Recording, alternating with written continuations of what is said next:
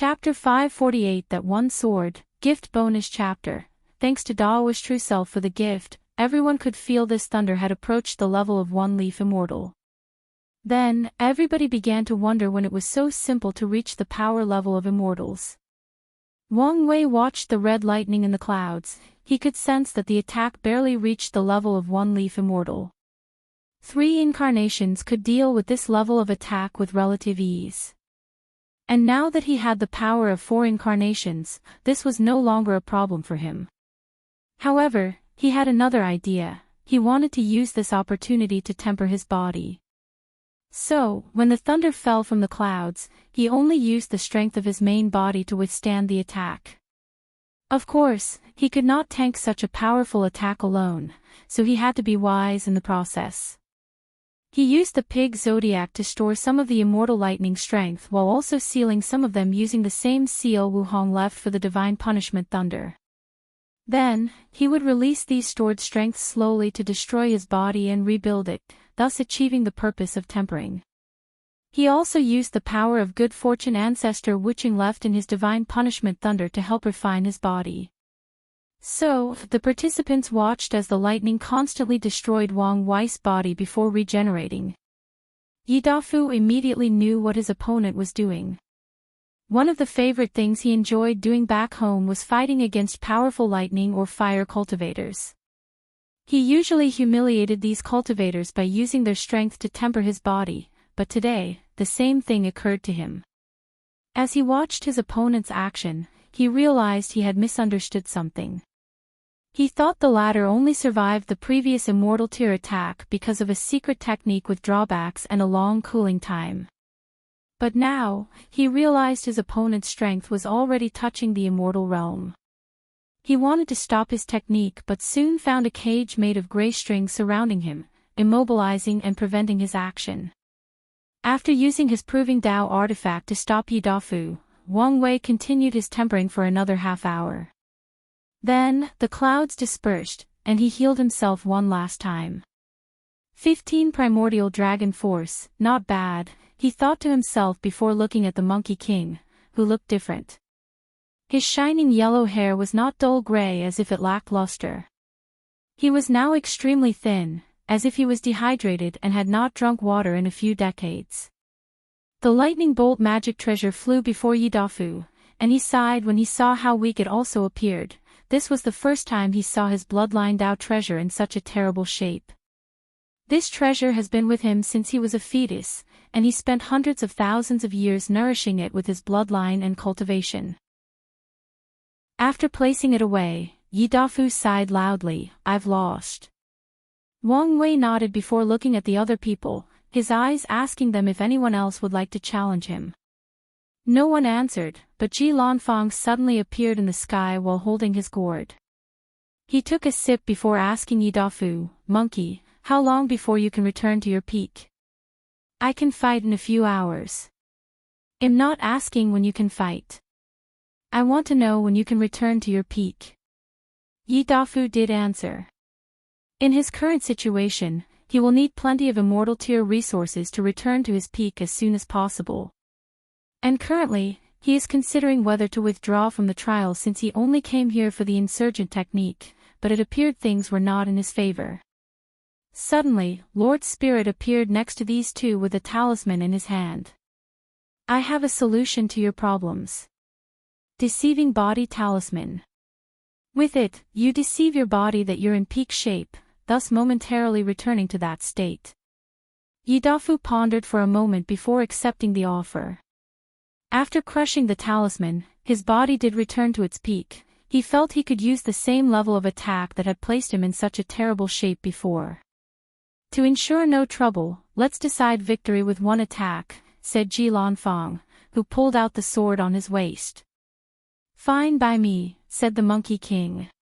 He used the same technique except that the red lightning appeared on the tip of his staff.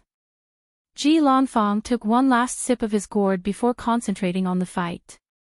A supreme sword will emanated from his body as his entire demeanor changed. He was no longer that drunkard but an unrivaled swordsman who sought a worthy challenger. The two gazed intently at each other while their aura became tangible as they clashed. Then, they attacked at the same time. Swish! Yidafi's red lightning was midway through its travel as it stopped. Then, a look of horror displayed on the monkey's face, wondering what had just happened. Then, his head suddenly left his neck as it flew in the air. While upside down, he could see the swordsman had returned to his lazy and vulgar demeanor. Only one serious slash. I guess it's better than the weaklings in my world, Ji Lanfang said as he continued drinking. Then, he squinted his eyes. A cocoon that resembled rock surrounded Yidafi's body. His flying head disappeared, and not long afterward, he broke out of the cocoon with a new head and a look of fear. If his disaster bloodline did not have a technique to avoid disaster and saved him at the last minute, he would have died, his soul disappeared, and Dao vanished. Yidafu did not say anything but handed his third-place token to his opponent. Then, he contacted his ancestor. He had used both his bloodline's secret techniques, and he sensed that the backlash could kill him once the deceiving talisman's effect ended. So, he needed to return home as soon as possible to use the tribe's resources to heal without affecting his Dao foundation. As such, a monkey dressed in a blue robe appeared next to him before disappearing. So, what do I do with the fourth-seeded token? Asked Ji Lanfang. The other seeded players will go up one rank, and the sixth position will go to. She looked around at all the participants before giving the spot to Jingwu Hua. Now, Mu Lei was fourth, and Shi Qian was fifth. Ji Lanfang did not care about this, so he focused on his other target, Wang Wei. Do you need time to recuperate? No. In that case, I challenge you. According to the rules, he only had to accept one challenge a day from the seeded players. Nevertheless, he accepted the duel as he was interested in this swordsman.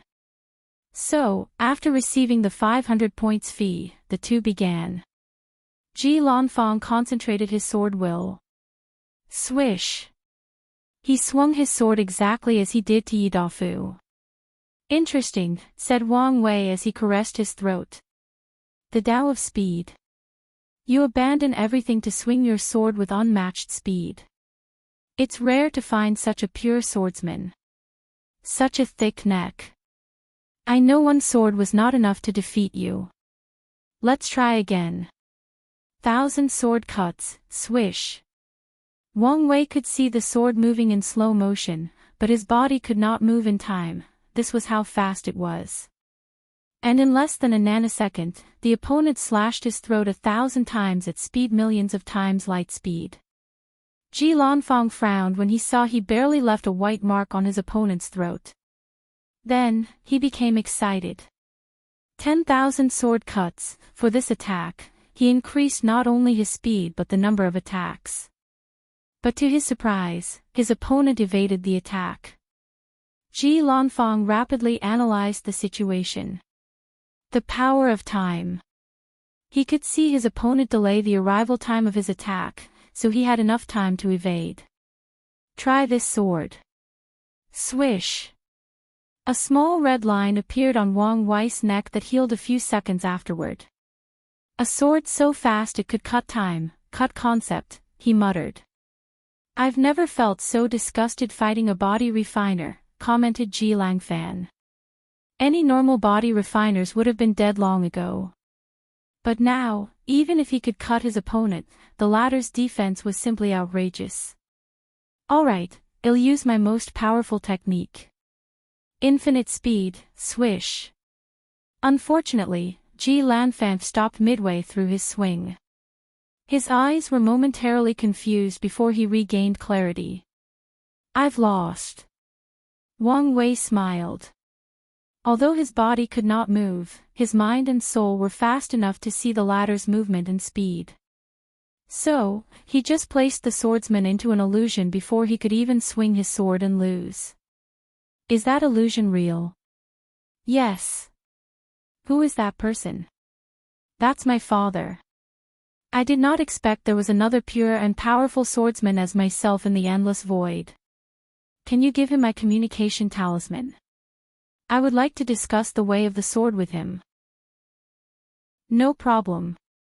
After giving the talisman, Ji Lanfang flew away. He only came here to meet worthy challengers, and he met one. He hoped the others would also allow him to fight to his heart's content. Furthermore, it was a bonus to meet a possible fellow Daoist that was his equal on the way of the sword. Meanwhile, Wang Wei looked forward to seeing a clash between these two extraordinary swordsmen. He wanted to know whether his father could cut Ji Lanfang's speed or would the latter be too fast for him to cut. He then looked at the participants, wondering whether there would be other fights. However, no one challenged the seated players. Wang Wei guessed many people wanted to further their strength through the trial's rewards or use the days off for some last-minute training. Nevertheless, he knew things would not remain peaceful for long. So, he flew to his residence as he had other things to do. In his battle with Yi Dafu, he acquired the latter's soul imprints to access the monkey's home world. Chapter 549 Force Control Skill. After entering his mansion, Wang Wei saw Li Jun had already entered and waited for him. What's the matter? I was wondering how I would be fair in those 2 exams. Wang Wei looked at him up and down. With the trial's reward, you should be able to reach the 100th level or more. As for the soul trial, let's see. He raised his hand to construct complex runes in the form of a tesseract. Inject your spiritual power. Li Jun followed his words. You have an advanced gold quality soul and a mutation towards slaughter. The result makes sense, especially the slaughter mutation, Li Jun said with a wry and slight desolate tone. For the past few thousand years, he had been trying to enter the D realm by making his soul into particles of slaughter aura, similar to Wang Tian's method. Unfortunately, even though he had the right idea, he encountered the limit of his talent and failed. Since no one could help him with this process, there was nothing else anyone could do. Otherwise, even if he succeeded in using help, he would not enter the D realm. Luckily, because of his many attempts, his soul has mutated and now has slaughter properties, making him powerful. Wang Wei sensed how his friend felt, so he patted him on the shoulder. There was nothing he could do in this situation. Come with me, he said as he led Li Jun to an empty room in the mansion. Then, he took out a few materials from his space rings to form a formation. Finally, he condensed a crystal with his soul to use as the formation's core.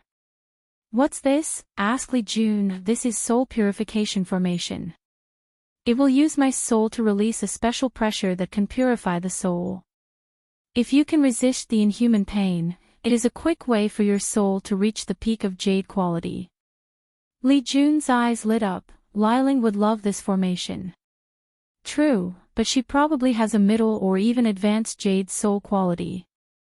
I guess it will still be enough.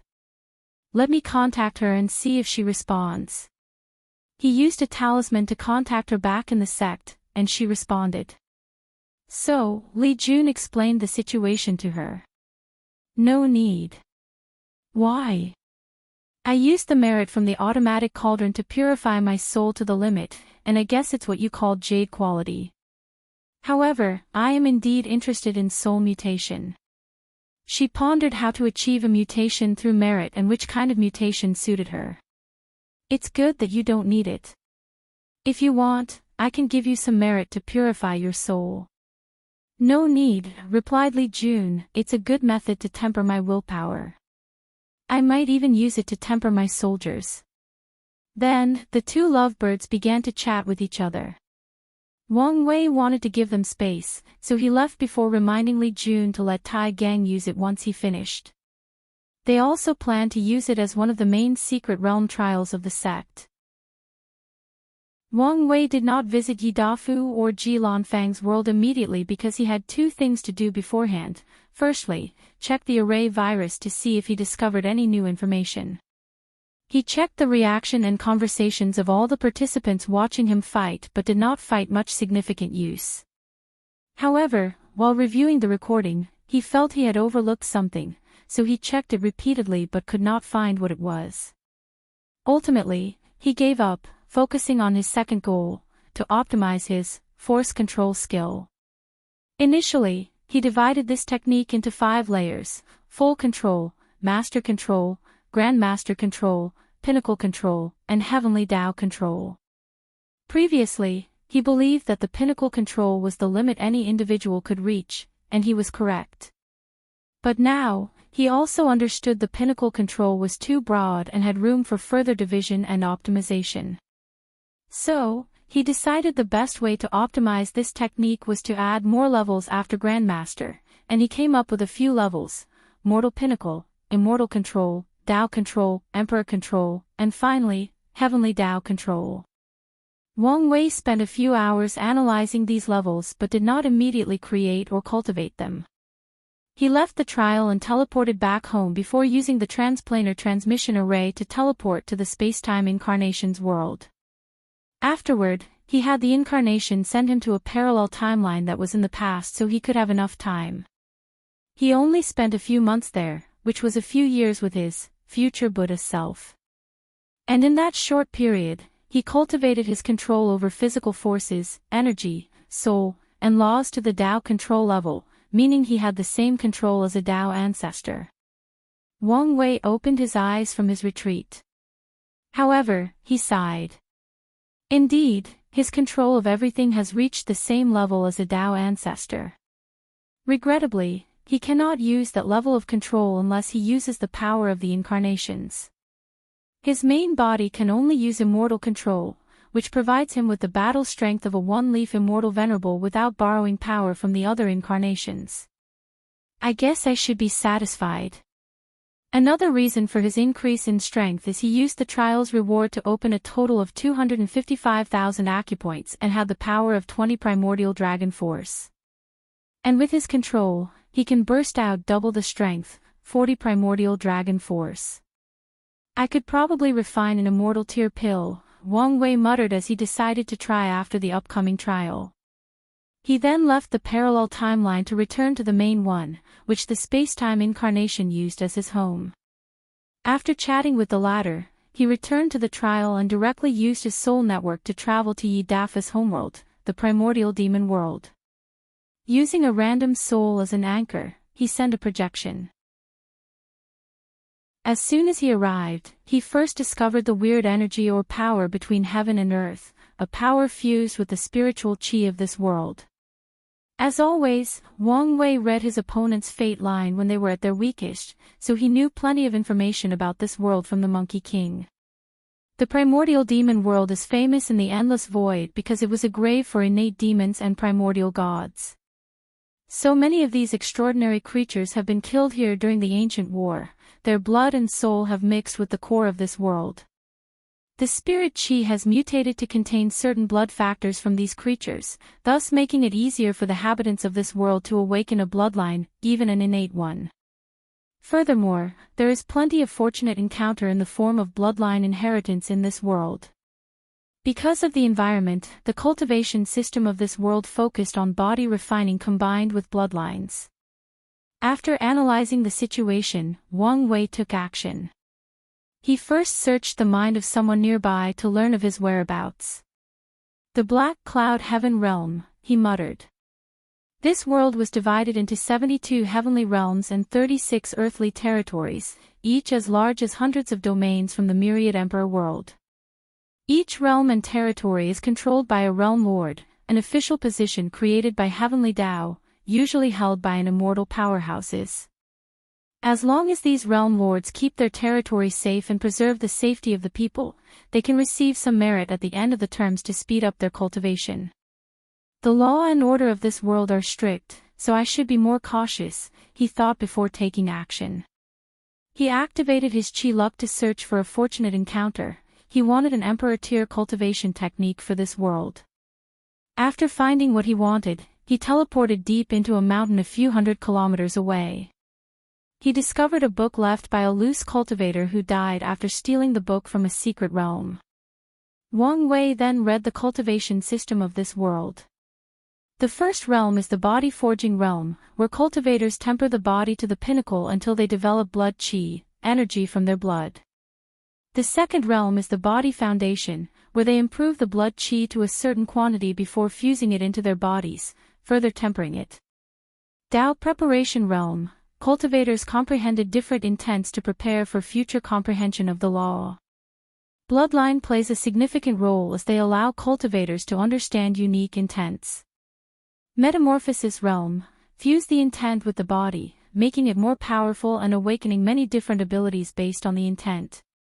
Bloodlines also undergo the first awakening. Primordial Soul Realm. Fuse the soul with the body, similar to the true spirit realm in the ancient cultivation system in the myriad emperor world.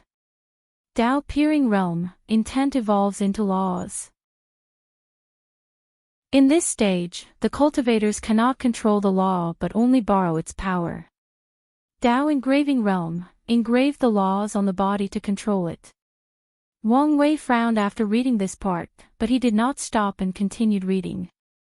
Tao Embodiment Realm. Comprehend the laws until they evolve into Taos. In this stage, cultivators no longer have to adapt to the laws of other worlds before they can use their powers. Yi Dafu was at the peak of this realm. Primordial God Realm / Innate Demon Realm. Cultivators will experience a pseudo-atavism in this stage. Whatever bloodline they have inside their bodies will activate to the fullest, granting them a powerful body that copies primordial gods and innate demons. If someone does not have a bloodline, they would be extremely weak in this stage. After reading the cultivation technique, Wang Wei had many thoughts as he reviewed the system in its entirety. Chapter 550 True Power Tao. Thanks to Gordon_4421 for the gift. Firstly, when it comes to lifespan, the overall lifespan is similar to the origin system, except powerful bloodline gave these cultivators an additional 10 to 30 million years of lifespan in the quasi-emperor realm, which was only the peak of the innate demon realm when their bloodline had been sublimated to the peak. The primordial demon cultivation system is more impressive than even both the origin and spiritual foundation system regarding battle prowess. However, they are too restricted by the environment. Without the special blood factor between heaven and earth and all the bloodline inheritances from ancient times, this system cannot be adequately cultivated to its full extent.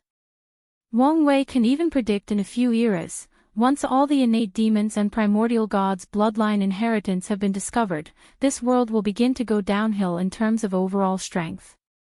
Even the unique bloodline factor in the environment won't last forever. By then, the cultivators will have to change their system or accept being the weakest of the primordial god realm individuals with no bloodline. He can even predict the vast difference between the primordial demon heaven world and the lower realm. The majority of cultivators there are probably the weakest version since they have no bloodline or specific environment to grow. Another major downside to this system, especially for Wang Wei, is the Tao Engraving Realm. In most cultivation systems, there are 3 standard ways to control the law: soul, body, and energy. The origin system used the soul, the spiritual foundation system used energy, while the primordial demon system used the body. The problem with using the last one is that it prevents any cultivators from entering the true power Tao realm. Body refiners are classified into 3 categories. At the top are the people who enter the true power Tao realm by tempering their pure physical powers to a certain height. The second level is for the body refiners who understand the laws of powers. Through understanding the law, body refiners can increase their strength, stamina, defense, regeneration, etc. Increasing these stats separately can also boost their comprehension of power laws in a cycle of self-improvement. The second level of body refiners can be as strong as the first level. They follow the same philosophy of using strength to break myriad laws. That's the essence of the Tao of power. However, the body refiners in that level cannot enter the true power Tao realm and eventually open that gate. Nevertheless, considering that there might not be a single person in the lower dimension that has opened that gate, it is a much better choice for most body refiners, not to mention how difficult it is to walk the path of true power Tao. The first category's only advantage is that the heaven will grant them a significant increase in strength without taking away their qualification in the true power Tao realm. The boost is not enough to open the gate but enough to increase in layers in the true power Tao realm. Meanwhile, the second category can only comprehend the power grand Tao source. The third level consisted of body refiners that used their bodies to control the laws.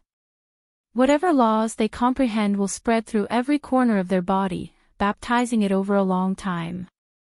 These body refiners also cannot enter the true Tao power. The Tao engraving realm made it impossible for the cultivators of this world to walk on the path of true power Tao. After analyzing everything, Wang Wei placed the technique away and focused on his goal of coming here. He did not here to cause trouble. He could not if he wanted to give the strict control of the realm lords and how powerful the primordial demon world was with 5 eternal emperors. His only purpose in coming here was to set up a faction that could help him gather rare cultivation resources and, more importantly, bloodline. He wanted to prepare for when he cultivates the Fiend God 12 body revolution.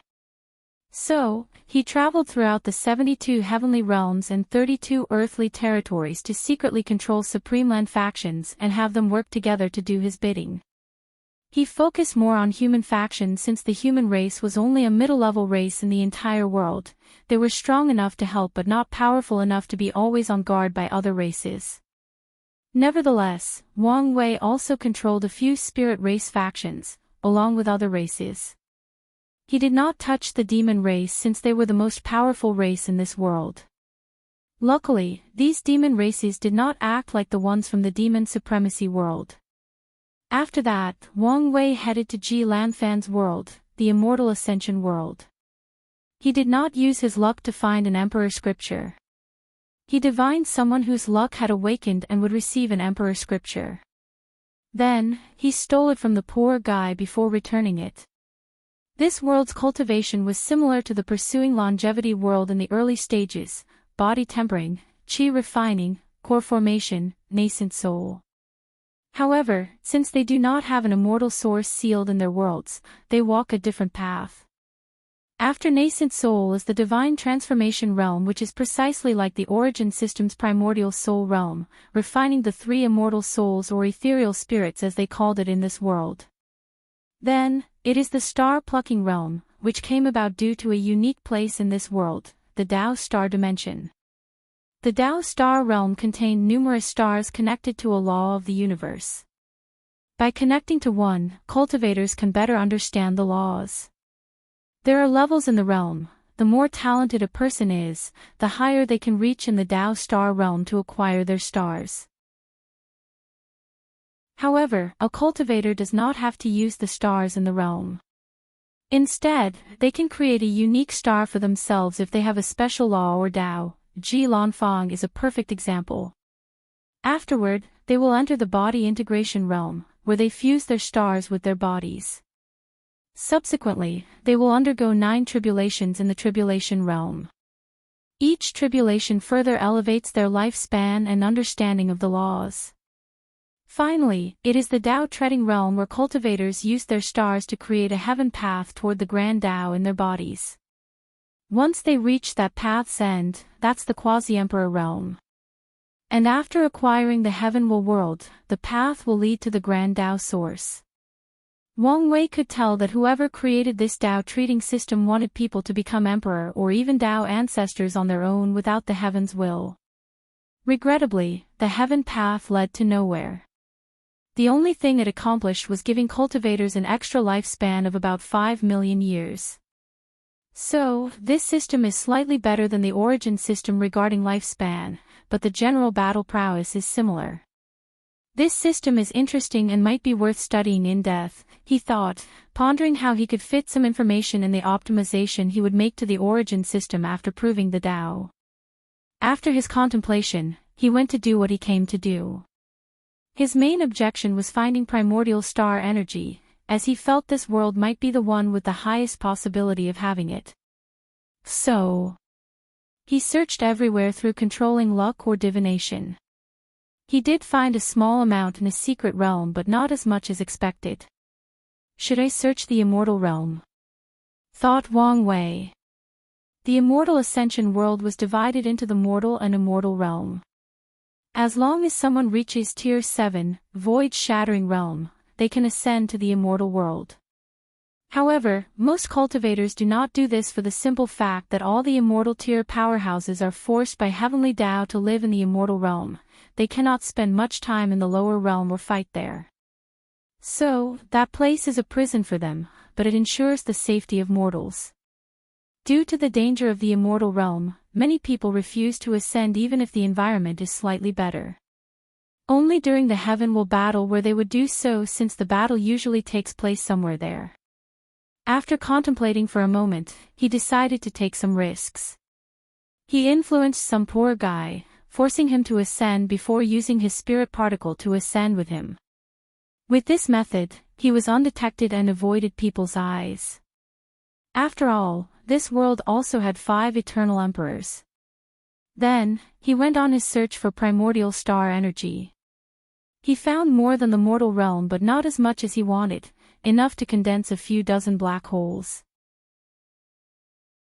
So, he created many secret factions as he did in the primordial demon world to gather resources for him, but also to prepare for his plans after he became emperor. Afterward, he was curious whether the lower realm could access the Tao star dimension. So, he projected himself there and learned they could. So, Wang Wei returned to trial. As Wang Wei walked out of his room, Ancestor Wuqing waited for him. He handed him a book. What's this? An emperor scripture from the Emperor Tao world. Wang Wei's eyes lit up. He could finally begin planning the creation of his fate palaces. Regrettably, the next competition was tomorrow, so he did not have much time. The next day, Wang Wei and the other participants went to the pagoda, where Lord Spirit waited. As soon as everyone arrived, he displayed every point and ranking. Chu Luo was still first with 4,900 points, and Wang Wei was second with 4,544 points. The third place went to Jingwu Hua for a total of 2,200 points, and Su Shi and Shi Qian were right behind her. I have a few announcements, said Lord Spirit. Firstly, a seated player needs 1,000 points to challenge another. As soon as he said these words, the participants frowned as they analyzed the situation. They quickly figured out that points were essentially useless, especially if there were only 8 trials and each only granted a maximum of 1,000 points as indicated from the previous 2. The real way to get the inheritance might be to acquire the number 1 token worth 100,000 points. Lord Spirit smiled before continuing. We will get through the next 2 trials today, and each one will be worth a maximum of 1,000 points. This information confirmed the participants' conjecture. The next 2 trials will be energy control and comprehension. Now, let's begin. Everyone walked into the pagoda. Chapter 551 Saint, oh, I almost forgot, said Lord Spirit. I know the sudden rule change might affect how many of you view this trial. The participants wanted to roll their eyes. With the new rules, most of the 8 trials are essentially useless. As long as they performed the bare minimum to acquire enough points, everything else did not matter since they could win this trial by taking the number 1 seeded token. And if they applied the rules correctly, they probably do not even need the points. Lord Spirit smiled as he read these people's minds through their facial expressions. For the next trial, the first place prize is extremely precious, so you should do your best. Additionally, other prizes may be as valuable as this one in the other trials. What's the prize? Asked someone. All I can say is if you get your hands on it, it is enough to remove any regrets for not acquiring the final inheritance. Everyone squinted their eyes as they became more serious. Lord Spirit smiled cunningly before telling everyone to begin the subsequent trial. After entering the pagoda, Wang Wei could sense different types of energy or qi floating in the environment. He sat cross-legged and closed his eyes. The first part of the test was to control basic spiritual qi available in every world across the endless void. First, he had to control it to do many complex shapes to show the level of his control. Then, he had to use them to cast spells or other techniques. He had to create the largest destructive power using the smallest amount of energy. For example, 1 string of spiritual qi could create 1 ton of TNT in terms of destruction. An expert in energy control can use one string to cause 100 tons of TNT. And a person at Wang Wei's level could use a tenth of a string of spiritual qi to create at least 100,000 tons of TNT damage. After doing so, Wang Wei then proceeded to another energy. Although he could not recognize what it was, he knew it was of a higher level than spiritual qi, but not quite at the level of innate qi, so he did the same process, mold it before using it to display different levels of damage using the smallest amount possible. The process was slightly more difficult because of the higher quality of the energy, but he did not have a problem. There were 10 different energies, and each one higher than the others. Some of the ones in the higher level seemed to have wills of their own, making them even more challenging to control. Nevertheless, the entire trial was worthwhile of his time since it allowed him to apply his force control skill and become more adept with it. Then, he waited for the result. A few minutes later, Lord Spirit's voice echoed in his trial room. "We have an unexpected result. Young Master Chu Luo and Young Master Wang Wei tied for first place." Many people sighed after hearing this. They had already begun to suspect these two might be in a league of their own. Meanwhile, Chu Luo was not happy. He had almost finished his 9-extremity Dao foundation, having absorbed 90% of all his power from all his reincarnations. Meanwhile, his adversary could only be said to be in the middle of his process, not even knowing whether he would succeed in setting a true 9-extremity foundation. Yet, he still lost. Yes, to him, a tie is a loss. So, he took a deep breath to calm down. Everything was fine as long as the number 1 token remained in his hand. No matter what, I must get my hands on that technique to compensate for my flaw. Now, for the final prize I mentioned, said Lord Spirit, who took a pause that was too long for many people's comfort. There is no prize. I deceived all of you. Many people began to curse out loud in their different rooms. They swore they would call their elders and ancestors to level this place to the ground. "Ha ha ha, I was kidding," continued Lord Spirit. "The prize is Dragon Sovereign Qi, 1 string for each of our first-place contenders." Wang Wei squinted his eyes after hearing about the final prize. Dragon Sovereign Qi was an energy capable of creating an insurgent immortal venerable on par with a third-class great emperor. So, as long as the sect found someone talented or suited to refine that 1 string, they will have another insurgent. This Gu Xian really went all out to find a successor, thought Wang Wei. Then, an orb appeared before him, and he saw a dragon swimming inside. He could sense the terror coming from that dragon, making him lust after its power. Unfortunately, he could not refine it, otherwise, his emperor path would be cut off. After regretfully shaking his head, Wang Wei placed it inside his space ring. He then looked at the list in front of him that displayed him and Chu Luo receiving 1,000 points. He did not care for it or the placing of the other participants. Let's begin the next competition, comprehension. The winner of this competition will be the person who improves the most in the allocated time. A marble appeared before Wang Wei, and as he looked at it with his divine sense, a sightly surprise flashed across his eyes. He could sense all the laws between heaven and earth, and they were so clear. It was like someone refined an entire world and forced heavenly Tao to display all its laws. Another opportunity, he thought before closing his eyes to understand fate laws. He also did not hesitate to use his 360, future Buddha self. After an unknown amount of time, runes appeared around his body. These runes indicated he had entered the law manifestation stage of the void-shattering realm. The laws between heaven and earth were invisible and undetectable. However, once a cultivator's understanding is deep enough, they become visible and tangible, granting them more versatile use and applications. Wang Wei's law tree did not change much besides the runes on it. It was still a seedling. However, the deeper he understood the law, the more the seedling grew until it became a sapling. Finally, something changed. The law Altair inside his divine sea flew to his sea of consciousness, where his primordial spirit took control of it.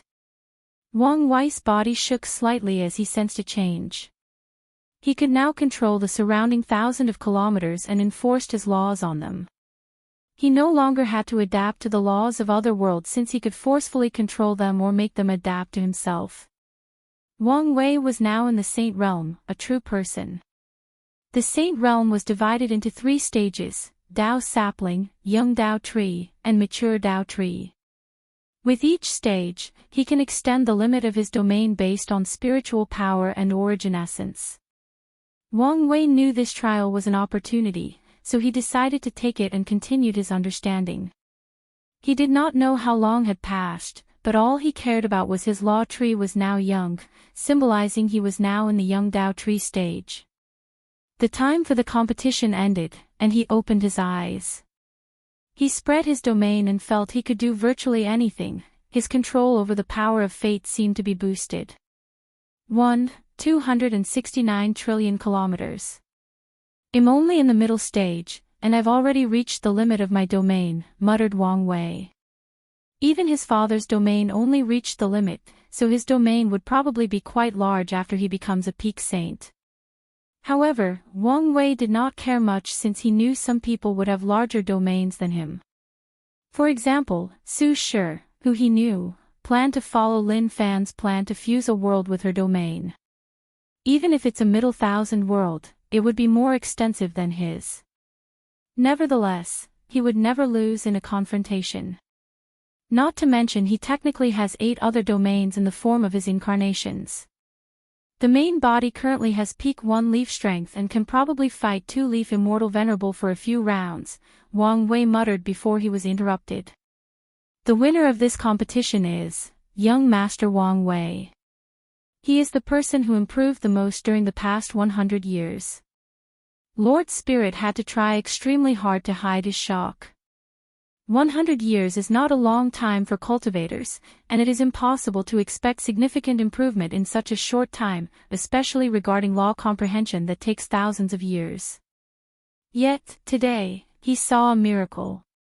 Even in the particular case of this trial where the laws are easier to understand, such an improvement is unimaginable.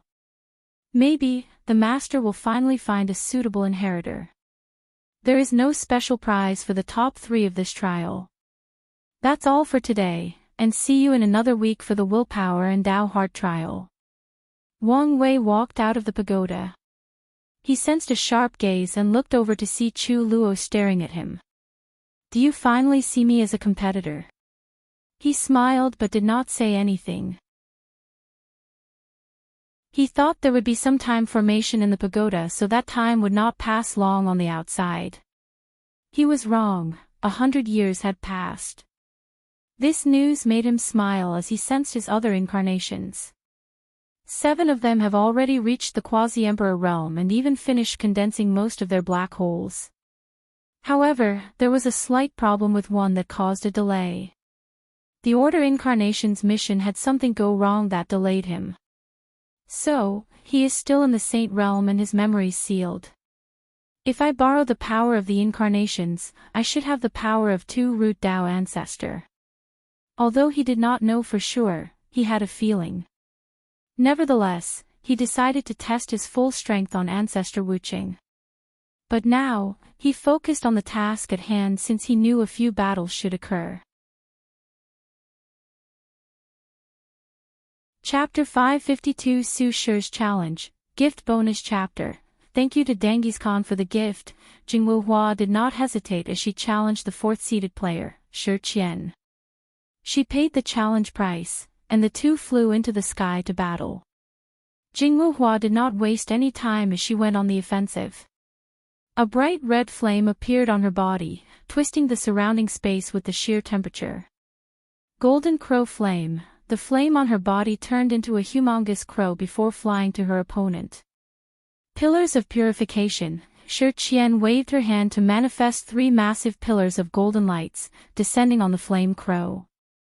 Unfortunately, the crow easily burned the pillar and their purification ability before rushing toward her. Extreme Yang. thought Shi Qian before creating golden light cages around the flame to slowly weaken the crow until it disappeared. 9 yang suns. Jingwu Hua created 9 suns made of extreme yang flame before dropping them on her opponent. Shi Qian frowned for a moment as she rapidly calculated her next step of action. A pair of white wings suddenly appeared behind her back. Then, she flew with unrivaled speed to evade the 9 suns, who felt on the city's formation. Jingwu Hua also grew a pair of wings, but hers were crow wings. She flew toward her opponent 100 times faster than light speed. Regrettably, Shi Qian cultivated the Tao of Light, a Tao with a natural speed advantage. Shi Qian did not clash head-on with his opponent. She knew her fleshly body would not be on par with a degraded demon like the 3-legged golden crow. Additionally, her main tactic of fighting is using long-distance spells. So, she used her speed advantage to kiting her opponent. She would create light spears, light swords, and numerous other weapons to attack Jingwu Hua, who only used the flame on her body to burn these attacks. After trying for a while to catch her opponent without success, Jingwu Hua used another approach. She used her yang law to boost her speed. Everything between heaven and earth can be divided into yin and yang, speed and slow, for example. Speed is yang, while slowness is yin. So, through the laws of yang, Jingwu Hua controlled the concept of speed to boost her speed. In an instant, she appeared before Shi Qian and punched her. Boom! The immortal child descended from the sky and landed on the ground, destroying countless houses. Half her body was burned to crisps before she could remove the yang flame on her. Pure body. A golden light appeared on the burned side to make her body pure, and a pure body cannot have any injuries. Jingwu Hua was not about to let her opponent heal, so she created a massive pillar of flame that descended from the sky to finish the job. However, when the attack landed, Shi Qian turned into motes of golden lights before appearing in the sky. However, she now looked completely different.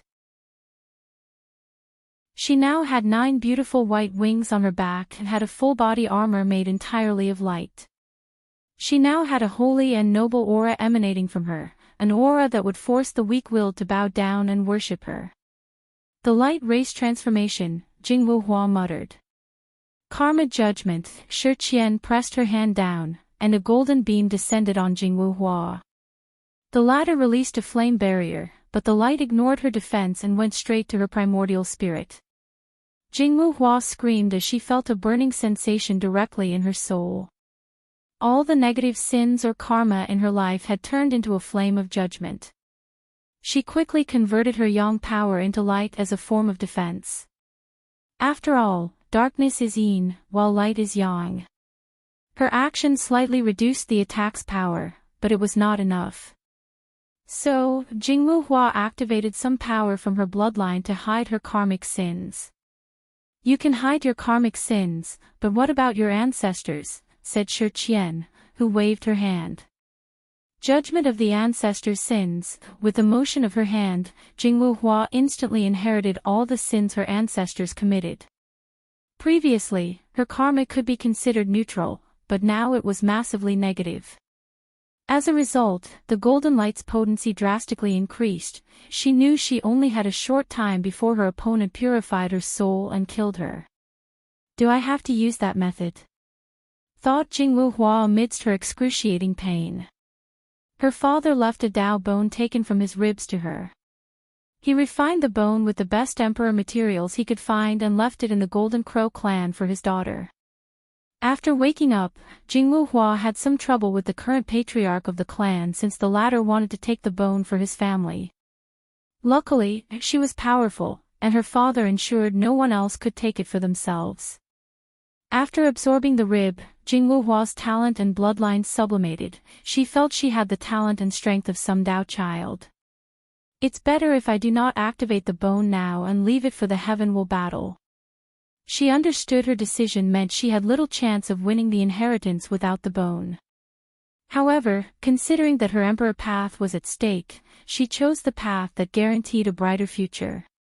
As for the inheritance, she could stay to learn about her opponents, especially Wang Wei, who appeared to be her most significant threat. I forfeit, Jingwu Hua said, to Shi Qian's surprise. Then, she stopped her attack before sighing in relief. She looked at Mu Lei in the distance but did not challenge him. She flew to the ground and waited. Did you discover anything? Li Jun asked. Yes. Her bones seemed special, but I can't read any more information. The next challenger was Su Shi.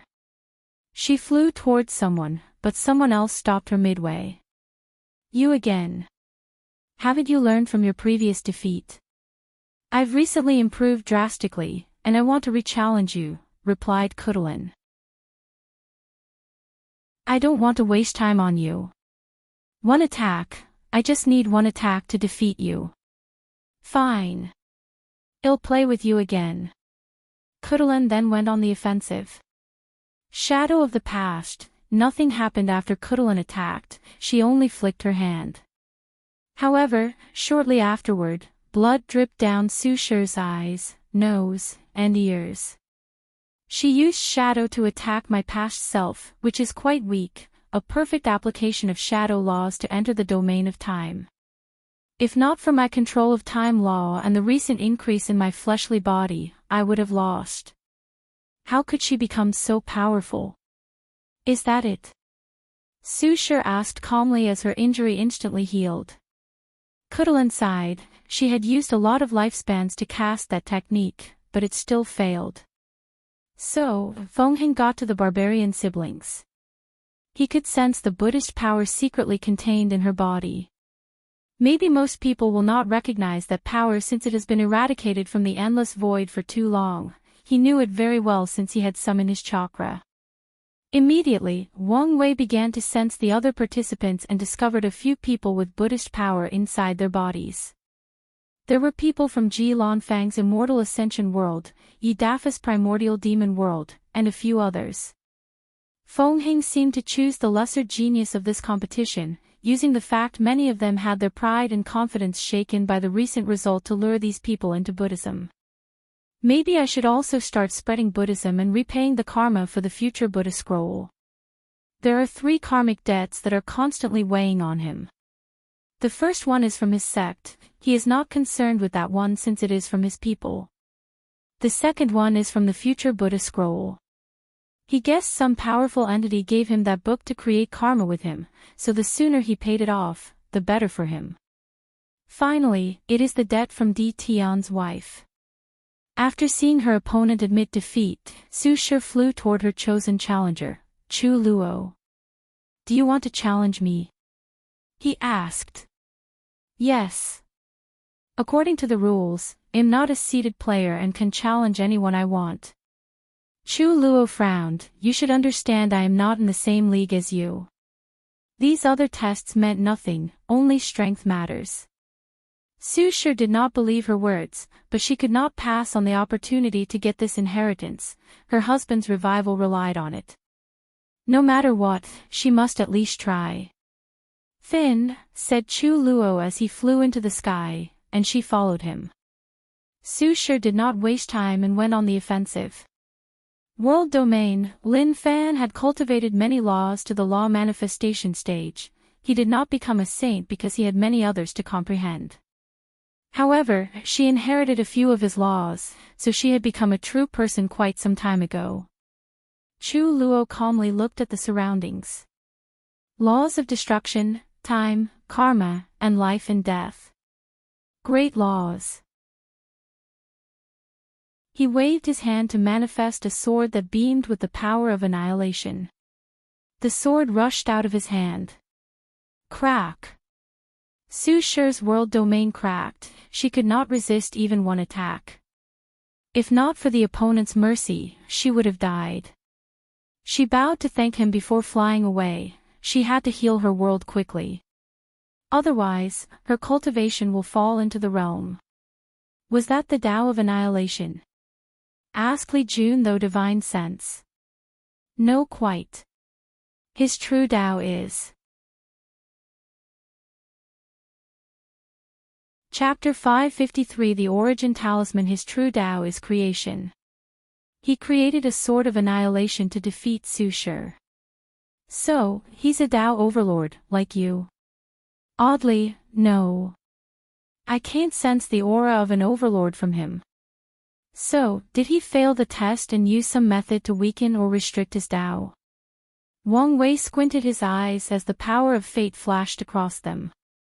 It seems that he did not have to take the trial. That does not make sense from what we know about outlaw Daos, especially supreme outlaws, Li Jun said. I'm aware of this. However, I cannot sense the aura of a person who had to take the test. So, this situation could mean three things: he eliminated that aura, I could not sense it, or his parents found a way to allow him to use a supreme outlaw without the trial. But is such a thing possible? I don't know, replied Wang Wei. If it is, they must have paid a severe price, even if they were pseudo-eternal emperor. When it comes to the supreme outlaw trial, he did not think an eternal emperor could intervene without paying the price. Otherwise, Di Tian's status in ancient times should grant him the help of a few eternal emperors, ensuring he passed the trial if it was no trouble for them. Moreover, he was 90% sure Chu Luo's Tao had some restrictions and wanted the deceiving heaven longevity art to fix the problem. So, what's the plan? Do you think you can defeat him, or do you want me to test his strength for you? Wang Wei gave him a side-eye look. He could tell he got a little cocky after achieving a P-Jade soul quality. You saw that attack. Use the dream art to see if you can survive it. Li Jun closed his eyes for a few seconds before opening his eyes with a wry smile. He did not say anything else, so Wang Wei patted his shoulder. In front of the pagoda, not far from Wang Wei, Tong Ruobing also watched the battle. This level of power has reached the immortal venerable level. And if I'm not mistaken, Wang Wei also has this power level. She frowned as she thought deeply. My transformation is not finished, and it won't be anything soon. As such, I cannot achieve such level of battle prowess. She concluded that this inheritance would not fall into her hands. So, she needed to think of ways to benefit from this trial. Destiny. All these heaven-chosens are people with ample destiny. By defeating them, I could increase thus improving my chances of becoming an eternal emperor. So, she inspected the seated players, searching for an opponent.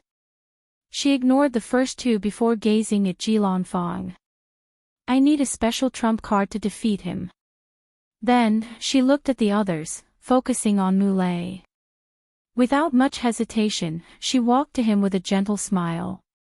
What a beautiful woman, muttered Mulei before fixing his clothes. Young Lady Tong, my name is Mulei, and it is an honor to meet you. Tong Ruobing placed her delicate hand over her mouth before giggling with her angelic voice.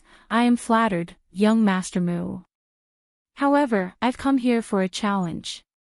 Tong Ruobing had to admit that Mulei would make a great Tao partner. Although he was not handsome compared to most cultivators, he had a manly aura emanating from his body that was quite charming. He was talented, powerful, had a high background, and more importantly, he was from another world community, so they would not have to worry about competing for the heaven will. Nevertheless, she did not come here for romance. I accept your challenge. However, young Lady Tong, I won't go easy on you because I found you more beautiful than the noblest of Immortal from the 9 heavens. Your words make me blush. Nevertheless, I won't accept it any other way. Then, the two flew into the sky, standing a few meters from each other. Tong Ruobing waved her hands, and numerous yellow papers with runes surrounded her enemy. Tong Ruobing did not believe in prolonged battles and liked to use the quickest and most efficient way to defeat an opponent. So, she did not hold back and employed 90% of her strength in that attack. Although she knew this would reveal her information to that person, she also understood it was only a matter of time before he figured things out. Hellfire Talisman. Thousands of black flames came from the papers to destroy Mulei's body and soul. Unfortunately, the latter completely ignored the attack and punched forward. Vibration punch, a terrifying vibration from his hand rushed toward his opponent. Tong Ruobing rapidly activated a defense talisman and redirecting talisman to protect herself, and she succeeded. Meanwhile, Mu Lei frowned slightly as he discovered something. The small world or dimension the trial took place did not have any laws, it was simply a large space with an artificially created environment. Usually, this would not have an impact on most participants. They have something similar to law seeds inside their bodies or domains that allows them to use their laws anywhere, with some having to adapt. And for some, their laws have evolved into Daos, meaning the constraints of the worlds no longer bind them, they can use their laws anywhere they see fit, for example, the endless void, and not have many problems or restraints. However, he was different. As a true power Dao cultivator and one that cultivates the Star Biasi system, the issue of law was more delicate for him. The Star Beast system absorbs all kinds of laws to grow their bodies or fight. However, he cannot do that. Mu Lei then invented a way for his fleshly body to use low resonance. But, he could not use this method since the trial space had no laws, so his power was significantly reduced. Tong Ruobing faced a similar dilemma. The Tao of Talisman relies heavily on the low resonance. If she wanted to instantly create certain talismans related to powerful Daos that are most like outlaws, she needed to use low resonance. Regrettably, she cannot do that in the current environment. Her talisman laws only allowed her to create certain talismans. And even when her laws evolve into Dao, she cannot completely get rid of low resonance. This is the advantage and disadvantage of Daos based on professions. Infinite Explosion Talisman, boom. Boom. Boom. An uncalculable amount of explosions occurred on Mu Lei, burning his skin. However, he quickly healed the surface injury before rushing toward Tong Ruobing. He was so fast that he appeared as if he had teleported. However, she used a switching talisman that allowed her to switch places with any objects in her surrounding, even a single string of spiritual qi. Then, she continued her bombardment. Meanwhile, on the ground, Wang Wei was secretly fuming. "What's wrong?" asked Li Jun, who could feel his mood change. "I know why she seems familiar. She's using the idea I gave Wu Ming back in the Spirit Road trial." "You mean your idea of turning the body into a talisman?" "She succeeded." "Yes. And I can even sense a slight Emperor aura on her body, meaning not only did she turn her body into a talisman and essentially change her physique, but she also managed to borrow some power from an Emperor talisman." Wang Wei was mad not because Tong Ruobing was using his idea but because he never actually thought of using it himself. After figuring out her secret, he immediately thought of using his acupoints to create a formation that is linked or can borrow the power of the sect's turtle shell array, which might be the best defensive formation in the whole Myriad Emperor world. If Tong Ruobing succeeded in doing so, then she is quite talented, commented Li Jun, and Wang Wei agreed. Wu Ming had the idea, but based on their last meeting, he failed to borrow the power of Emperor Array. Although Wang Wei did not know how she succeeded, he knew how capable she was of accomplishing such a feat, and as he continued to watch the battle, he discovered more information. Tong Ruobing's soul had mutated and acquired properties of talismans. He could tell she achieved this result after the soul trial. He secretly shook his head before continuing to analyze the situation. Could it be the origin talisman? Talisman Ancestor created 12 ancestral talisman, and most cultivators considered them the peak of his achievement. However, the actual peak of his accomplishment was the origin talisman that he left for the Great Talisman City as an Emperor artifact. The Origin Talisman is the most powerful talisman of the Myriad Emperor world and the first Emperor talisman created by someone in the Origin system. The primary function of the talisman is its versatility. It can be used as any talisman. Attack Talisman. The Origin Talisman can be used as such. What about a Devour Talisman? The Origin Talisman can also accomplish the task. There were even rumors that the origin talisman was connected to all the talismans created in the myriad emperor world, even the ones after the talisman ancestor disappeared. Many people do not believe this rumor because the talisman ancestor was only a pseudo-eternal emperor. However, Wang Wei would not be surprised if it was true. He would not even be surprised if these profession ancestors had the battle powers of eternal emperors, given how special many of them were, except for the array ancestor. Wang Wei began to pay more attention to the fight since something had changed. "No more playing around," said Mu Lei as each of his pupils turned into 9 purple stars. Then, his body grew to more than 1,000 kilometers. This was a small size for Mu Lei, but the environment did not allow for a bigger size without complications. He turned into a dark light as he rushed toward her. His immense size did not diminish his speed. On the contrary, he became even faster. Boom! He punched her with his enormous hand. However, Mu Lei saw a pink crystal appear on Tong Rubing's forehead, resulting in a sudden increase in her aura. The defensive talisman she created blocked his attack with relative ease. The Myriad Emperor World's Proving Dao Artifact. Chapter 554 Useless Plot. Gift Bonus Chapter. Thanks to Linming 528 for the gift. I have 2 extra chapters coming up, but you guys have to wait a couple of days because of my schedule. So, we will go back to our regular 1-chapter release. Tong Ruobing did not hesitate to use her Proving Dao artifact to boost her talisman-making abilities and their overall strength.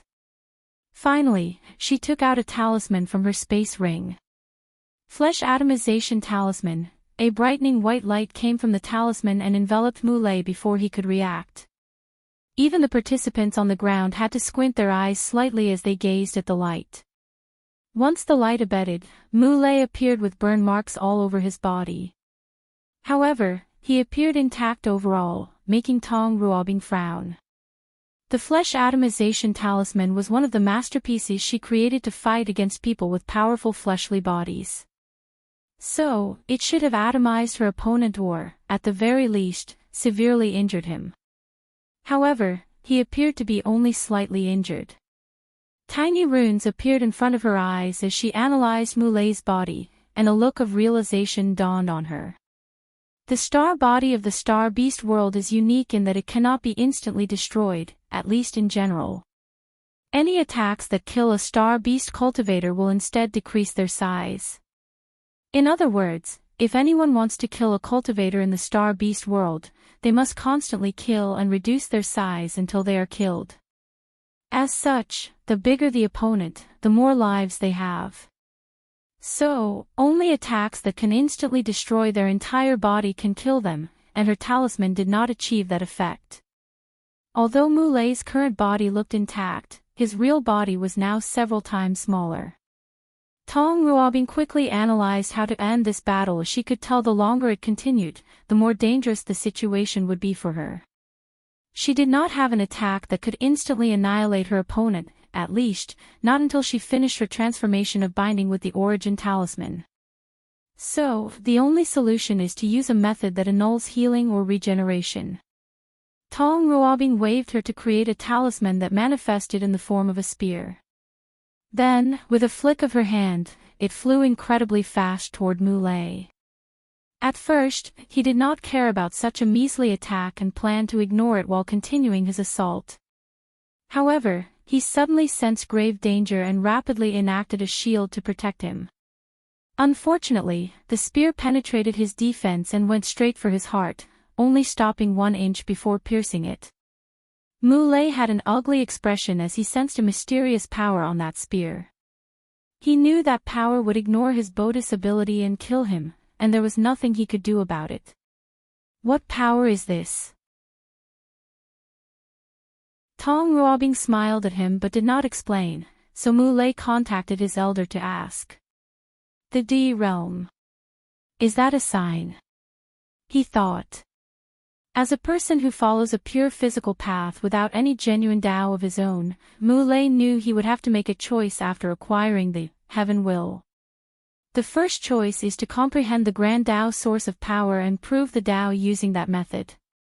The second choice is to use his heaven will to go up a few layers in the true power Tao realm. If he chose that option, he could have the battle prowess of a great emperor of any class, even eternal emperor, based on his talent for fleshly body and how much he can make use of the heaven will. However, the downside is that he cannot open the gate with the heaven will, and he will only have 1 yuan epoch of lifespan. As such, he only has this time to continue cultivating and opening the gate of power. Mu Lei could also become a Tao ancestor, and he would be an insurgent. With the infinite lifespan, he could continue walking the path of true power Tao until he opened that gate. The third option is to find a way around the star-beast system and control law by another method. Mu Lei had some ideas after interacting with other heaven chosens and learning about their system. He cannot control law with his soul since it is fused with his body. However, he could allow his body to create some energy/chi to control laws. With this method, he might enter the D realm, and after acquiring the heaven will, heavenly Tao will consider him a dual chi refiner and body cultivators. He can comprehend the grand Tao source of whatever laws he controls while also getting a slight boost in the true power Tao realm. It seems like the third option is the best for me. Mu Lei remembered his recent business partner, Wang Wei. He was also a dual chi refiner and body cultivator. Moreover, as the wonder of the heavy axe physique, he has some advantages. The law seed inside his body should prevent him from walking the true power Tao, but he was allowed an exception by heavenly Tao.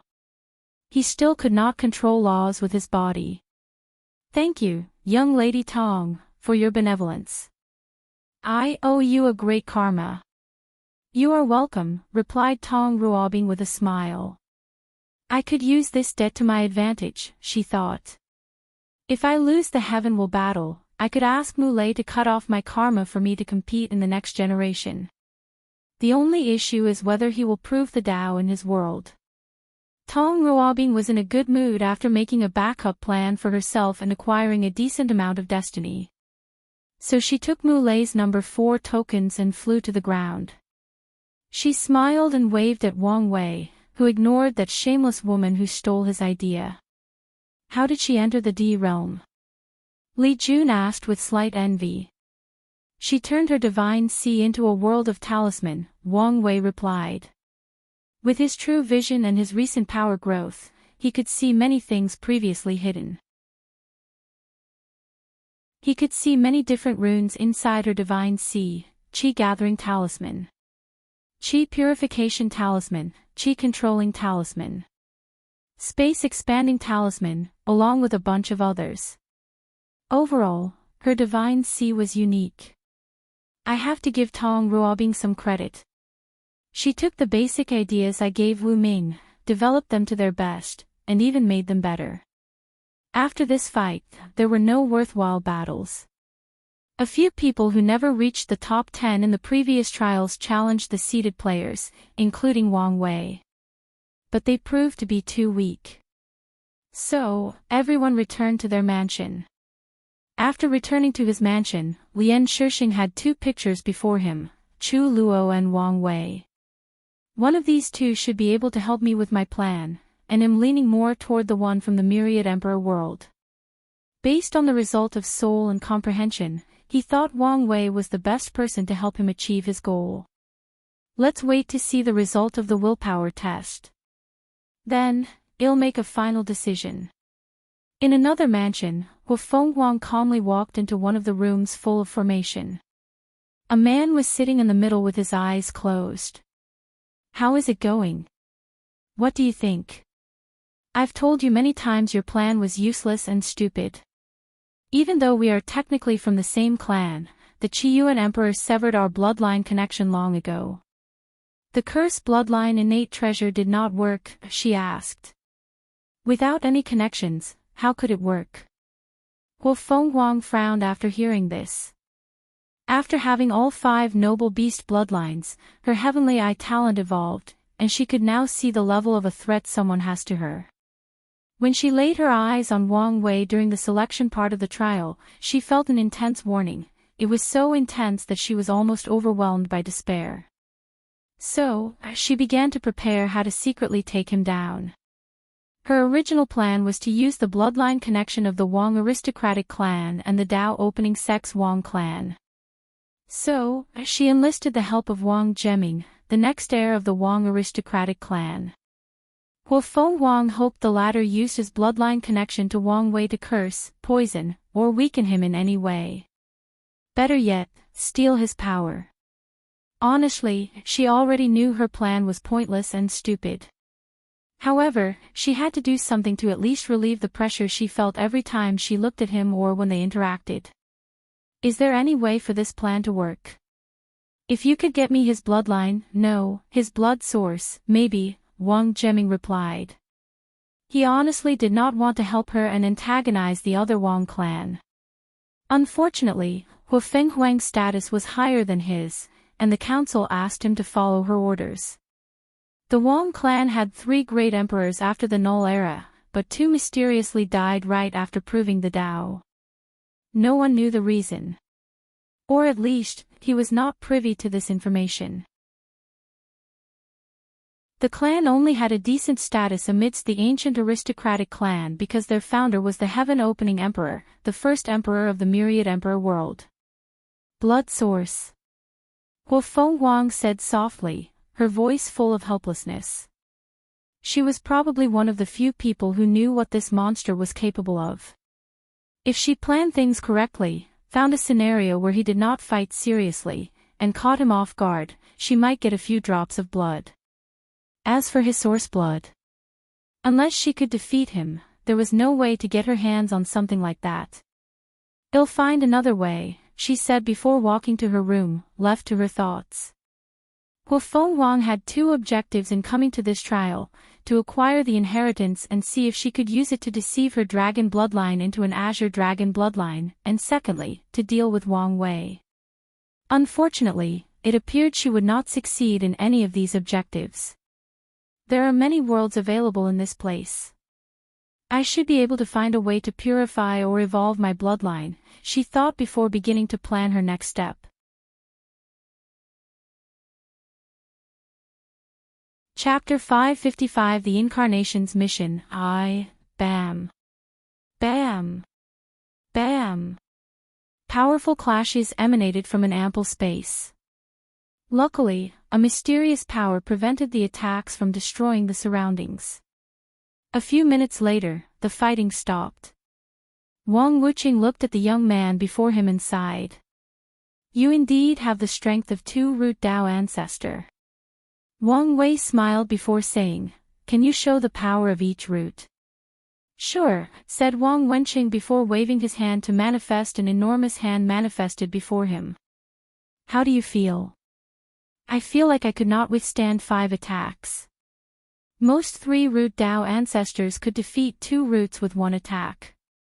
You can survive more than 1 because of your law and the many ways you have to defend yourself. Wang Wuxia then used another attack, but a more powerful one. That's 4 root. Wang Wei nodded, he wouldn't survive 1 attack. Finally, Wang Wuxia displayed the 5 root Dao ancestor strength, and Wang Wei could only shake his head. You should know there are differences between the roots, especially the 5 root level. The difference between controlling 4% and 4.9% of the Grand Dao source is enormous. I understand, replied Wang Wei. With this knowledge, he has better ways to gauge his strength. According to his calculation, if he does not do anything else, once he finishes with his 9-extremity Dao foundation, his strength will reach 4 root Dao ancestor, while Di Tian is likely to be 5 root. Hopefully, the Fate Palace and Fate Incarnation can give me the final boost. Otherwise, I will have to find other methods.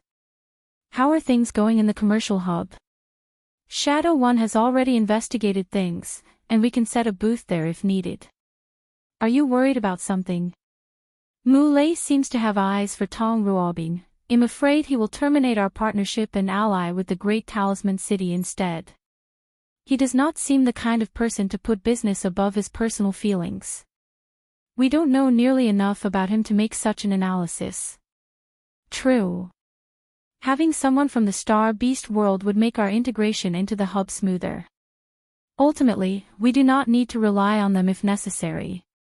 Wang Wei agreed. The commercial hub will be very significant to his plans, so he needs to begin planning for the future. After chatting with Ancestor Wuqing, he handed him the Sovereign Dragon Qi and returned to his room. Wang Wuqing was in charge of finding someone that could make use of this unique energy. As for Wang Wei, he activated the array virus once again to spy on everyone and see if he could catch something new.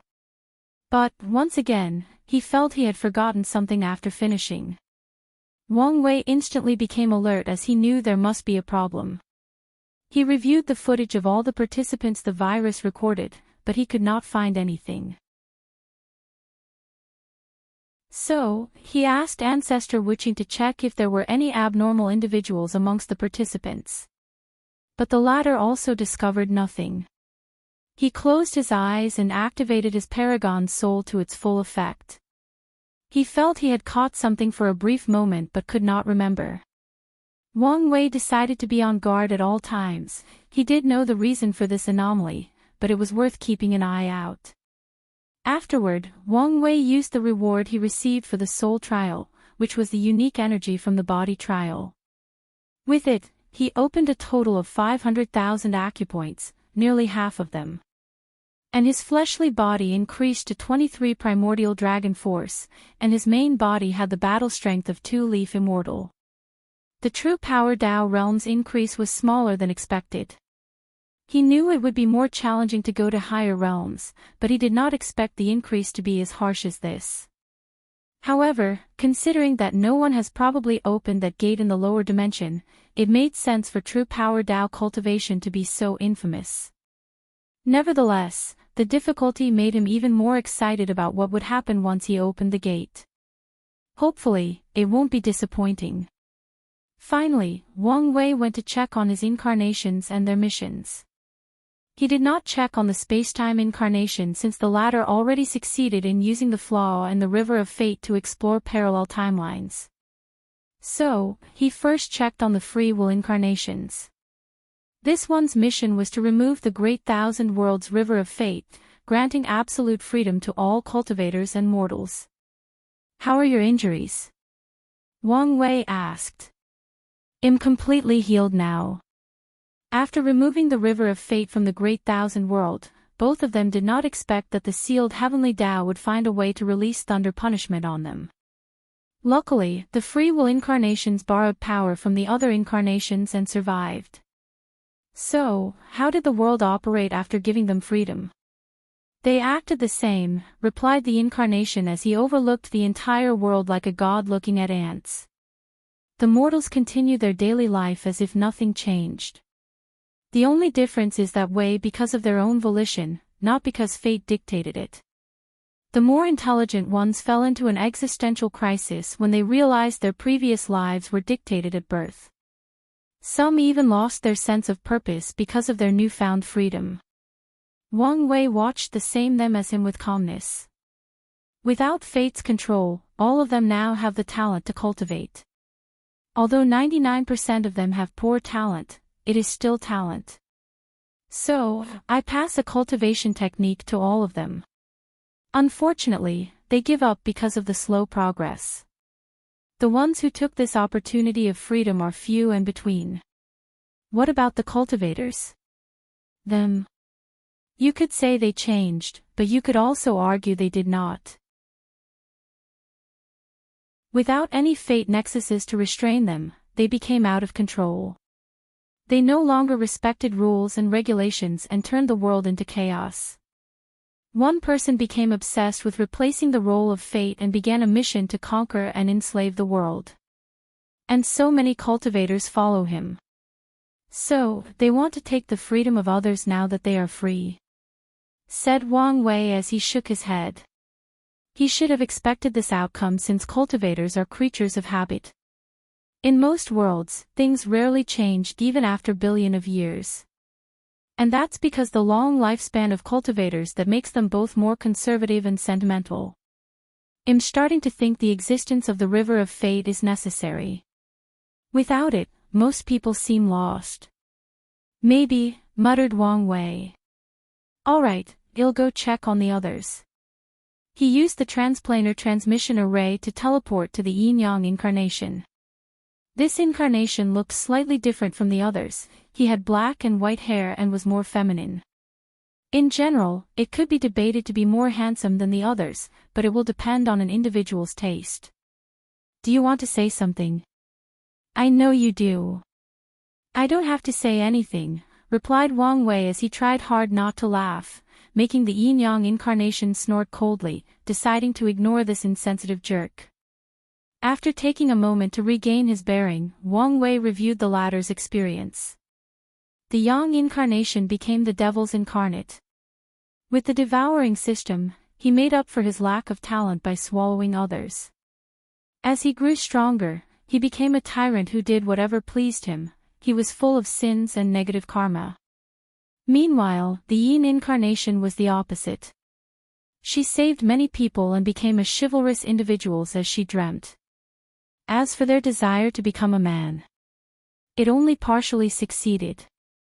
The yin incarnation was the embodiment of absolute yin, so when she created a method to revert yin to yang, she did transform into a man. Unfortunately, the transformation was only temporary. And she grew more powerful. The time she could be a man became less until she accepted her new gender. The two incarnations eventually clashed against each other. Their battle divided the world into sides, the light and dark realms, forever changing the fundamental structure of the world. The light realm was beautiful, full of happy people, and was generally a good place. The only downside was that it was always day, the sun shining brightly as the night never came. The yin incarnation had to use special formations to create the illusion of night. As for the dark realm, it was the opposite. Cruel and cunning devil cultivators ruled with chaos and destruction. It was always night as the moon shone on them 24/7 for millennia. Once the incarnations reached the peak of the supreme realm, they had a legendary battle that resulted in their unexpected fusion and entering the quasi-emperor realm. Everything went smoothly, said Wang Wei. He could feel that his Tao heart would sublimate after he vividly relieved the experience of his incarnation after the final fusion. He then left to check on the luck incarnation. Chapter 556 The Incarnation's Mission, 2. Wang Wei looked at the unkempt version of him who reeked of alcohol, and he could only remain speechless. How could she do this to me? To us, said the luck incarnation, it's been a couple of thousand years, and you got your memories back. Shouldn't you let it go? Said Wang Wei. You weren't there, you haven't experienced the terrible pain. Once you do, you will understand, replied the luck incarnation as he took a big sip from his gourd. Wang Wei's lips twitched, something changed the luck incarnation's mission. Ever since he was young, he had everything he wanted. He could be walking home from a night of drinking from the pleasure district and finding a bag full of money or herbs that could maintain health. As such, he never lacked anything in life, even power. He once wanted to become a scholar. And the next day, he found a crystal that increased spiritual power. He then accidentally saved the life of the most famous teacher in the city, and the latter offered to teach him everything he knew for free. His luck was so powerful that it could fulfill all his desire. One time, he met this beautiful woman and wanted her. However, she had a husband. His parents appropriately raised the luck incarnation before their untimely passing. So, he left things alone and did not contact or try anything against her. However, a week later, the woman's husband died in an accident, and he met her when some cultivators chased her. The incarnation wanted to help her, but he knew he was powerless against cultivators. So, he did the cowardly thing and hid in a desolate house nearby. And to his surprise, he discovered a talisman powerful enough to kill all the cultivators chasing the woman he desired. And after saving the damsel in distress, he took her home to protect and help her in her time of need. Unfortunately, at this time, the incarnation began to suspect he was a man with maximum luck and began testing it out. He went to a cultivator gathering and bought some random book and treasure that turned out to be of the saint tier. After figuring this out, the incarnation knew the reason this woman came to like him was most likely the result of his luck, making him conflicted if he should reciprocate. So, he delayed deciding by focusing on his cultivation. And as expected, everything went smoothly for him. Whatever he wanted, he would get it. Wherever he went, he encountered a beautiful woman who would fall in love with him and acquire some form of fortunate encounter. As time passed, the encounter became tired of life since everything came so easy to him. He never had to try for anything in his life. Once, he decided to become a king and headed to a place to establish his dynasty. On his way, he met a group of people who mistaken them for their runaway prince and rushed him to take the throne since most of his family had died recently. The incarnation almost died of anger when these people showed him the picture of their prince, who looked exactly like him. This world was vast with a population of the septillion. So, what were the odds of someone having the same face, build, height, and demeanor as him? Furthermore, when he tried to argue, these people pointed to a scar on his left wrist, which their prince also had. The incarnation had this scar since he was young and never healed it despite his cultivation since he acquired it in the accident that killed his parents. He kept it to remember his past. In the end, the incarnation flew away in anger after realizing his goal of being a ruler was again handed to him. He began to resent his luck. He saw it as a curse. As such, he decided to study misfortune to balance his overwhelming luck. However, before he could succeed, he met the most beautiful woman he had ever seen. The moment he laid eyes on her, his entire being screamed that he wanted her. So, he quickly investigated her to find out she did not have a Tao companion. Knowing it was his opportunity, he waited. The incarnation knew that his luck would soon activate, allowing him to have a magical encounter with her and have a chance. So, he waited.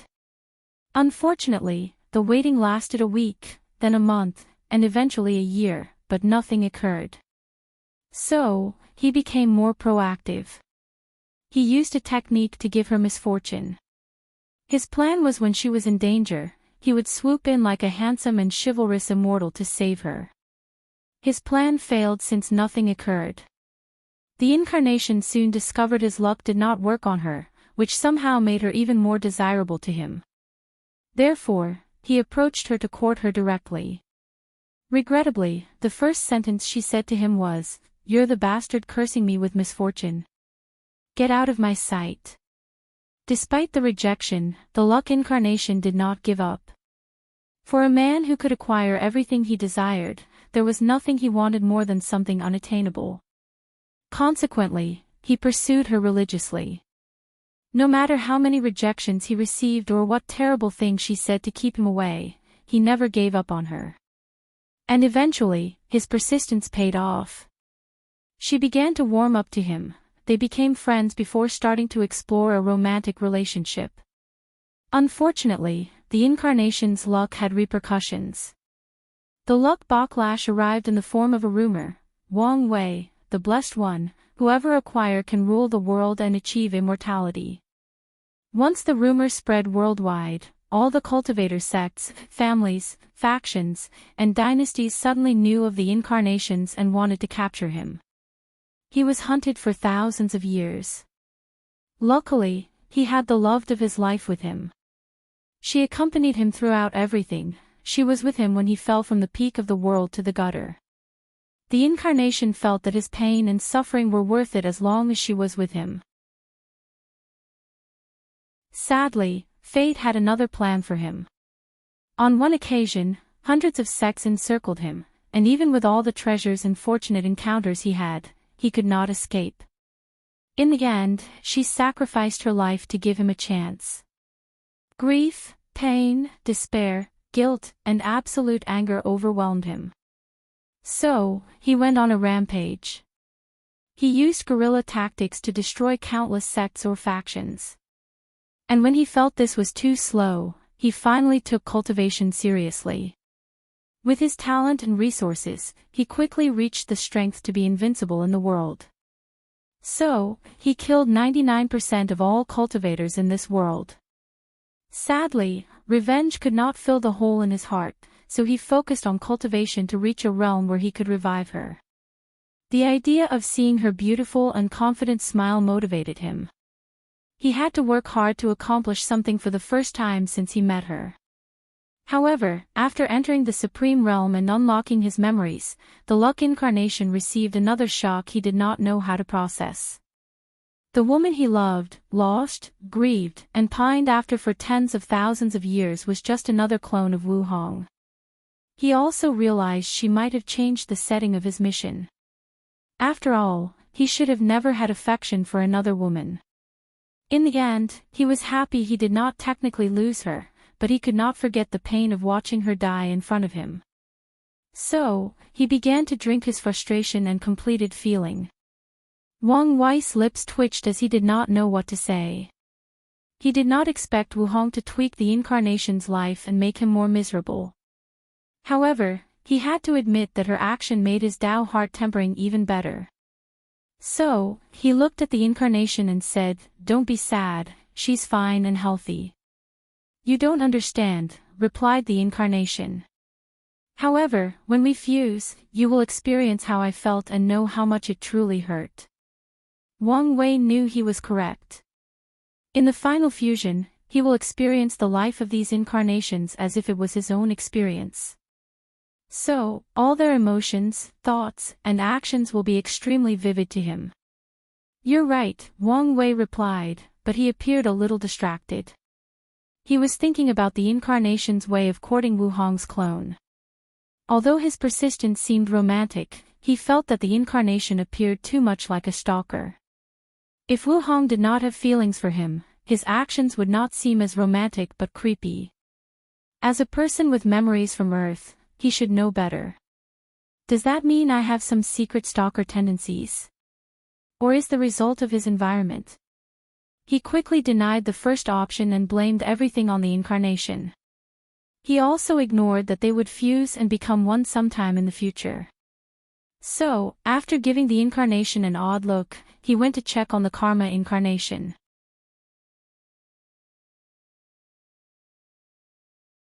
Chapter 557 The Incarnation's Mission, 3. Wang Wei looked at the karma incarnation, who now had yellow hair. "So, how is it?" he asked. "Why don't you see for yourself?" replied the incarnation, and Wang Wei looked at this great thousand world. He saw karma threads connecting to the incarnations, and there were so many of them. He could see that the incarnation was now connected to every single individual of this world, every single object, and even every single atom. Wang Wei looked at an ant a few 100,000 light-years away, and he could see the incarnation had some connection to it. "Is this your answer?" he asked. "Yes," replied the incarnation. "My entire life was boggled down by karma. I could not even breathe the air without owing heaven and earth some karma. I tried isolating myself from the world to cultivate in peace, but the debts I owed would eventually catch up to me. I tried repaying my karmic debts, but more kept piling on my head. No matter how carefully I tried to act or how many calculations I made to avoid karma, it was impossible for me to escape." The incarnation paused as he reminisced. Every step he took felt like he was in quicksand, unable to move and slowly drawing. It was truly a nightmare since he never knew a single moment of peace. "I tried to transcend karma, to become free from its restrictions. But I failed." "So, you choose to fuse with it?" asked Wang Wei. "Yes. I became the embodiment of karma itself in this world, the origin of all karma. And to my surprise, I've achieved the transcendence I desire. It does make sense. As the source of karma, it's normal to be no longer affected by it. So, how did you bear such a heavy burden?" Wang Wei did not think it would be easy for the incarnation to fuse with all karma of the world and bear it without some backlash or negative consequence to his body and soul. The incarnation smiled before waving his hand to manifest a yellow river made of threads. You made a river of karma. Yes. While cultivating the Tao of karma, I discovered the river of fate. So, I thought of replicating it with the power of karma. Wang Wei's eyes lit up after seeing the river, thinking of the many benefits. He could sublimate his karma-unbound physique with this river and no longer worry about karma ever affecting him after proving the Tao. Although Immortal Tier Powerhouse has high resistance to karmic restraint, it is not entirely gone. The sad truth is even paragons cannot completely ignore karma. However, Wang Wei has a high chance of reaching such a state. This will be a significant step in his goal of achieving freedom. I'm sure you can understand the significance of this river to us, but I will tell you a few more abilities. The incarnation waved his hand, and a drop of water came from the river. Karmic washing water, said Wang Wei. Yes.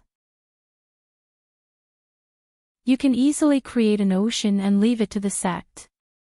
In the future, they won't worry about washing karma and needing help to compete for the next generations, heaven will. Then, the incarnation pointed to another thread in the river. The river of karma is connected to all karma, past, present, and future. So, you could do this. He took one string and manipulated it, and Wang Wei squinted his eyes when he saw what had happened. About 2 million years ago, in this great thousand world, a spiritual herb called human mushroom went extinct. As the incarnation manipulated the thread, Wang Wei saw a scene 2 million years ago. A young hunter found this mushroom and took it for dinner. According to normal history, this farmer should have eaten the last human mushroom in existence, making this spiritual herb extinct. But, now, something had changed. On his way home, he met a dying cultivator who gave him his inheritance.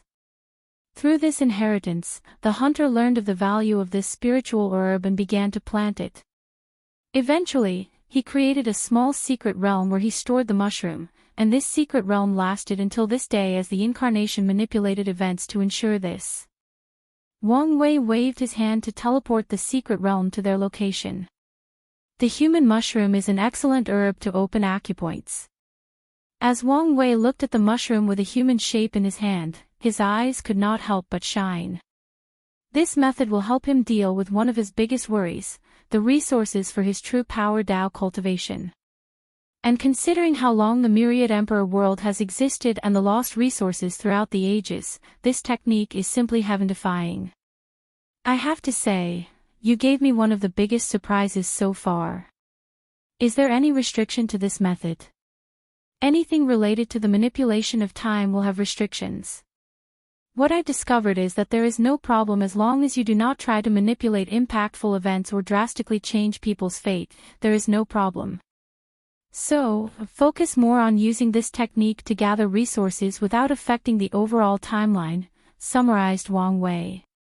Basically. That's good. Since nothing is wrong with you, I'll check on the others. Wang Wei then went on to check on the samsara incarnation. The latter sat on a throne, and the environment was frigid and eerie. After arriving, Wang Wei could see many souls coming and leaving, along with many demon-luing creatures controlling and ensuring the place's safety. No problem. Oddly, no.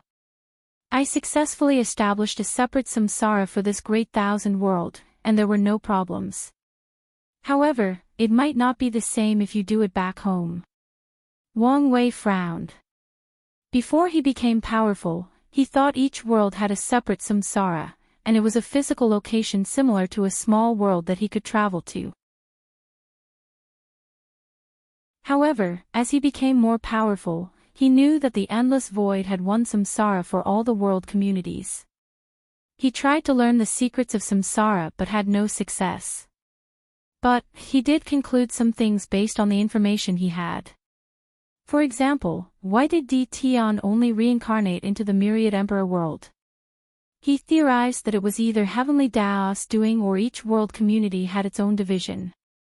Wang Wei closed his eyes to access the knowledge the incarnation had. His theory was partially correct. There are separate divisions based on a soul's place of origin. But it is also possible to be reborn in another division, albeit rare, but possible.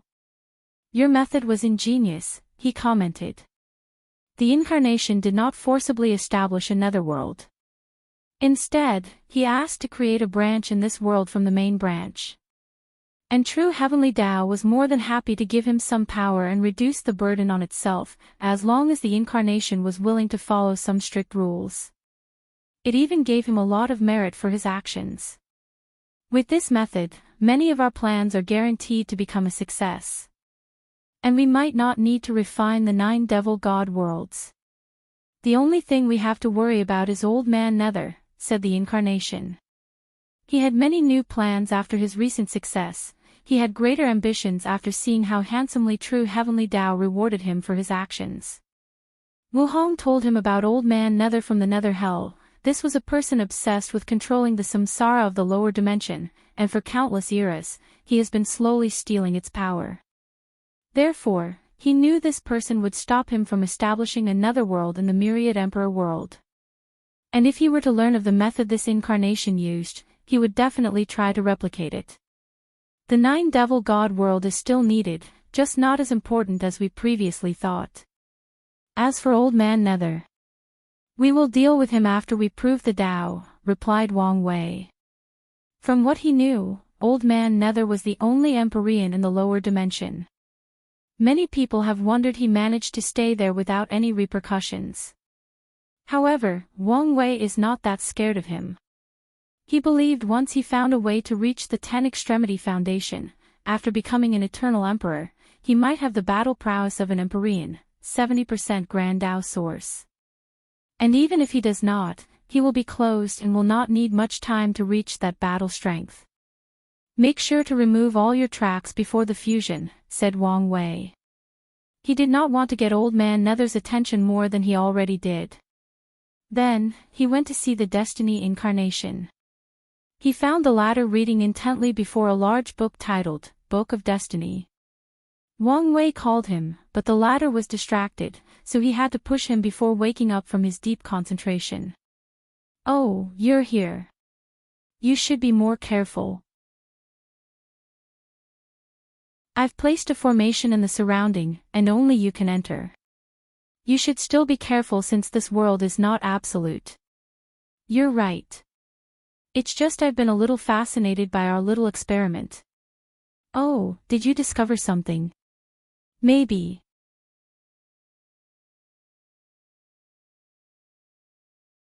Chapter 558 The Incarnation's Mission, Finale. Using the Book of Destiny, the Incarnation controlled or established the destiny of everything cultivators in this great thousand world. When people with a talent for cultivation are born, their names will automatically appear in the book, and the incarnation will establish their destiny.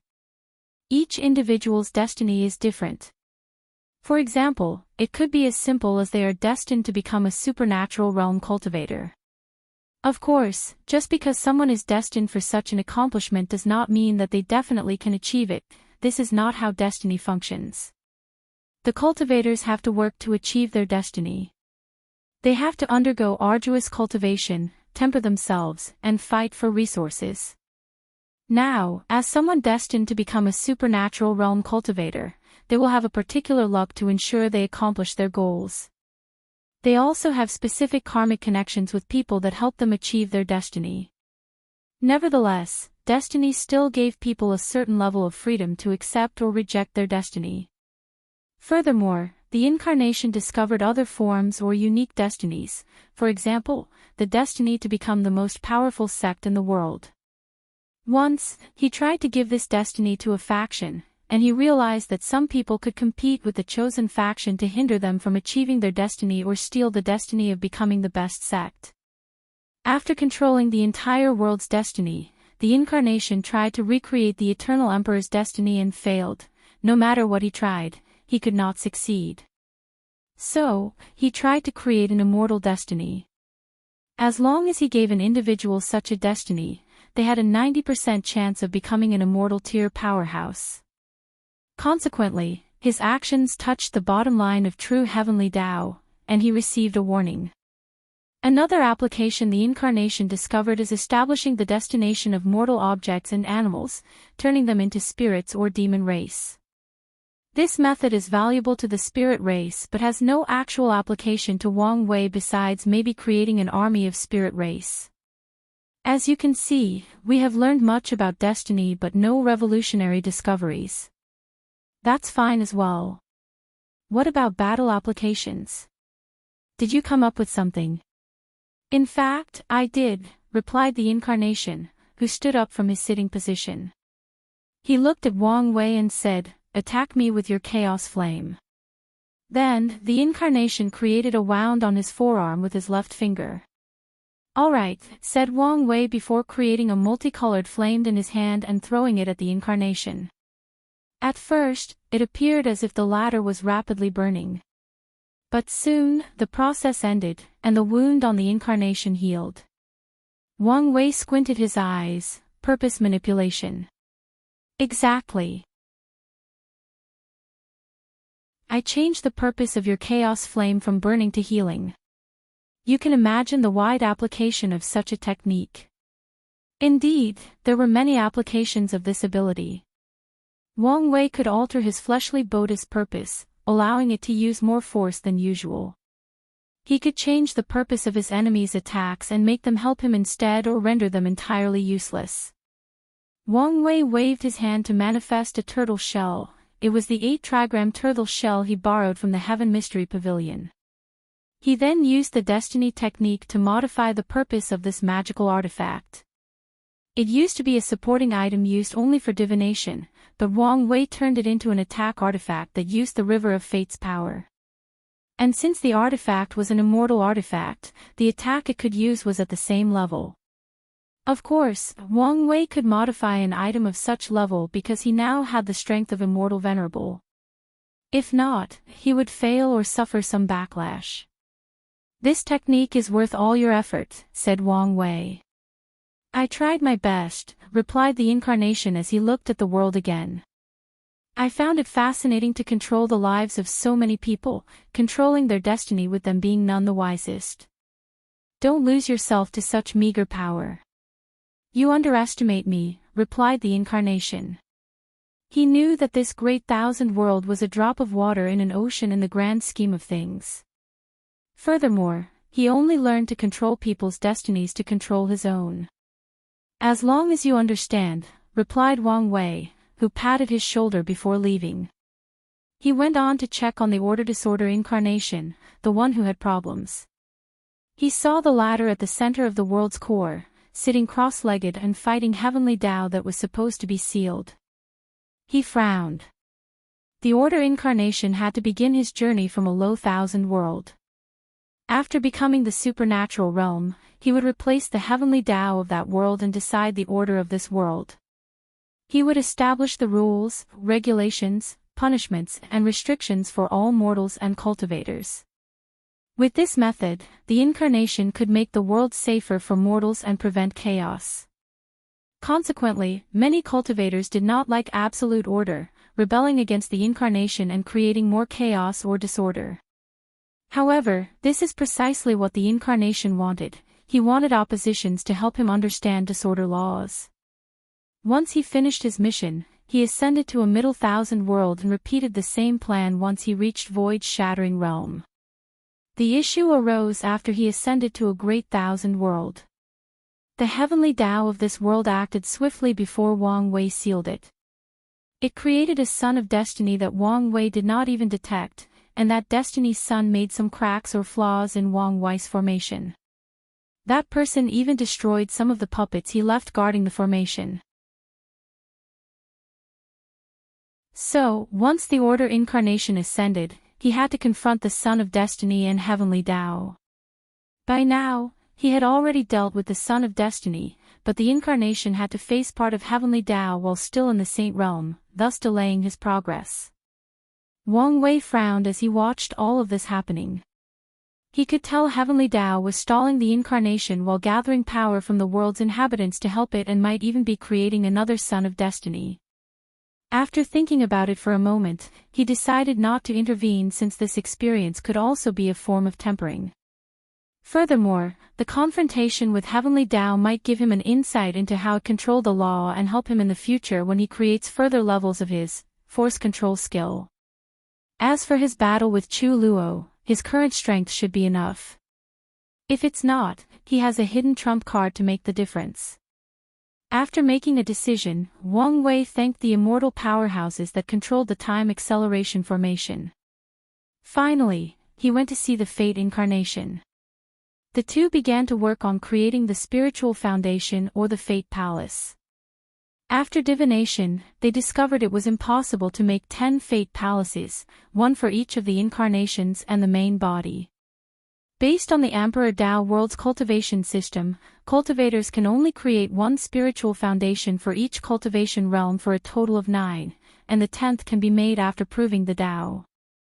Nevertheless, Wang Wei also discovered both he and the Fate incarnation could create a Fate Palace and fuse them. This palace would be the main one, while the other incarnations could develop branches. And during the final fusion, the Fate Palace would baptize him with Fate power, similar to how Di Tian did through Samsara. The fusion will also elevate his comprehension, allowing his 9-extremity foundation to perfectly complete at a power level of 5 root Tao ancestor. There was not enough time for Wang Wei to create the main Fate Palace, but he left the Fate incarnation with this mission before returning to the trial. Wang Wei discovered Wang Wuxia waiting for him after he returned. "Wait, your strength. Is there a problem? You already have 2-leaf strength." "Yes. Is something wrong? Don't you ever have any bottleneck?" Wang Wei controlled his urge to say, "Bottleneck. What's that?" Instead, he thought about the question and realized that this was true. "You should know, this is odd.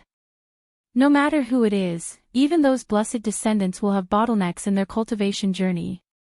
Wang Wei nodded as he guessed this might be another ability of his soul. Or, he might have a bottleneck in the future but now was not the time. "I should be used to your anomaly by now. Here is the thing you wanted." Wang Wuxia handed him a talisman that contained a recording of miscellaneous 1 refining an immortal tear pill. "Thanks," replied Wang Wei. "Now that I remember, there will be no issue with the aftermath of the demon supremacy world. No need to worry. We have erased all traces that we absorbed their luck. Furthermore, Heavenly Tao even helped since your action benefited the people of our world."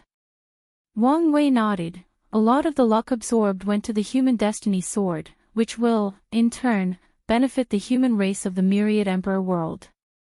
So, he was not surprised Heavenly Tao helped. Additionally, he had a karma-unbound physique to prevent the demons from using karma to trace him, not to mention his status as fateless. So he does not need to worry.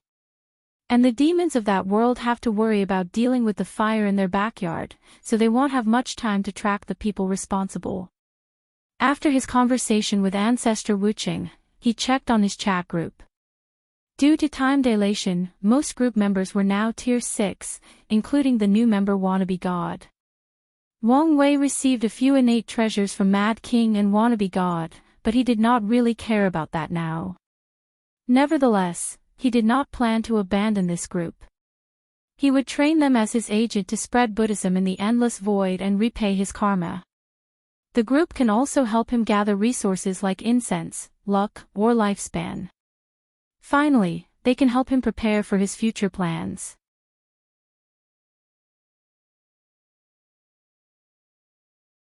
Chapter 559 Willpower and Tao Heart Trial. Wang Wei flew to the pagoda. However, unlike his usual relaxed and easygoing mood, he was now on high alert, secretly looking everywhere. He did not know where the anomaly he felt came from, so he wanted to be on guard. He barely listened to Lord Spirit before entering the pagoda. He received a message on how this trial will proceed. A few seconds later, it began. A large number with at least 20 zeros appeared above his head, and Wang Wei felt a slight pressure on himself. However, the pressure was not on his fleshly body, he had to carry the weight with his willpower. Then, the number increases by at least 3 zeros every 10 seconds. Then, at some point, there were no longer any words but the character 4, small thousand world. This character meant that Wang Wei had to carry the weight of a small thousand world with his willpower, and to him, this was not difficult, so he ignored the trial and took his time to review the talisman from Miscellaneous 1 and learn how to refine an immortal pill.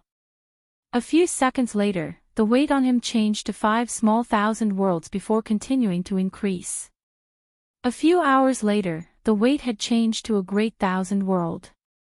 Feeling the drastic increase in the pressure, Wang Wei opened his eyes to check the situation. He read the character floating above his head before continuing his study. After an unknown amount of time, he felt a sudden tremendous pain and opened his eyes to see blood coming from his nose. He raised his head and understood the situation. He was currently bearing the weight of a heaven-will world with his willpower alone. However, his body could not withstand the power. Luckily, this trial level only lasted a few seconds before ending. Then, Lord Spirit appeared in his lair, looking at him strangely. She had to do everything she could to hide the shock she felt after witnessing the result, especially when you compare the result with the second place Chu Luo and the third place, Jingwu Hua.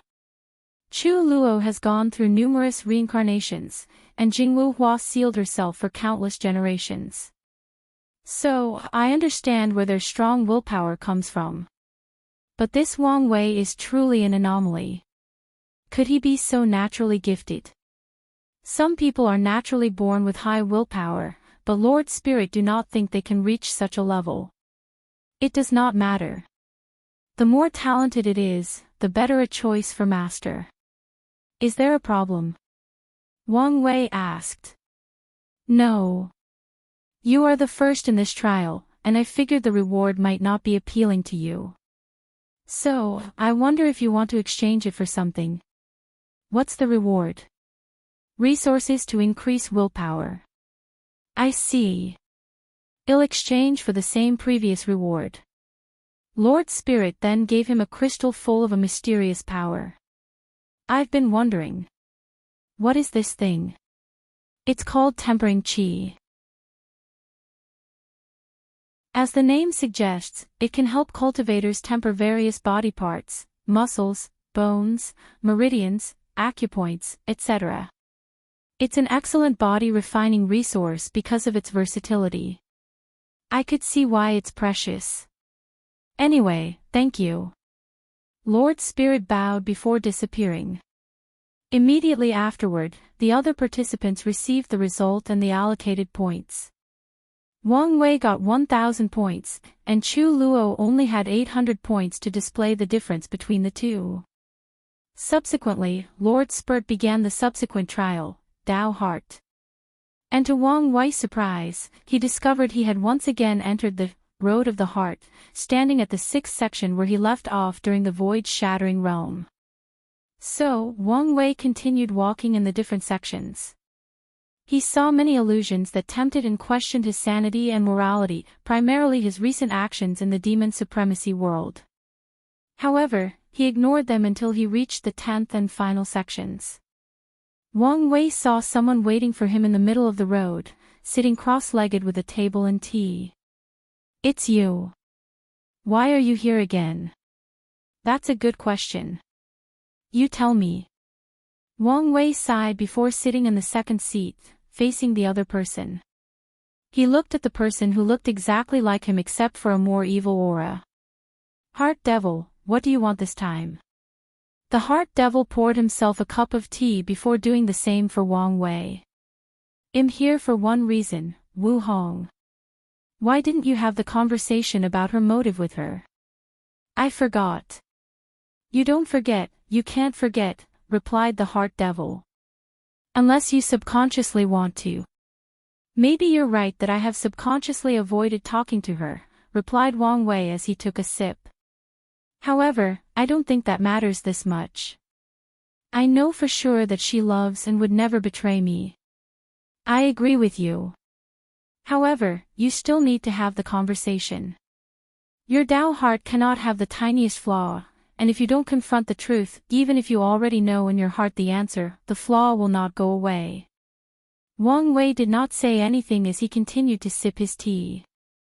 He knew the heart devil was correct. Since he knew she loved him, why couldn't he have the conversation? That's because a tiny part of him feared he would discover something else in that conversation. No matter how slight that fear is, it is still a flaw. All right. I won't procrastinate anymore. So, are you going to talk to her now? Soon. How soon? I said soon, so get off my back. Whatever, said the heart devil in anger. It's your Tao heart, and you can leave a flaw if you want. He chugged the entire pot of tea before slamming it on the table. Then, he disappeared. Wang Wei's eyes twitched before shrugging his shoulder and walking to the end of the section. Wang Wei opened his eyes and felt a sublimation in his Tao heart. He also felt a microscopic flaw. Although this flaw was so minor to the point of being insignificant, it was there. With his current Tao heart, he could still bear the heaven will. Let's deal with this as soon as possible. Soon, the ranking list appeared, and to everyone's surprise, Ji Lanfang was number 1 in this trial, followed by Wang Wei in second place and Chu Luo in third. Wang Wei slightly frowned before accepting the result. Meanwhile, in Chu Luo's area, he analyzed the result. A trial that focused more on the flaws of the Tao heart instead of how powerful or robust it was. It would make sense that a swordsman who dedicates everything to the way of the sword would have no flaw. As for him, this trial showed him he had a few flaws in his Tao heart. The first one was his failure to comprehend the slightest of his existence. Even after so many years, he could not forget it. The second flaw was his failure to pass the Supreme Outlaw trial, despite his parents going to extreme lengths to have 3 attempts and survive. Nevertheless, he failed and wasted time and resources on his first 3 reincarnations. Consequently, his parents had to pay another price to allow him to use a restricted Tao of creation. The third flaw was he felt he owed his parents too much for everything they did for him. He had hidden guilt that he deleted their futures because of their sacrifices. So, he desires to become an extremely powerful eternal emperor and help them to return the favor for their nurturing. This trial has helped me find the flaws in my Tao heart so I can fix them. Chu Luo's eyes became focused before exiting the pagoda. There were no rewards for this trial since pointing out the Tao heart flaws of these heaven chosens was the reward. They all looked relieved after discovering the problem since they could target and deal with it. As soon as Wang Wei left, he sent a communication talisman to Wu Hong for her to contact him once she was available. Then, he focused on Lord Spirit, who seemed to have a more eerie smile than usual. I have good news for all of you, there will be changes to the combat trial. It will not be a battle competition between you, as you expected. It will take a different form that will allow you to gather many points, enough points to not even care about the first seeded token. Many people frowned as they were getting a little tired of this trial constantly changing the rules. It was too chaotic for many. Lord Spirit, will you tell us what it will be in advance, or do we have to wait? Of course, I'll tell you. It will be in your best interest to prepare in advance, replied Lord Spirit with a wide smile. So, the battle trial will take place in the form of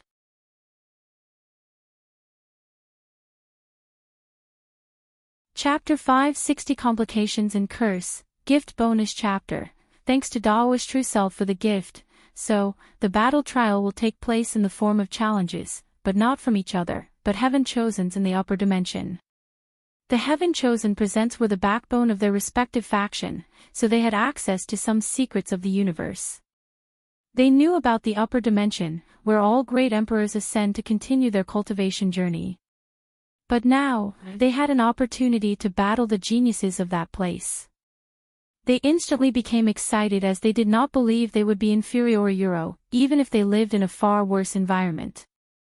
Of course, some feared humiliating themselves or bringing trouble to their sections. Things were about to get complicated, thought Wang Wei. He did not fear any challenge from these upper dimension heaven chose.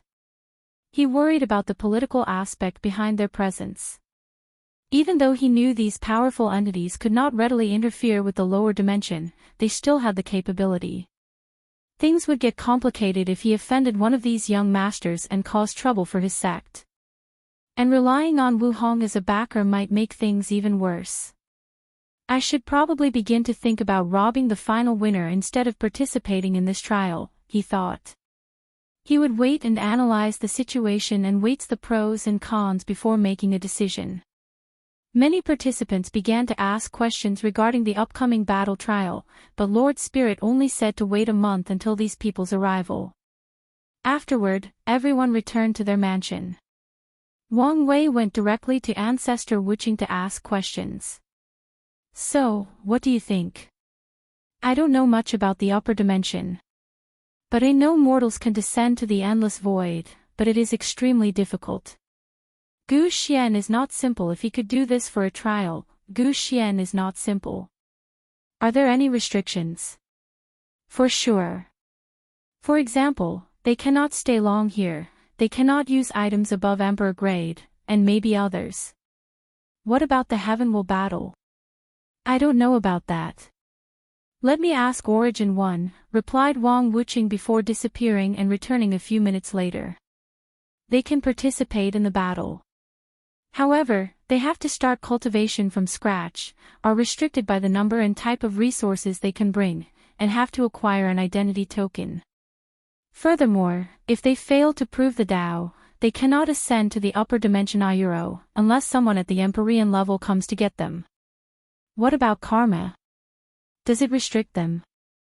After their first ascent, when they lose all their cultivation, they don't need to wash away their karma and compete in any Heaven Will battle. However, if they lose, they have to follow the same rules as us. Wang Wei understood that Heavenly Tao restricted the upper dimension people to ensure they had the same starting line as everyone else and had a relatively fair competition. He was satisfied with these restrictions. What he feared was those people coming here to cause chaos and destruction. Do they have anything special about them? Wang Wei asked. They usually have ways to contact the upper dimension. But, I don't know if that counts as special. Wang Wei immediately frowned. Although this information seemed useless, it was not to him. His tentacles will one day reach throughout the entire endless void. So, if someone from the upper dimension learned of his action and sent people to interfere, this might cause some trouble. I need to take this information into account. Thank you for the information. No need for formalities.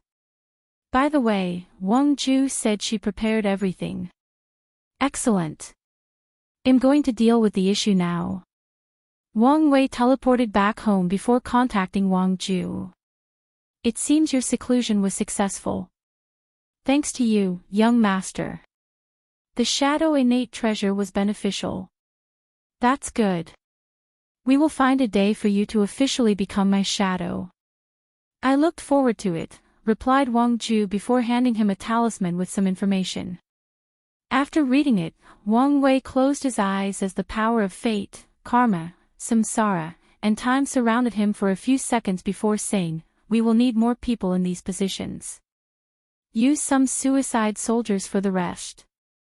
Wang Ju looked at the map handed to her, and a look of surprise flashed before she nodded and went to mobilize the people. Meanwhile, Wang Wei teleported to a small village at the southern end of the central continent. While invisible in the air, he observed a young village boy who looked ordinary except for his eyes. Deep hidden inside was an infinite hatred. For as long as this young man existed, he carried that hatred passed down from generation. And he knew, once he died, he would pass this hatred to his children. Today, the young village went to get some woods in the forest, and something unexpected occurred to him. He found a booklet with the title, Curse of Hatred. The young villager quickly hid the book before looking at his surrounding to discover if anyone had seen him. After not finding anyone, he rushed home to read the book. He was glad his wife and daughter were not here, and he felt this was not something they should involve themselves with. A few minutes later, he finished reading Destined. Do you think you can do whatever you please because you are a mighty cultivator? Today, I will teach you that your actions have consequences. The young village boy closed his eyes before chanting in weird and incomprehensible language. As he did so, the hatred deep in his soul, inherited from his bloodline for thousands of generations, activated to power the curse to unimaginable heights. Wang Wei watched as a dark and invisible power traveled to the western continent, and he knew it was going for Destined. After receiving the curse of hatred, and the bloodline curse, he had a basic plan on his mind that he laid the groundwork for while taking his trial. He changed the memories of an ordinary mortal family that Destined destroyed their village, killing everyone they loved. This act resulted in fostering a powerful hatred of that family. Then, he cast a spell on them to pass down that hatred through bloodline for countless generations, nurturing and strengthening that hatred over time. And after more than 10,000 years and numerous mortal generations, the hatred reached the level he wanted where it could cast a curse that could barely touch a person's existence, similar to Lin Fan's situation. Western continent, sealed mountain, Destined suddenly opened his eyes and felt a powerful curse descend on him. He frowned calmly as he looked at the markings on his body. The Curse Passion Emperors, 3 anomalous curses. Destined knew the Curse Passion Emperor as he was technically one of his mentors. He studied briefly under the latter. The Curse Passion Emperor was a pseudo-eternal emperor famous for his curse and poison Tao. During that era, he was very valuable to the war as he could poison innate demons on large scales and even weaken some eternal emperors. One day, the Curse Passion Emperor discovered a destroyed village with only one survivor, a young girl full of hatred. He tried to help the young girl, but she only wanted revenge. So, he promised to cultivate her into a powerful being to have her revenge. She refused. She wanted her revenge now. So, the Curse Passion Emperor created a special curse for her to use her hatred as the source and her life as the price. Finally, the girl killed her enemy before moving on to samsara. After that, he created 2 other curses of the same category, which were eventually called the 3 anomalous curses. This curse became essential to the war as it allowed mortals to have significant battle prowess. However, the Curse Passion Emperor came to hate his creation because of how much damage it did to mortals. He hated the acquired side for weaponizing these 3 curses. Destined was momentarily sad after thinking about the past. He was present when numerous primordial gods and innate demons besieged the Curse Passion Emperor and killed him. He was pretty sad after receiving the news. Although they were not close, the latter was still one of his mentors. Using such a cruel and cunning method, this must be Wang Wei's method, he thought before sneering. If I did not have some understanding of existence, this curse would have killed or crippled me. So, he used his Tao will to protect his existence. He knew from the Curse Passion Emperor this was the quickest method to deal with this curse with no repercussions. A few minutes later, the markings on his body disappeared as he returned to normal. So, it failed as expected, Wang Wei muttered. Then, he contacted Wang Ju to begin, who then mobilized all the Fate Shadow Guards worldwide.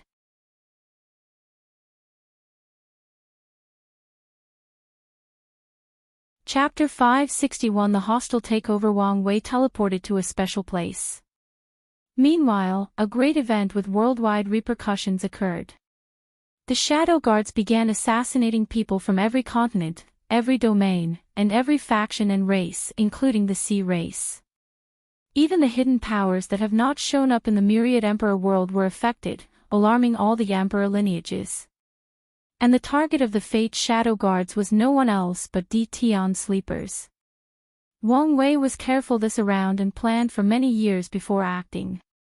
And with the help of the Oracle Mirror and his recent increase in strength and abilities, he knew the position of most of them.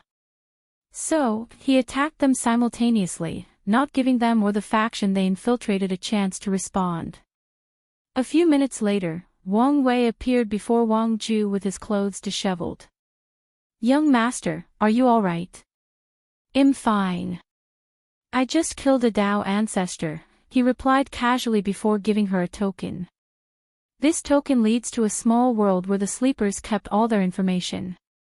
Take control of it and make a copy of everything for the sect. The Tian sleepers have gathered so much impossible that it was mind-boggling. They have detailed records of every heaven chosen in each generation since the ancient emperor era. They also have records of every noteworthy event that occurred since then.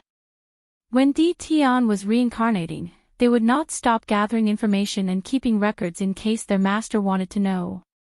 The knowledge in the small world was so vast that even Di Tian had not read all of them.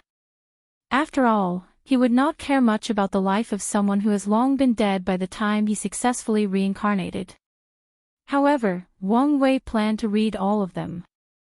He knew he might be able to learn many things from these records. From a person's life, he might learn a valuable lesson.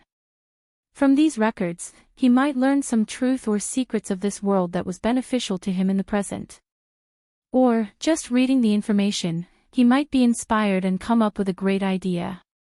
It's a shame that he did not find any cultivation scripture from that small world. However, he knew long before that Di Tian was careful and did not leave any records. "How did things go on your side?" Wang Wei asked. "Smoothly. As you ordered, we did not kill all the sleepers. Instead, we stole the fate of those in high positions and used the assassination as a distraction to clean our tails. As of now, Project Deep Infiltration is complete." "Excellent," said Wang Wei. With this move, he now controlled the sleepers' information agency. He had the same spying and assassination capabilities as him, not to mention he had planted so many spies inside these factions. With this move, he should be able to get his hands on most of the Emperor lineage's scripture to learn from, just like Di Tian. Of course, he now had eyes everywhere in the myriad Emperor world. Wang Ju went to process everything on the sleeper information world while Wang Wei had other things to deal with. He ignored the fact he just slightly tilted the world to its side and went into seclusion. Immediately, he took out the Oracle Mirror and activated it. His main objective for the Curse of Hatred and attacking the sleepers was the mirror. With his action, he increased the karma he had with Di Tian, and now, the mirror increased the information by another 10% for a total of 90%. He acquired new information regarding Di Tian, including some secrets of the Null era. Then, he focused on a specific piece of information that caught his attention. Di Tian was trying to find a way to go past the 9 Extremity Foundation to reach the 10th. And he found a way. Regrettably, the mirror did not disclose the method. "I already suspected he was doing this, but now, I have confirmation," thought Wang Wei with a frown, thinking about how he could increase his karma with the ladder and find the answer. Unfortunately, he could not think of anything. He once tried to use the fact that Xiao Ning gave him the perfect foundation method to increase his karma with Di Tian, but he failed. She seemed immune to his karma technique. He knew she was the key to increasing the remaining 10%, but he did not want to get in more contact with that woman. She was too weird and dangerous. The other option was Di Tian's family. But based on previous divination, he did not have much affection or karmic connection with them. To Di Tian, his real parents were the ones who died before the Null era. So, killing or doing anything to them would not increase his karma much. Wang Wei then borrowed the power of his incarnation to do another divination. He wanted to know if there was a way to increase karma with Di Tian. "Di Jia," he muttered. She was the woman in charge of Di Tian's information network from the Di clan side. She was his Wang Ju and accompanied him everywhere in the same manner as Wang Ju. From the divination, he knew she loved him, but he did not care about her. However, compared to his affection and connection to his parents, she had a higher weight on his life. By killing her, I can increase the mirror's percentage by 1%. Wang Wei frowned. He did not know whether that 1% would tell him how Di Tian planned to break the 9-extremity foundation limit or another piece of information. I could try to modify the purpose of the mirror to give the information I need, thought Wang Wei before deciding to try it. So, he contacted Wang Ju and asked her to assassinate Di Jia. Then, he wanted to attempt something. He summoned his destiny law to modify the purpose of the oracle mirror. He wanted the mirror to give him 90% of Di Tian's knowledge, which included all the techniques he knew and cultivated, every thought he had, and even his understanding of the law, instead of simply providing him with information. If he succeeded, he would now know the specific scriptures and techniques of Di Tian instead of just knowing the name and detailed analysis of what they were. He then would not have to recreate some of these techniques and instantly understand them. Plur. Wang Wei vomited a mouthful of blood, and his complexion turned pale. I guessed it's still beyond my means to modify a chaos treasure. He closed his eyes after swallowing a few pills to recuperate from the backlash quickly. Western continent, sealed mountain, Di Tian looked at the runes that created his cage with fury. He could feel the disappearance of all the sleepers. At first, he thought it was a normal swiping where some people's identity was discovered. This has happened a few times throughout their existence, and they always managed to bounce back. But he sensed the death of the Dao ancestor guardian in charge of the headquarters. He knew the seriousness of the situation. He created the headquarters with a unique treasure that could hide even from a pseudo-eternal emperor. And as long as the headquarter entered the endless void, even an eternal emperor cannot find it. For security measures, he ensured that only 2 people could directly enter the headquarters, him and the guardian. However, he forbade the guardian from ever leaving that small world, so he was the only person who knew its location and could physically enter. All the other sleepers had to use talismans or special magical talismans to relay information inside before the guardian properly stored them. The more Di Tian thought about it, the angrier he became. And it was not because he lost something that took him hundreds of millions of years to create, but because many of these men had accompanied him since his first life. They were the remnants of his past life, his only real attachment in this foreign era. Now, they were all gone. Furthermore, the core of the sleepers were these people's descendants, and he just watched them die while helpless. He remembered his promise to give them a better life after he achieved his goal. Di Tian looked at his hand, feeling the anger and helplessness he was trying to suppress. It was the same feeling he had when he held Ninger in his arm, watching her slowly die. He hated this feeling of powerlessness. He thought after so many years after his strength reached such a level, he would never feel the same way. But today, he received a reminder. He was still that weak individual incapable of protecting the things he loved. Nothing had changed. Wang Wei, you wait. You'll pay for this. Di Tian took a deep breath to control his emotions. He sensed someone coming to talk to him. Young master, big news, said Di Jia. I know, replied Di Tian before frowning. His eyes suddenly turned all black as he looked at Di Jia. Death's omen. Is she going to die soon? Immediately, he connected her death to the recent event. I don't know if it is really Wang Wei who wants her dead, but better be safe than sorry. Di Tian then asked to talk to his father before instructing the latter to place Di Jia in a secure location where only the clan's most loyal individual resides. Subsequently, he discussed the recent event before dealing with the current problem. Most of his sleepers in the Myriad Emperor were now dead, essentially crumbling his spying agency. Although he still had the D clan's network, it was not the same. So, he contacted his clone to send some sleepers from another world community. Although they were a very small group compared to the previous one, it was more than enough to rebuild. I should have developed the outer sleepers more. He only created the outer sleepers to help him gather information and some rare resources from other world communities. And to have a backup in case something went wrong in the myriad Emperor world. As such, he never focused too much on developing them. He now regretted his decision.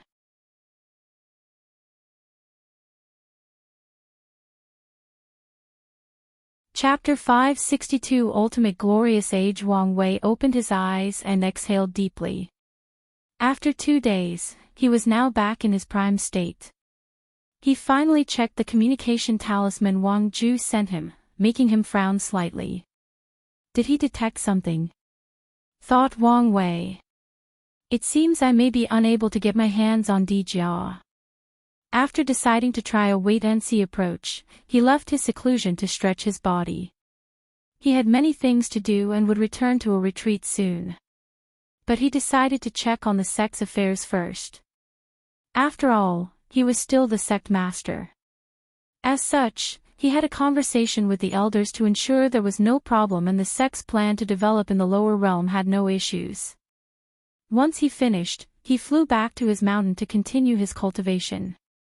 As a sect master, he could use Tianwei Peak as it had the most spiritual qi and was the best environment for cultivating in the sect. However, Wang Wei loved the comfort of his home, so he rarely used it. He even planned to move the spiritual energy from Tianwei Peak to his fate-transcending mountain. After arriving home, he saw Wang Ju waiting for him. What's the matter? We have a few things that require your attention. Wang Wei motioned for her to head inside before hearing her. A protected environment was better for these kinds of conversations. Wang Ju then handed him a list with a bunch of names. These names are the sleepers who infiltrated the army of the other Heaven Chosens. 300 years ago, after you entered the trial, Fang Lijuan, Chen Chen, Sun Jiaolong, and Huang Yuan began to slowly and methodically eradicate them from their groups. Although they did it slowly and intermittently, they started doing it simultaneously. So, they wanted to hide their trials, making it seem that eradication was natural. Exactly, replied Wang Ju. The key point is Mo Xingyun. The Mo family did a sweep of the sleepers and eliminated most of them in their clans. In this cleanup, even our fate shadow guards did not survive. I see. Mo Xingyun most likely has a method to detect the agents and sold it to these Heaven Chosens. There is even a high possibility that they are in an alliance. Yes, that's the conclusion we came to. Many Heaven Chosens have been removing the sleepers from their armies, including from the sea race. Them. Did they finally begin to move? Yes. The Heaven Chosen representing the sea race in this generation's heaven will battle is Yi Lianqing, an abyssal squid. What's that? Asked Wang Wei, as he had never heard of such a species. That's what he calls himself. However, he is probably from the deep squid race but had some mutation. You don't sound too sure. The deep squid race supports Yi Lianqing, but their relationship seems odd. Moreover, Yi Lianqing is very secretive. So far, all we know is that he beat all the Heaven Chosen of the sea race, had a confrontation with Sun Jiaolong, and almost killed the latter. Wang Wei nodded as he did not care much about Sun Jiaolong. He allowed the other to escape after taking the human destiny sword because he knew the great Wu Crown Prince had a high affinity with destiny Dao. And letting him live might help him gather the luck-condensing treasure of the other races. What happened to Xiao Songxi? He lost to Yi Lianqing. However, he is now in the process of taking the patriarch position from his half-brother. Wang Wei smacked his lips as he could guess what was going on. Xiao Songxi's father had another child that was pure Bai Shi. Now, these two brothers were fighting for control over the clan. There is something else you should know, said Wang Ju. What is it? Our spy has heard a rumor that the Baishi clan has a 5-star star sage sealed, and Xiao Songxi wants to become the patriarch to get access to it. So, he wants to ask the star sage how to prove the Tao in this generation. Even how to become an eternal emperor, muttered Wang Wei to himself. How credible is that rumor? It's not very credible. If the Baishi clan had a star sage of that level, they would have used it long ago. Unless they find a way to increase the bloodline of a lesser star sage, commented Wang Wei. The star sage bloodline is one of the few very restrictive bloodlines. There has never been a precedent of one person going from 1 star to 2 stars, let alone achieve the highest 5 stars level. Usually, that would be the case. But this is a glorious age, unlike anything that has ever been seen. Anything is possible. Wang Wei was not just saying these words to justify his wild guess, he was speaking based on a recent observation from the trial. There were too many high-level heaven chosens. All the top individuals who participated in the trial have the talent and potential to break the barrier between mortal and immortals. It could be for only a brief moment through secret techniques with a terrible price or even using some treasures or unique methods. Nevertheless, they had the potential. And that potential will also transfer in the form of becoming eternal emperors. Wang Wei would not be surprised if all these people became eternal emperors in their respective heavenward world. All this information indicated that a glorious age was occurring throughout the entire endless void. This conclusion might sound absurd, but Wang Wei had other evidence to support his conjecture, the absolute chaos physique. Why did 9 of them appear in one generation? The first heavenly physique was precious not only for his power but because it allowed individuals to wield outlaws and supreme outlaw Daos without consequences.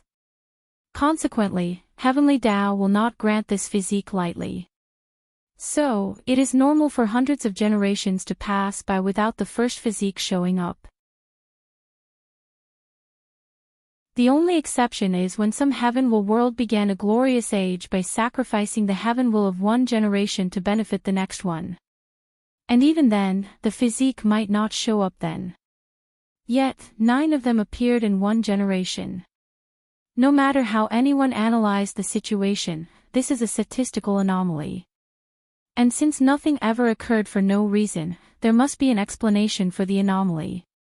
Wang Wei has a theory that involves the myriad emperor world, him, and Di Tian. He believed these worlds' heavenly Tao sensed a shift in the endless void coming from the myriad emperor world, and they wanted to maintain balance. If Wang Wei proves the Tao, he will bring significant changes to the endless void. However, not every world wants to change, nor do they want someone from another world to make that change. Furthermore, the changes he will bring will grant him tremendous power, to be precise, unchecked power. Heavenly Tao is all about balance and order, and they do not like people who can easily overthrow the entire table and break the balance. If Di Tian proves the Tao, from the conversation Wang Wei had with his dead wife, he could tell the latter was on the verge of madness. With the power he will acquire after becoming an eternal emperor, who could stop him if he went on a rampage in the endless void? So, Wang Wei believed that these heavenly Daos across different world communities had created a glorious age in the entire endless void to eventually balance the two of them and manage the influence the myriad emperor world would have during their resurgence. He believed this is why so many peak heaven chosen suddenly popped out of nowhere, making it seem as if achieving immortal venerable strength was common. Wang Wei even suspected the real mastermind behind this move of balance was the true heavenly Tao from the upper dimension. Although he did not have any concrete proof for his theory, nor could he verify the truth through divination, he felt he was correct. As such, he will proceed with his plans bearing this information in mind. Keep a watch on Xiao Songxi and the Baishi clan. Even if the rumors might be unsubstantiated, it's best to be on the lookout, just in case. As you wish. Is there anything else? Nothing that you need to concern with immediately, replied Wang Ju, who suddenly remembered something. I don't know if this news is important, but a Wang clan member from the ancient clans traveled with Wufeng Wang. Is that so? I'll pay attention, replied Wang Wei. How about my parents? How is their mortal dust proceeding? So far, there is no trouble. During mortal dust, Wang Tian and Yu Yan sealed their memories. Although they can regain it in an emergency, it would break the tempering process. So, the people of the sect are secretly protecting them. Suddenly, he thought of something not pleasant. Wang Wei took out his sect master token and ordered a 5-root Dao ancestor to protect his parents secretly.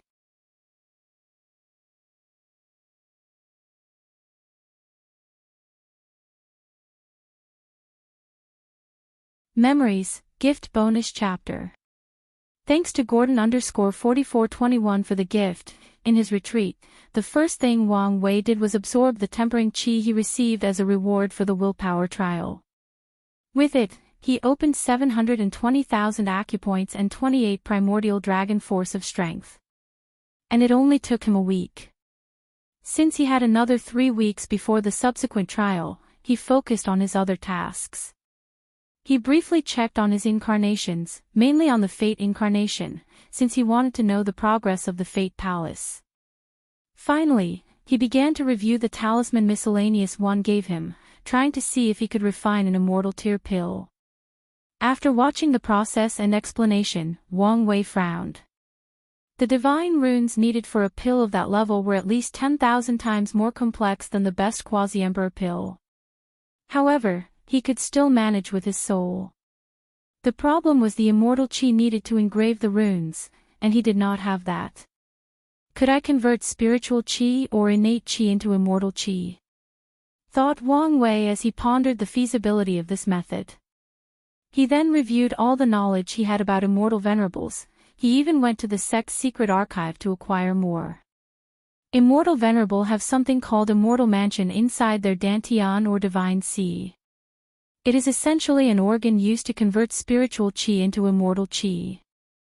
As long as an immortal venerable continues to expand their divine sea and acquire more qi, they can increase their realm to immortal sovereign and eventually immortal king. Additionally, immortal venerables can increase their classification. A cultivator becomes 1 leaf or 2 leaf based on talent, control, and understanding of energy. A talented person can immediately become a 9-lead immortal venerable after establishing their immortal mansion and refining their first string of qi. At the same time, cultivators can also purify their qi to reach higher quality, leaf, before trying to reach higher realms. However, the process requires a lot of time and resources. Higher forms of neutral energy like innate or chaos qi are easier to convert into immortal qi, and the conversion rate is higher. So, 1 string of innate qi might convert to 10 strings of immortal qi, 1 string of chaos qi was worth 100 strings of immortal qi, and 10 strings of spiritual qi equaled 0. 1 string of immortal qi. Wang Wei wrote these numbers in front of him to better visualize the concept of immortal qi even though he knew they had no basis. And as he observed them, he wondered how he could convert spiritual qi into immortal qi for pill refining. He first thought of his qi flower that could create spiritual and innate qi. Maybe if he knew enough about immortal qi, he could program it to create immortal qi. After all, the flower was connected to the source qi space. Consequently, anything related to the source qi space is inherently dangerous, so Wang Wei did not want to mess with that place and place himself in deep trouble. So, he wanted a second solution before trying this one. The answer he came up with was the origin pill flame that had the power of good fortune, which could change anything rotten to something magical. If he considered spiritual qi as something rotten and immortal qi as something magical, he could convert between the two with the flame. Wang Wei analyzed this possibility for the next few hours. And the more he pondered the issue, the more likely it became. So, he exhaled deeply as he muttered, the Origin Pill Flame Sutra is truly magical. Regarding uniqueness, it rivals the Origin Path Scripture and Wuhong's Sealing Sutra.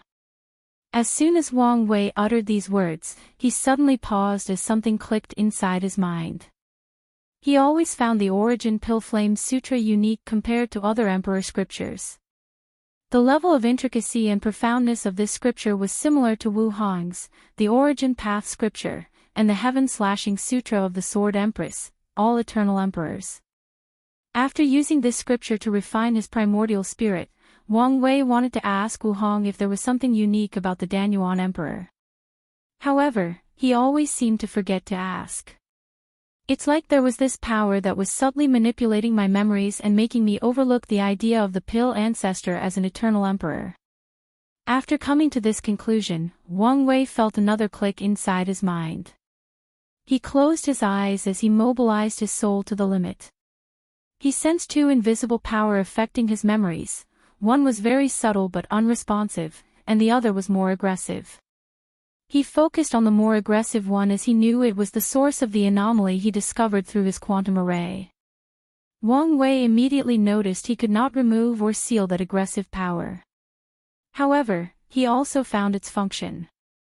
The power was blurring some of his specific memories, to be precise, the memories of someone.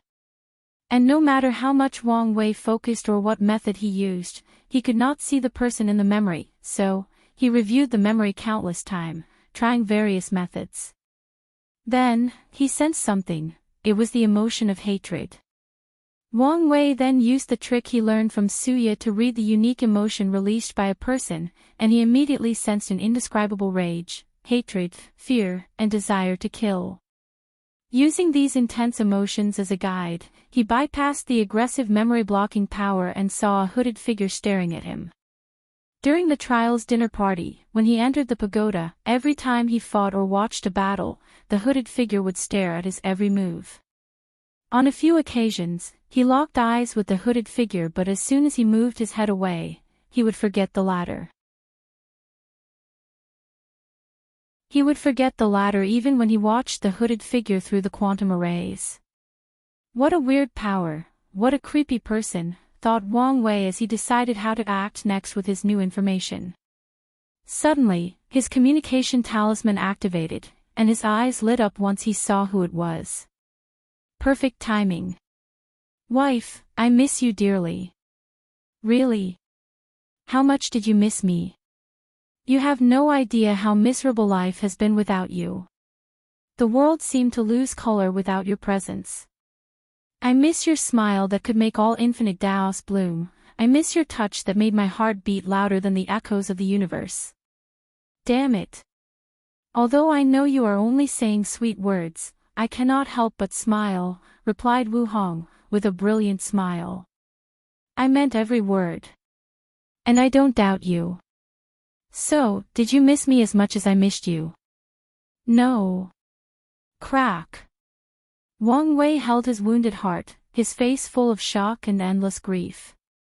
I have to say, your acting skills have gotten better, said Wu Hong. I know, right? I think it's the result of my thick skin derived from aging. It's not bad to become an old monster. Wu Hong shook his head. 10,000 years old was nothing but a baby in the cultivation world. You still have no proclaim how much you miss me. Although I'm not as good with words as you, I think I can still express my feelings in a poetic way, said Wu Hong before thinking of her words. Then, she whispered many sweet words to Wang Wei, and he reciprocated them. For the next few hours, this young couple did nothing but express their love and affection through flowery words. They did not care how cringy their lovey-dovey act was and enjoyed the moment. Finally, they became serious. So, how is your seclusion? How is that thing going? Better than expected. That woman Xiao Ning has spent a lot of time understanding the concept of perfection, making my job easier. That's good. Do you have a rough calculation as to when you will finish? I honestly do not know. However, I should finish quicker than I previously anticipated. All right, said Wang Wei with a bit of sadness. He missed having his wife around, talking to her. Overall, he missed being in her presence. Anyway, I wanted to ask you if the Danyuan Emperor was an eternal. He had figured out how to deal with the soft memory affecting power. All he had to do was have one of his spirit particles hold the desire to ask the question. Before the power could activate, move it to another spirit particle. This tactic allowed him to delay the soft power indefinitely. Him. He is indeed an eternal emperor. I knew it. So, what is his story? Why did he have to hide the fact he was an eternal?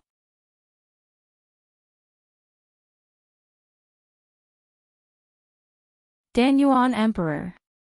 Wang Wei always felt it was weird that none of the profession ancestors were eternal emperors since they essentially rebuilt the myriad emperor world's cultivation civilization. Since Emperor Kong could receive a boost to achieve the status of eternal emperor, at least one of these people should have received a boost for their accomplishment. Qin Zhu's situation is a little complicated, replied Wu Hong as she tried to remember the detail. Red Cauldron Empyrean was a talented pill refiner. However, she was injured in the attempt to enter the Paragon realm. So, she decided to refine a unique pill that would not only help her heal but also help in her breakthrough. Wait, you don't only need to comprehend 90% of the Grand Tao source to become a paragon. Of course not. Cultivating in the immortal stage is not simple, no matter the path. Can you give me an example? Wu Hong glared at him. I know we are going off track, but I'm curious. Let me think. Empyreans can create life at will, but Tao rulers can do so as well in their inner world. They require living beings to help them bear higher percentages of the Grand Tao source. Immortal sovereigns also have something similar to help them gather and purify qi. I am sure there is a difference between the three. Can you elaborate? Don't you want to know about the Danyuan Emperor? I do, but this current topic has piqued my interest. Whatever. Empyreans create life to help them understand the Grand Tao source. You can think of it as an aid to shorten the time needed for cultivation. Even then, it still takes you on epochs. Exactly. That's why things like merit, luck, and incense are extremely valuable in the eternal ascension world. I see. What about the others? Tao rulers can create life in their inner world. However, these lives cannot live for long outside of the inner world. So, most Tao rulers will take people from the inside and place them inside their inner worlds instead. So, population is a valuable resource. That's scary, said Wang Wei. Indeed. Immortal sovereigns can create something called life projection inside their dantian to help manage their immortal mansion. Life projection is essentially a projection of people. They are imaginary people.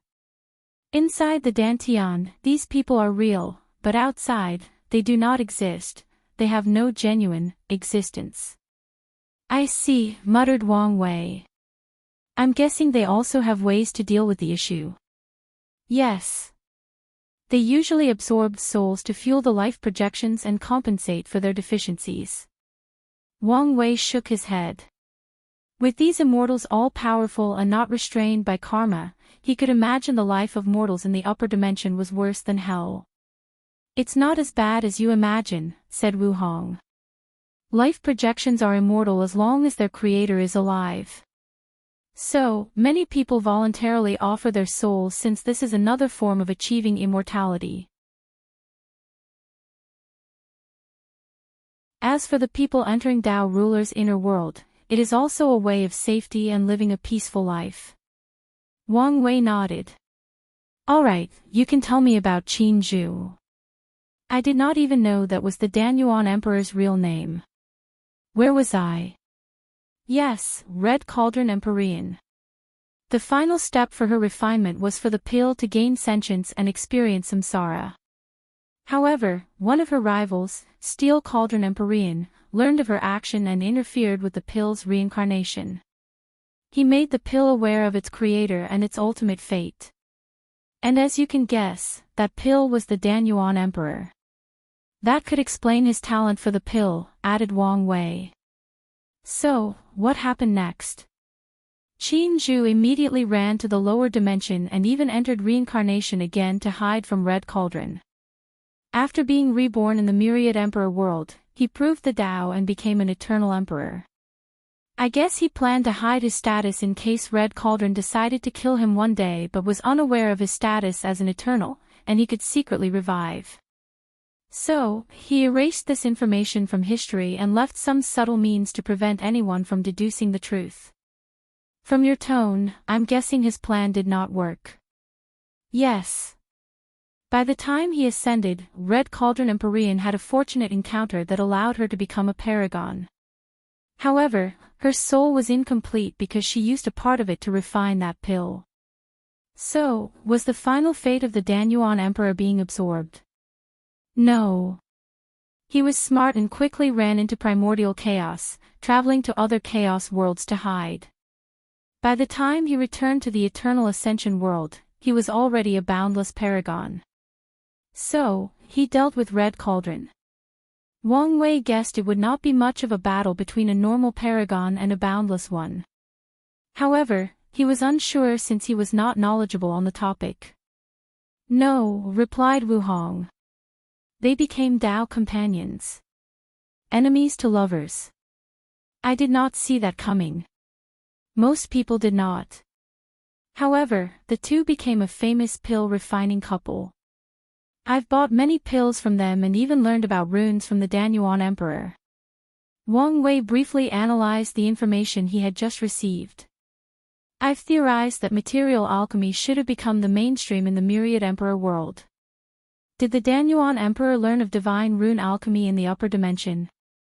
He got the idea from there, but he did not directly bring it from there. The divine runes he created were based on the laws of the Myriad Emperor world. Do you think he spread it to other world communities? Probably to a few. I guess he did not want to be too much in the limelight. So, if he did, probably only a few instead of the entire endless void. That makes sense. What about the other profession ancestors? Were they also eternal emperors? No. Why not? With their accomplishment, the destiny of that time, I don't see why Heavenly Tao would not give them a boost. The talisman and weapon ancestors were very arrogant individuals. They refused Heavenly Tao's aid and only became pseudo-eternal emperors. The Formation Emperor only became a pseudo-eternal emperor because of the boost. What about my ancestor? Did he rely on merit? No, he relied on himself. But, he did receive a lot of merits. Yes, which helped him cultivate faster than most people in the immortal stage. The same for the Sword Empress. That makes sense. Heavenly Tao that has emotion will break the principle of balance that they should operate. So, removing their emotions and even ensuring they could no longer have emotions would grant her a lot of merits, analyzed Wang Wei. From what he knew from the Sword Empress, her power existed to this day, preventing any Heavenly Tao from acquiring emotion and intelligence in the entire lower dimension. I'm guessing it was the same for you as well. After you dealt with the devil race? Yes. Suddenly, Wang Wei thought of something and asked, was there an ultimate glorious age during your time as well? What's that? When a glorious age occurred throughout the endless void, with unparalleled geniuses appearing everywhere. He also told her about his theory. Wu Hong paused for a moment. Now that you mention it, it was indeed like that. The devil race had conquered more than 95% of the endless void, but it was on the decline during my period. When I traveled to other world communities, I met numerous genius that could be considered the sons/daughters of an era and had unparalleled talents. They probably resulted from Heavenly Tao revolting against the devil race. Wu Hong remembered the time she left the Myriad Emperor world with great fondness. She met many talented individuals, defeated many, and became friends with a few. That specific period was the first time in her life she felt free, not having to worry about being constantly hunted down. It was when she built her confidence since she no longer had to always hear that it was her honor to be desired by the Devil Prince. She also no longer felt the weight of the world crushing her. As she witnessed the suffering of various races throughout the endless void, she no longer felt her mission as a daughter of destiny was a burden but a choice she consciously made. It also helped to know she was not alone. I remember this kid who was collecting absolute chaos physique, proclaiming that he would create the greatest body refining scripture of all time, she said with a brilliant smile. Did you meet anyone with the Nine Extremity Foundation? Said Wang Wei after momentarily being enamored by that smile. Wu Hong slightly frowned as some memories she could not previously remember suddenly appeared in her mind. Beside me, there was none. You also had this foundation. Not exactly. After I defeated Di Tian's reincarnation, I sealed his foundation and absorbed it as my own before taking the heaven will. Later, after I ascended, I learned I had a pseudo-incomplete 9-extremity foundation. So, I hunted an eternal emperor with a complete 1-to-perfect mine. Wang Wei gave her a thumbs up. He did not expect less from her.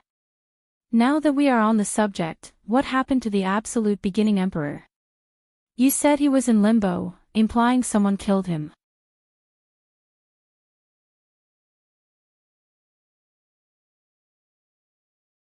Li Taishuang's fate.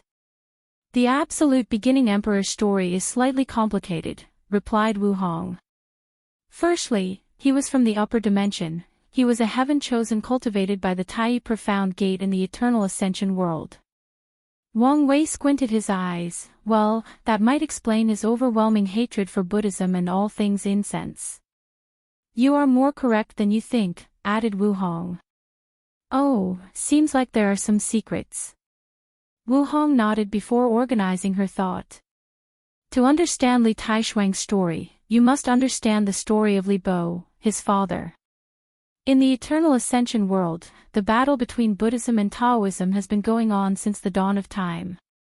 And for countless eras, Taoism always had the advantage, until the arrival of the Maitreya Mother Buddha.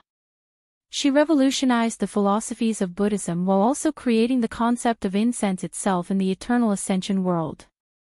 With her as the leader of Buddhism, they finally overtook Taoism and became the most powerful religion. However, all things that rise must also fall, similar to Taoism. After an incalculable amount of years, after Buddhism's luck reached the pinnacle, they finally began to decline, and Taoism was on the rise. The first indication of this shift was the appearance of Li Bo.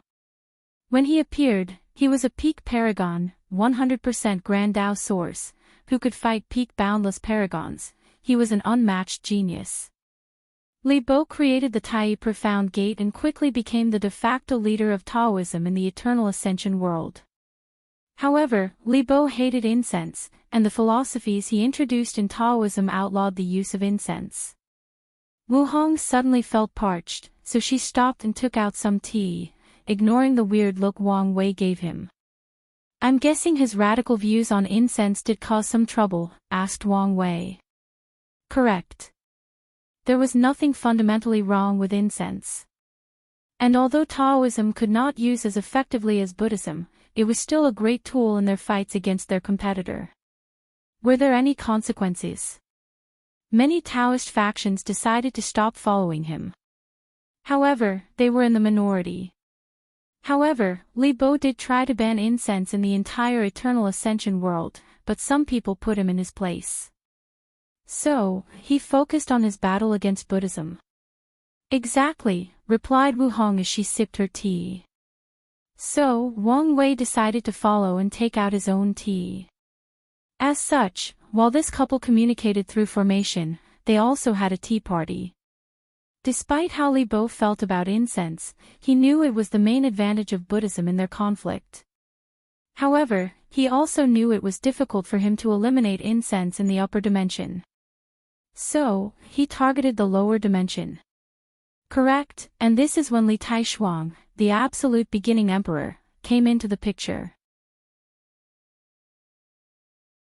He had the same hatred for incense as his father since it had been ingrained in him since he was young.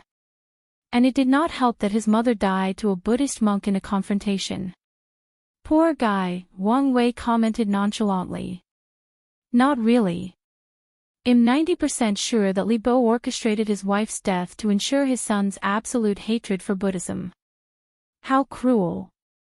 However, from what little I know about this Li Bo, I'm not surprised, Wang Wei answered as he suddenly remembered something. Wait, was his mother a great emperor? No, an empyrean. So, the absolute beginning emperor was the son of a paragon and an empyrean? I'm suddenly full of envy. He could imagine the talent of the absolute beginning emperor, and he was slightly envious. So, is there a name for his kind? In the eternal ascension world, there are so many of these different children, making them not that relevant. Only in the lower dimension are there specific classifications for them. So, whether it is Emperor Child, Empyrean Childs, Paragon Childs, or a combination of them with other immortal beings, they are referred to as Tao Chosens, people chosen by the Tao upon their birth. I see. It makes things less complicated, replied Wang Wei. I still envy them, their talent, and their background. Wu Hong ignored the urge to say these children would still be jealous of his paragon quality soul, so she continued her story. Li Bo sent his son to the lower dimension to destroy, and as you know, he succeeded. I thought the absolute beginning emperor did what he did because of Chi of Calamity, said Wang Wei. That was involved too. Li Bo was a cunning man. He schemed against the Maitreya Buddha, and during one of their confrontations, he used some method to create an incense backlash. The backlash divided the Maitreya Buddha's mind into two, her Buddhist and devil sides. While she dealt with this problem, Li Bo had plenty of time to develop Taoism and plan things. Unfortunately, as the leader of Buddhism, the Maitreya Buddha was connected to all the incense they gathered, even the ones in the lower dimension. Her devil side began to affect all the Buddhist monks. The one in the upper dimension had ways to offset this influence, but not all the ones in the lower dimension. Is that why they began to act crazy in their gathering of incense, to the point of irrationality and madness? Yes, replied Wu Hong. She even helped them by granting them the Western Pure Bliss land. I know her, and she was in her right Ming, she would never have done this. Wang Wei sighed. Is this the fate of mortals when they are connected to powerful entities? Maitreya Buddha could be said to be responsible for both the creation and destruction of the incense era. You could say that. So, what happened next? True Heavenly Tao did not want the influence of Maitreya Buddha to completely spread throughout the lower dimension as it appeared it would.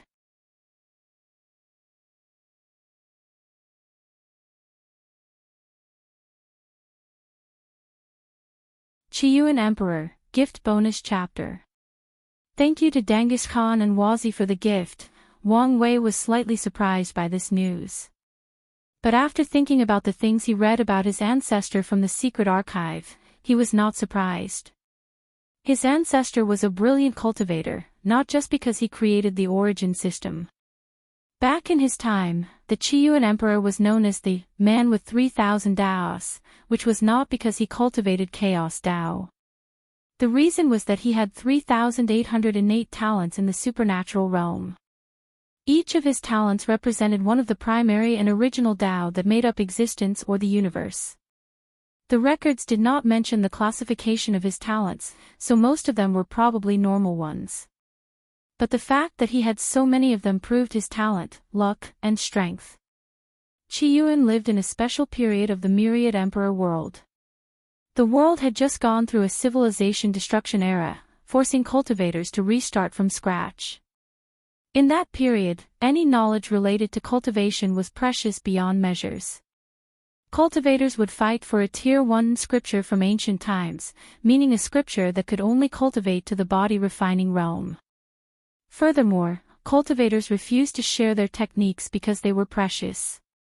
Of course, a few intelligent individuals realized this was the perfect opportunity for them to rise. They began to create a cultivation system of their own. Most truly talented cultivators at that time could only develop cultivations techniques that were perfectly suited to them. Only if someone had similar body types as the creator could they cultivate these techniques, and these individuals would never reach the same height as their predecessors.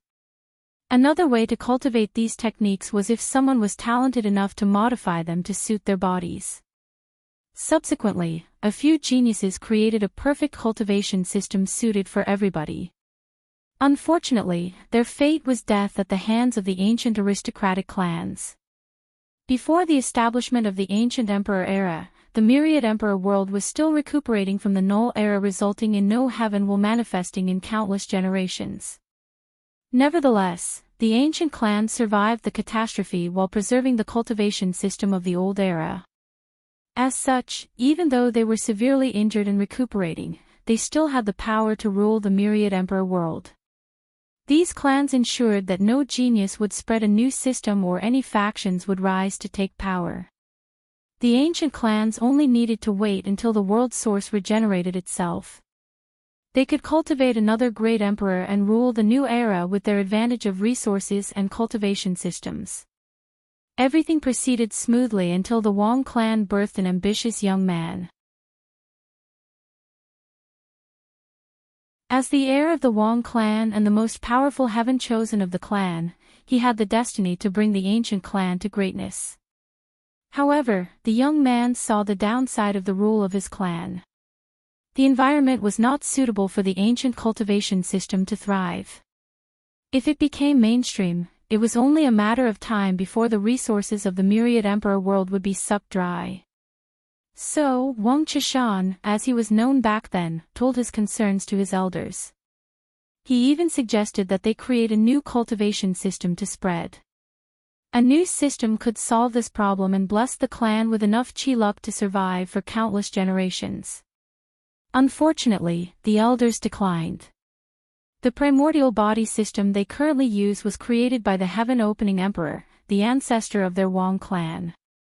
So, these pedantic elders refused his proposition with no room for debate. However, they acknowledge his concern over resources. So, they plan not to spread the cultivation system even after cultivating a new great emperor. Instead, they will hoard all cultivation resources to ensure that all the emperors came from the ancient clan, creating a monopoly. Wang Chishan became appalled after hearing this. He argued with his clans and the others. But no one listened to him. If he were not the most talented individual of his time, his status would have been revoked, or worse, he would have been killed or imprisoned. Nevertheless, Wang Chishan began to plan for his future as he knew it was not in this family. He used his political skills to turn many Wang clan members into his allies while creating his own cultivation system. After reaching the supernatural realm, Wang Qishan's treachery was discovered, and the ancient clan hunted him down. The details of his escape were briefed, but Wang Wei theorized that this escape might have been his ancestors' outlaw trial since Origin Dao was an outlaw Dao. Wang Wei was not too sure about this since there was another incident that could have been his trial.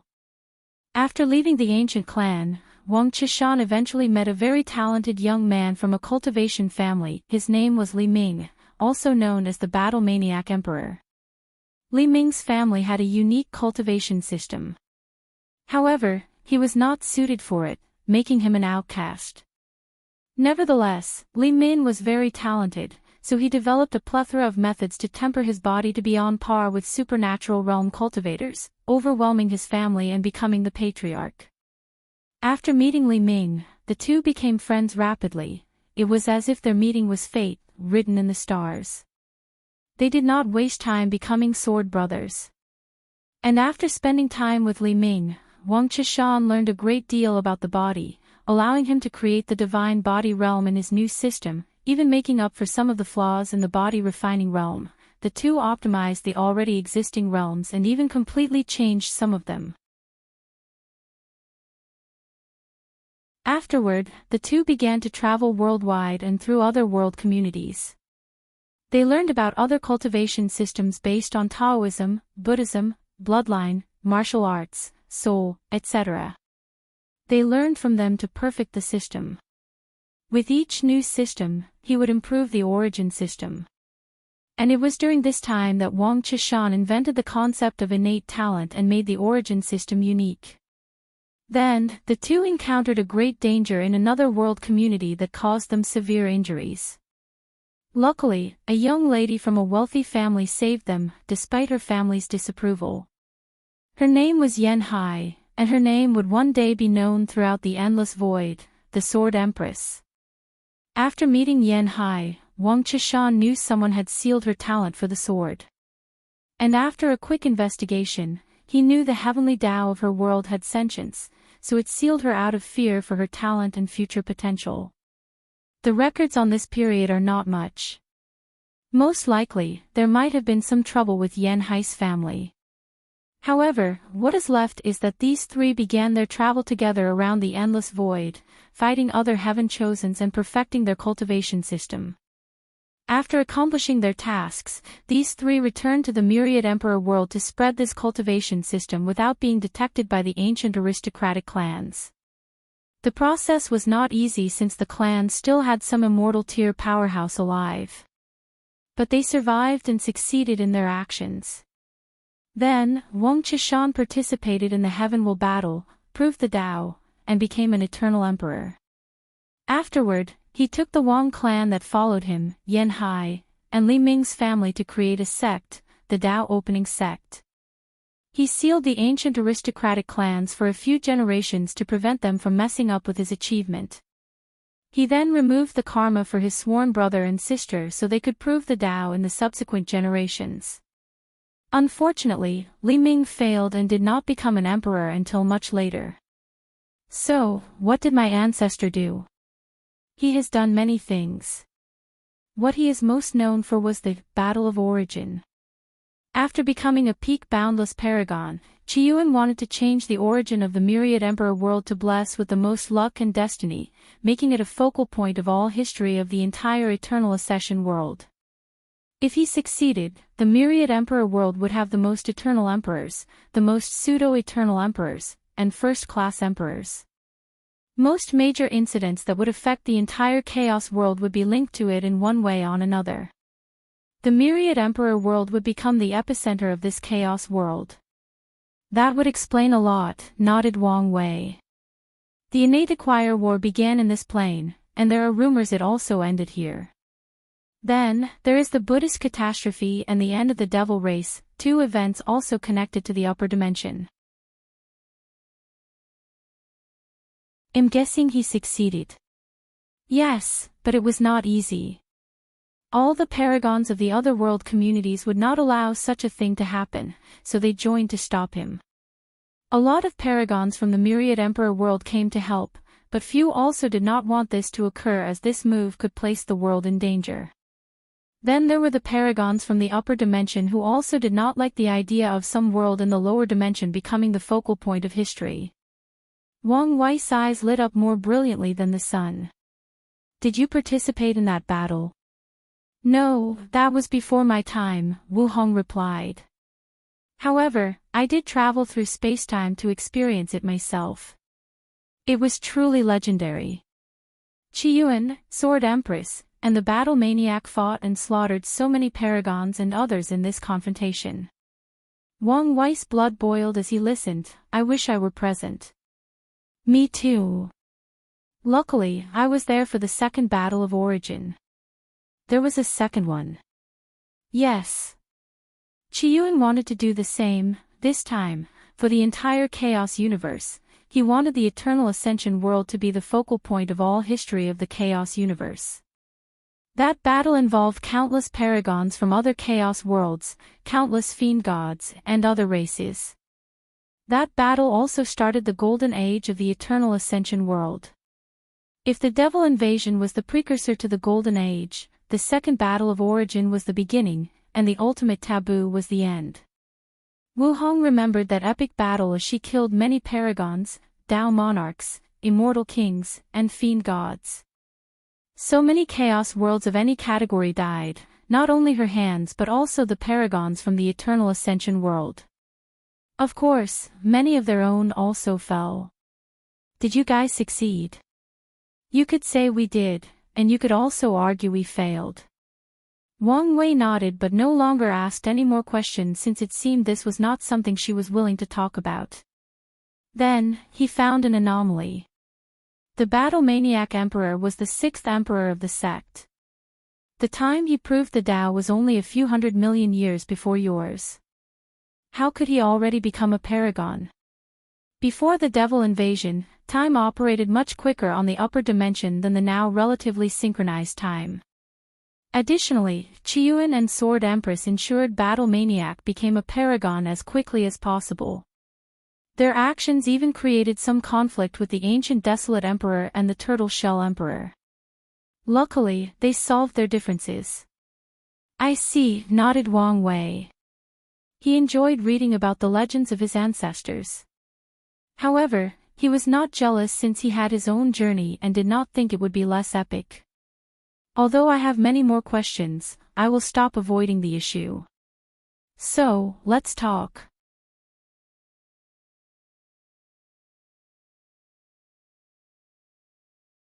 Insecurities. Wang Wei directly told her about the conversation he had with his heart devil, his worries, and the flaws in his Tao heart. Wu Hong frowned slightly before ending the communication. Then, she disappeared and appeared outside his retreat room. And after opening the formations for her, she entered so they could have a face-to-face conversation. The young couple sat opposite each other to have their conversation. I understand how you feel, but what do you want me to do to fix the situation? Asked Wu Hong. You should understand that there are some things I physically cannot say even if I want to. I'm aware of this, and I've come to terms with that. Then, what can I do? If you want, I can link my existence with yours. What does that mean? It means if you die, I die. And if I die, you also die. Wu Hong felt this was the best way to show her love and devotion to him and how far she was willing to go to save this relationship. She never wanted any harm to come to him. Her main goal was to ensure that he did not have many regrets or suffer tragedies. At the same time, she wanted to meet him earlier than they did in the previous timeline and create more beautiful memories. She did not want their relationship to go through all the dramas. Wang Wei looked at her deeply in the eyes before holding her hands. I never want you to have to prove your love for me. I know you love me and would be willing to die for me. And I would gladly do the same. Wang Wei sighed aloud. But I still have my insecurities. For heaven's sake, you are Empress Wu, a beautiful and renowned eternal emperor. No, a boundless paragon. Your name and beauty are probably known throughout primordial chaos. I cannot imagine how many men more handsome and capable than me who desire you. So, why me? Why did you choose me, of all people? Wang Wei did not evade her eyes as he said these words. I've thought about this many times. What is so special about me that you, of all people, choose me? The first explanation I used to convince myself was my potential. But, upon deeper analysis, it did not make sense. My paragon's soul made me unique, but I know for sure many people have the same soul or something similar. My background is nothing compared to your achievement. The only thing special about me is that I'm from Earth. But, with the recent encounter with Hongjun, I doubt I'm the only one. Wang Wei paused as he felt his voice was slightly elevated, so he took a moment to control himself. I've thought about it all. I tried to convince myself that you did not care about these things as they were artificial. I convinced myself you love me because of who I am, my personality, or how I make you feel. But is that really enough? Are those things enough to make me worthy of you? Wang Wei once again sighed out loud. After his recent conversation with Heart Devil, he realized his real problem was not whether Wu Hong was planning his downfall. He did not care about that. He knew her and her character, so he did not think she would do such a thing. And even if she did, he did not mind dying for the chance at finding love. The real issue was his hidden insecurities about their companionship. Although Wang Wei was a confident person about his future, he had to admit he had many insecurities about his relationship with Wu Hong. Of course, the secrets they had to keep did not make things better, even though he understood it was simply unavoidable. There was a significant gap in their status, and without filling it, he literally could not access these secrets. Yes, these things are enough, replied Wu Hong as she held his hands. I love you because you were not like these other men. You did not want me simply for my body, beauty, strength, or reputation. You treated me like a real person instead of the fame Empress Wu. You never tried to change to appease my likes or dislikes. You never wanted to change me into something I was not. You never wanted to possess me or treat me as a consoling prize for conquering the famous cold and prideful beauty, Empress Wu. Wu Hong looked slightly disgusted as she said the last sentence. She had met too many men like this. I love you because you were you, she said with great conviction, squeezing his hands and not wanting to let go, even if heaven and earth had suddenly disappeared. And Wang Wei squeezed back. Now, I acknowledge the power unbalance in our relationship. And I never want you to feel that you have to be worthy to be with me. I support you in your cultivation journey, not because I want you to reach the same status as me or so that we can be socially compatible. I simply want to support you in all your endeavors, just like you have done or will do for me. I just want you, or us, to be happy. Wang Wei held her hands even tighter than before, then gently laid his foreheads against hers. I know this about you. And this is one of the many reasons that I love you. But, sometimes, I cannot help my insecurities get the best of me. I know how you feel. You do. Of course, I have my own insecurities as well. What are you insecure about? You. Me. You have no idea how charming you are. Although I know I'm handsome, it's not to the point of causing insecurities. Look at all the women in my generation. They all want to kill me instead of being attracted by my charm, said Wang Wei with a smile. That's because you live in a glorious age. All the women in your generation are focused on the throne and have no time or desire for companionship, which would make things complicated for their future. However, after you prove the Tao and ascend, with your looks, strength, achievement, smooth tongue, and personality, I can already foresee how many women will throw themselves at you. Wang Wei laughed joyously before he saw the sneering and severe look on Wu Hong's face. You're serious? She sneered even deeper.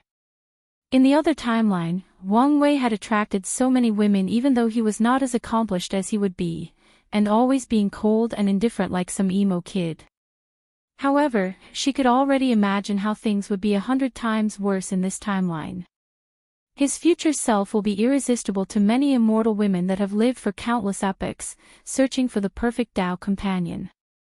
I'm warning you right now, said Wu Hong with a deep tone. If you dare cheat on me, I will castrate you and seal your regeneration ability for 1,000 yuan epochs. Gulp. Wang Wei swallowed his saliva as he touched his legs. Just imagine not having his little Wang Wei for such a long time was the worst form of torture. And he would also imagine that the process would not be clean, not to mention the pain. Come on, give me some credit. I'm not Li Jun or Lin Fan. I would never do such a thing. Don't forget today's promise since I'm not playing with you. I promise, he hurriedly said with sweat falling down his back. Then, the two laughed out loud. Then, Wang Wei felt a weight suddenly removed from his shoulder. His mind became refreshed, and his control over his power increased by a negligible amount. The flaw in his Tao heart was now gone, and he could not be happier. Wait, why don't we talk about you cheating? Women don't cheat, replied Wu Hong with no shame. Only men cheat. That's the worst double standard I've heard of. But it's true. Based on what? Because I said so, replied Wu Hong, and Wang Wei became speechless by this response. However, he soon lost the strength to argue when Wu Hong kissed him.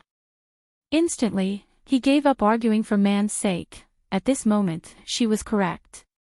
While this young couple indulged in their animalistic instincts, a bird with enormous wings traveled in the endless space. The bird was unique as it had a small world inside its body. After traveling for a few days, the bird suddenly stopped, and the person living inside its body suddenly opened his eyes before appearing outside. The man looked at a compass in his hand before muttering, "We've arrived." As he looked around, the man thought, "According to the information, I should be near the abyss gap. Luckily, I don't have to go deeper." The man then followed the compass to a specific location in the void. At first, there was nothing until the man used a few techniques to see an enormous pitch-black coffin appear. And before the man could do anything, even react, an irresistible power swallowed him. When he reappeared, he was in a dark and stale space. But before he could look around and analyze the situation, the man heard a deep voice, "I've finally found you."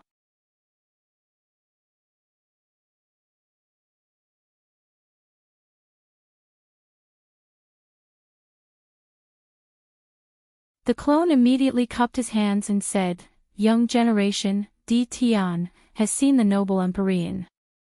I don't have time to waste, so we'll get to the point." Nine Pillar then explained the concept of the Nine Extremity Foundation to him, including the orthodox and unorthodox methods and the qualifications.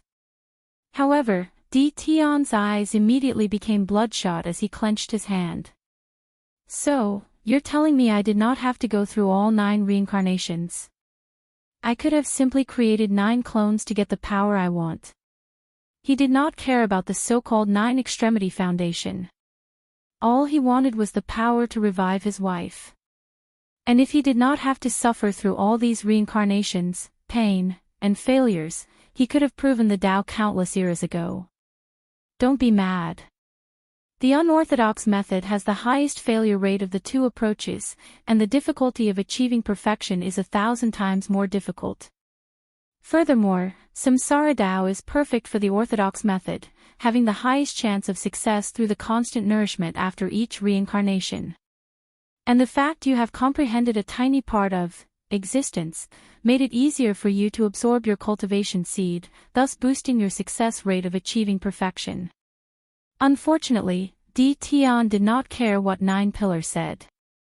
For a moment, all he could think about was all the time he wasted, how he could have been holding his wife's body long ago, enjoying her warmth. Nevertheless, he took a deep breath to rain out his hatred and anger toward the world.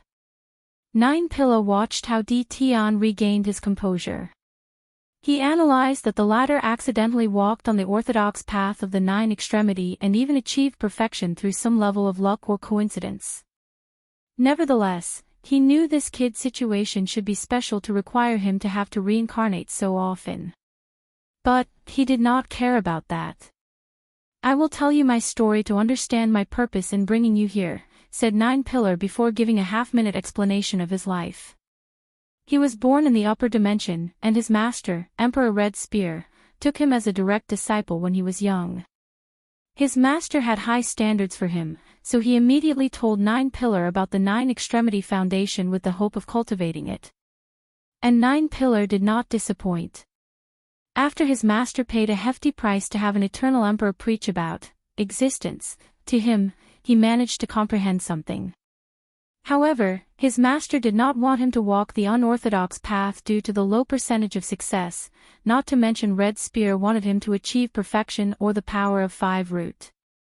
At the same time, he could not easily go through the orthodox method in the eternal ascension world because of the stricter rules about samsara. No mortals can keep their memories intact after going through reincarnation. If they want to keep their memories, an Empyrean or Tier 11 cultivators at the weakest must use their powers to protect the mortal's memories. Furthermore, going through 9 reincarnations could have many complications in the upper dimension. So, his master sent him to the lower dimension to accomplish the 9 Extremity Foundation. He abandoned his cultivation to start over. Then, Nine Pillar tempered his soul's energy, body, Tao heart, and willpower to the absolute peak before condensing his cultivation seed, or extremity seed, as that was the official name. He joined a powerful emperor lineage to gather resources. Because of the restrictions, his master could not help him in this aspect. Then, when it was time, he did not fight for the heaven will, but reincarnated instead. After 9 reincarnations, Nine Pillar not only completed his 9 Extremity Foundation but reached perfection with the battle strength of a 5-root Tao ancestor. However, Nine Pillar was not satisfied, so on his last reincarnation, he condensed 9 clones to cultivate to the peak of the mortal realm before absorbing them. His strength did increase drastically. According to his calculation, he had the battle strength of a 5-root Dao ancestor with 4.9% control of the Grand Dao source. Regrettably, 9 Pillar was not satisfied. As he felt the limit of the 9 extremity, he wanted to go beyond it. His master warned him that it was impossible, but he wanted to try.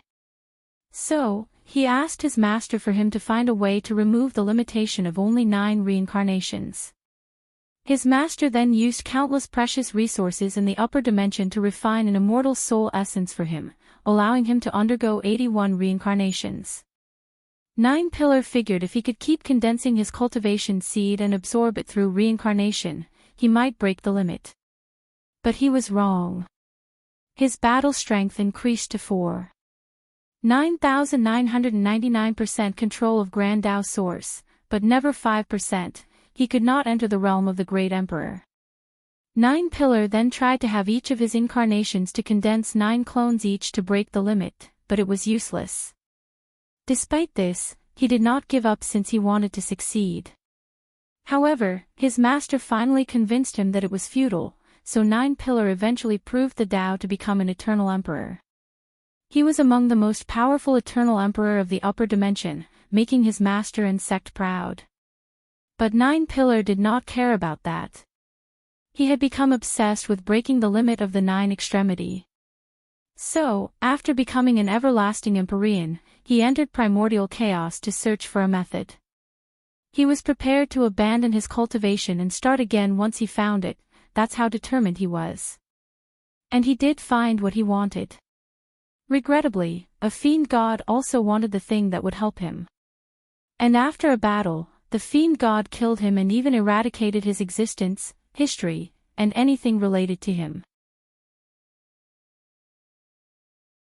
The only reason 9 Pillar survived for this long was because of a unique treasure he had and because of his intense obsession to find a successor that could break that limit. He has little to no power left, so he spends most of his time in deep sleep, waiting for someone worthy to find the inheritance he scattered all over the world. But, he did not expect someone to come directly to his door. 9 Pillar raised his hand, and a purple orb the size of a tennis ball appeared. This is a very rare primordial chaos treasure called the Limit Breaker. Its purpose is to remove limitations or restrictions. Fiend gods are restricted by the laws or attributes they are born with. So, they love treasure like this since it can remove their bloodline limits. Great emperors, Empyreans, and even paragons use this thing to remove the limitation of their talents and achieve higher realms of cultivation. There are even rumors that a unique limit breaker exists that allows paragons to reach the realm above. Of course, I think that's pure nonsense. Tion did not understand many of the words coming out of 9 Pillar. However, he understood the concept of removing restrictions. You said this thing could remove any restrictions. That's correct. Does it apply to taboo as well? What do you mean? I'm asking if someone could use this thing to remove the restriction that they cannot partake in certain taboos. 9 Pillar frowned slightly. Depends on the taboo. The taboo of perfection. The frown on his face became more profound. It would depend on the level of taboo. What do you mean? Perfection taboo has many nuanced complications. But, it can be loosely divided into mortal and immortal perfection. Tion acted swiftly and showed 9 Pillar his memory of his wife, asking what level of perfection taboo she was. She appeared to be a peak mortal perfection. So, would the limit breaker work on her? Yes, replied 9 Pillar with a deep frown.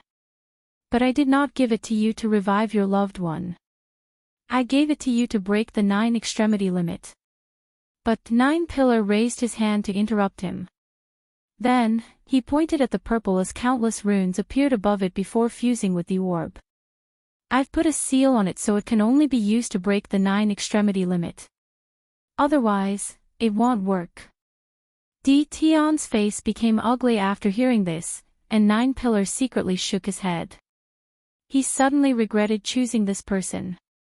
Unfortunately, he waited for so long before he could find a suitable heir. Nine Pillar did not know how long he could last. But with his awakening, he knew it wouldn't be long. I guess I don't need to give him my other inheritances. His coffin was extremely precious, but he decided it would be buried with him. Nevertheless, he still had one last thing to do. I've studied the 10th extremity all my life, and one of the requirements I've determined is to have at least an emperor quality soul. Nine Pillar waved his hand to manifest a cauldron. This cauldron should help you achieve an innate emperor quality soul. Tian had controlled his emotions, hiding his thoughts deep in the back of his mind. So, he respectfully asked, is there a difference between acquired and innate emperor soul? He knew great emperors would reach such quality after accessing the Grand Tao source. But he felt that Nine Pillar's words hinted at a difference. There is. People with innate emperor, Empyrean, and even the rare paragon quality soul are numerous times more talented than people who have to acquire it through cultivation. A higher quality of soul increases comprehension. But people born with higher soul qualities are naturally more gifted than people who acquire them through cultivation. Not to mention, they also get a boost after accessing the Grand Tao source, added Nine Pillar. I don't have much time. The cauldron will refine your soul into an innate emperor soul, elevating your comprehension beyond your current state. Then, you will be able to bear the power of the limit breaker and reach 10 extremity, Nine Pillar said with glowing eyes.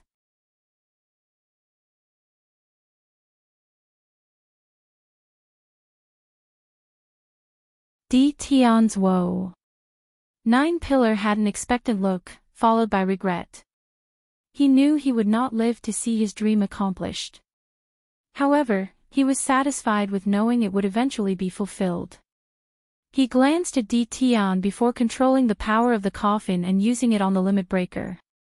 He used the coffin to escape with this precious treasure from a fiend god.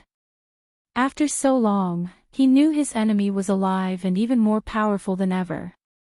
As such, he decided to take precautions to prevent the feed god from sensing the limit breaker and coming after it.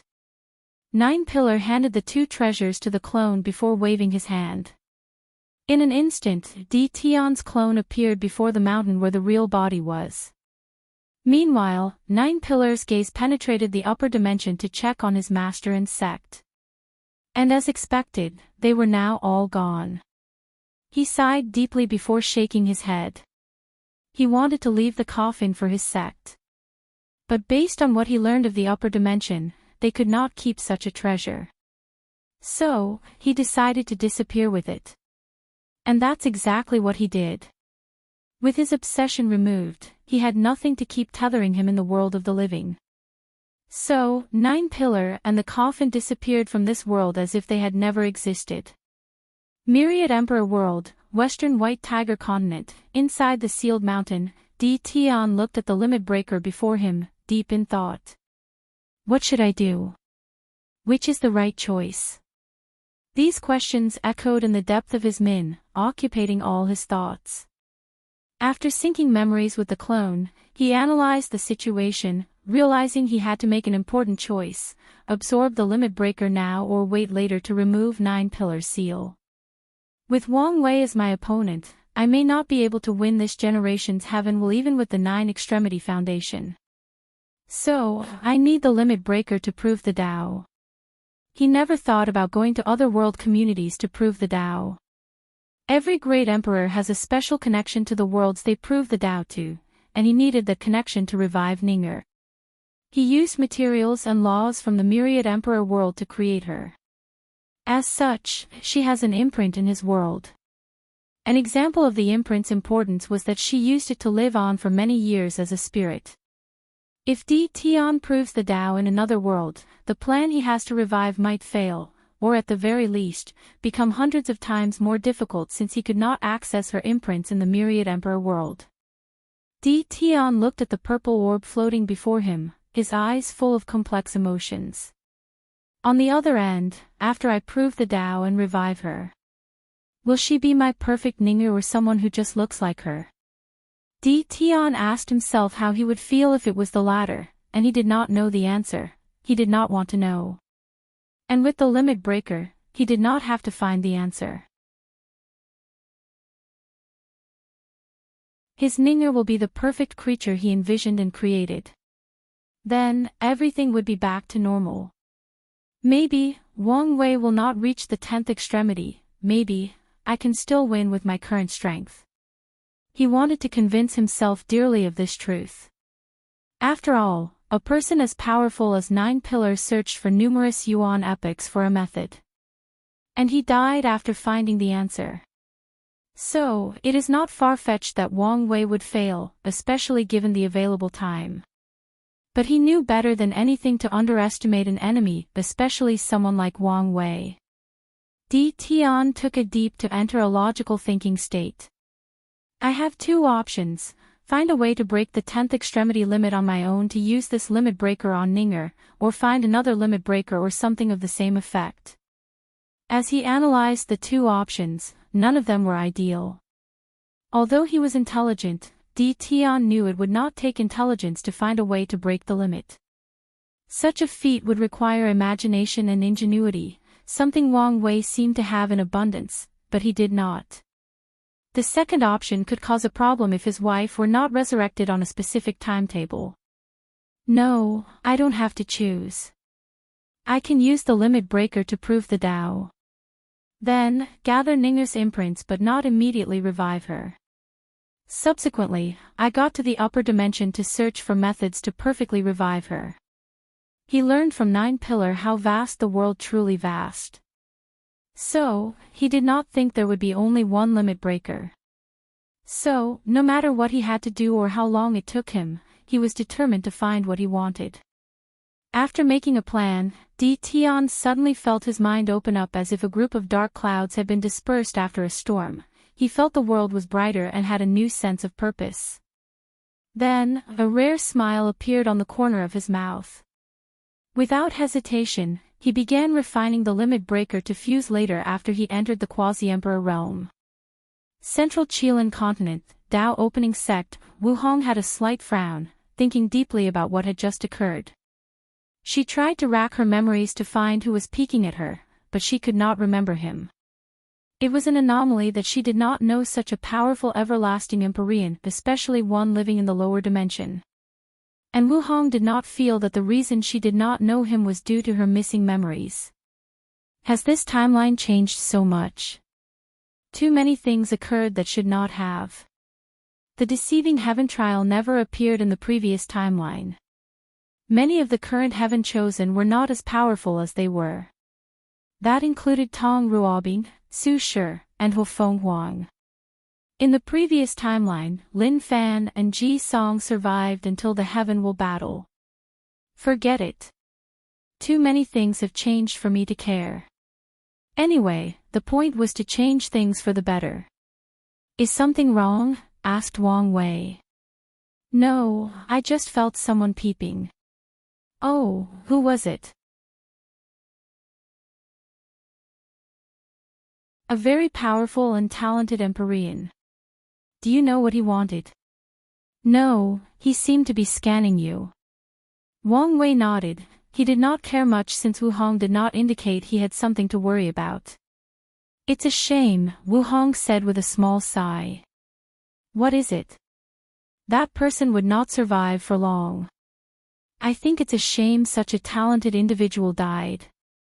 He must have been excellent if even you have such high praise of him, replied Wang Wei, who suddenly thought of something.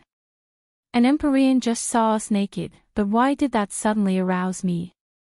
Am I into exhibitionism? Asked Wang Wei, a little perplexed. Let's test it out, said Wu Hong with a smile. She then waved her hand to change the room into a stadium with people made from illusions watching them. Finally, she got on top of him. Wang Wei looked at the watchers. His eyes lit up before snapping his finger to change the illusion into a modern setting with people and cameras filming them. Then, he got down to business. A few days later, Wang Wei left the room, refreshed and happier than ever. He went to brew some tea to further enhance his current happiness. Then, he walked toward the main room of the mansion to contact Wang Ju. However, when he took a step, Wang Wei suddenly realized something. He forgot to mention the hooded figure to Wu Hong. I let my guard down, he thought. He was so invested in spending time with her that the hooded figure's power worked on him again. He took a talisman to contact her, but he received no response as she seemed to have already entered deep seclusion. He shook his head before deciding to be even more careful from now. Then, he proceeded with his meeting with Wang Ju. How are things going?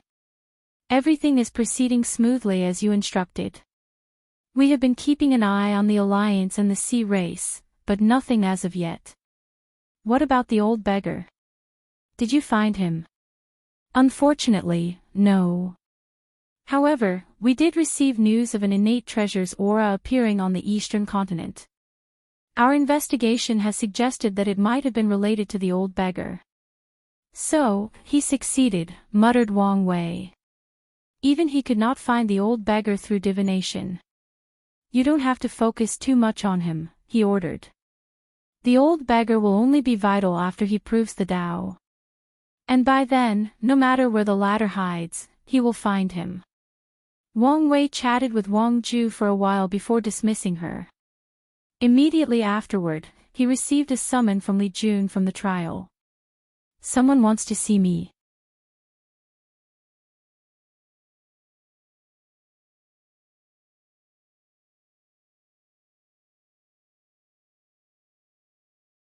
But from my cultivation, am also the god of soul. Second generation. Wang Wei had never heard this term from the secret archives. It's understandable if you don't know since this term has only recently become popular after the catastrophe, replied Liang Shixian. First-generation gods are the ones born purely from incense and worship. They usually have one attribute or divinity based on the people worshipping them at birth. Meanwhile, second-generation gods are born from two gods mating. They usually inherit both their parents' divinity. Fascinating. Are there any other differences? Yes. First-generation gods have a harder time cultivating laws not related to their divinity. In fact, most of them don't even try, Liang Shixian said with a slight sneer. Second-generation gods are more open-minded and not overly limited by their divinity. Of course, it is also because it is easier for us to understand foreign laws, and it also helps that we usually have two divinities, making us stronger. I can see the conflict such a division would create. Indeed, replied Liang Shixian. Second-generation gods are way more talented and powerful than first-generation. Nevertheless, the first generations are the ones with most, if not all, of the power. The main reason for this situation was the seal. First-generation gods are the oldest, and many of them survived the annihilation. Second-generation gods did not increase their population to a substantial level until after living in the sealed world. As such, they were younger but with no power. The first generation had many immortal tier powerhouses, but the second generation could not become immortals in the sealed world. The only immortal tier powerhouses they had were the rare second-generation gods that existed before the catastrophe and survived. But many of them are old-fashioned and share similar views as the first generation. Luckily, only second generations could leave the sealed world, and as soon as someone proves the Tao, the power scale will shift to their side. So, why are you telling me all of this? Asked Wang Wei when he realized Liang Shixian did not want to mention the inner conflicts of his race. I need your help with something. Liang Shixian took out a book before handing it to Wang Wei. After inspecting it, the latter read it. What a good idea. How come I never thought of that? It's perfect for my situation, thought Wang Wei. You want to create the fourth path of immortality. Correct. Besides the Emperor path, the Tao path, and the Immortal path, I believe a soul path is also viable. Just like there are immortal venerables, Tao ancestors, I want to create God kings. Interesting. I like the idea, but why are you coming to me? Because I want your help to help me create that path. I've observed your trials, whether it is the soul or willpower trial, you excel at both of them. I understand why you came to me. I want to know why you didn't create this path on your own.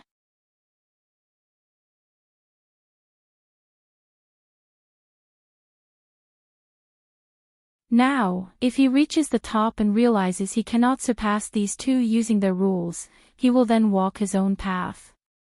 But so far, he has not found any evidence that proved such.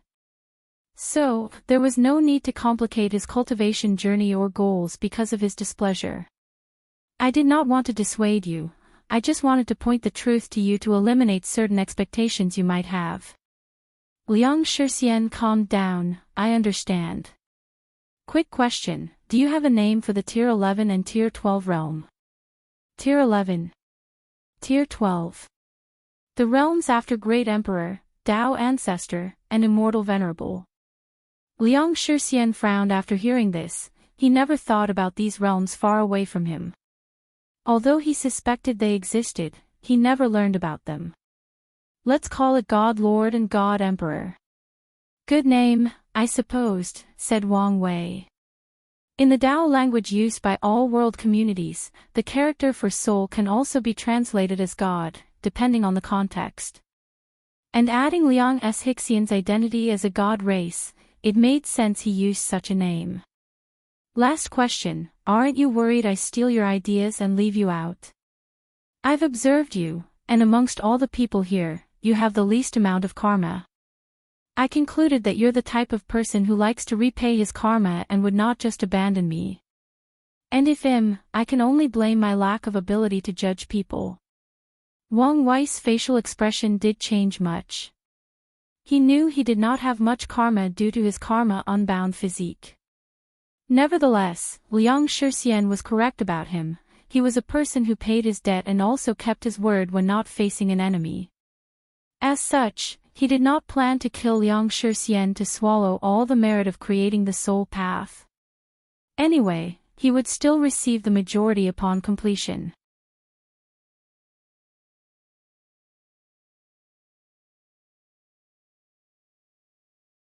The upper-seated players. Wang Wei no longer said anything to Liang Shixian regarding his ideals and goals. He took out the book about the soul path and reread it with greater focus. Liang Shixian did a lot of research on the soul beforehand.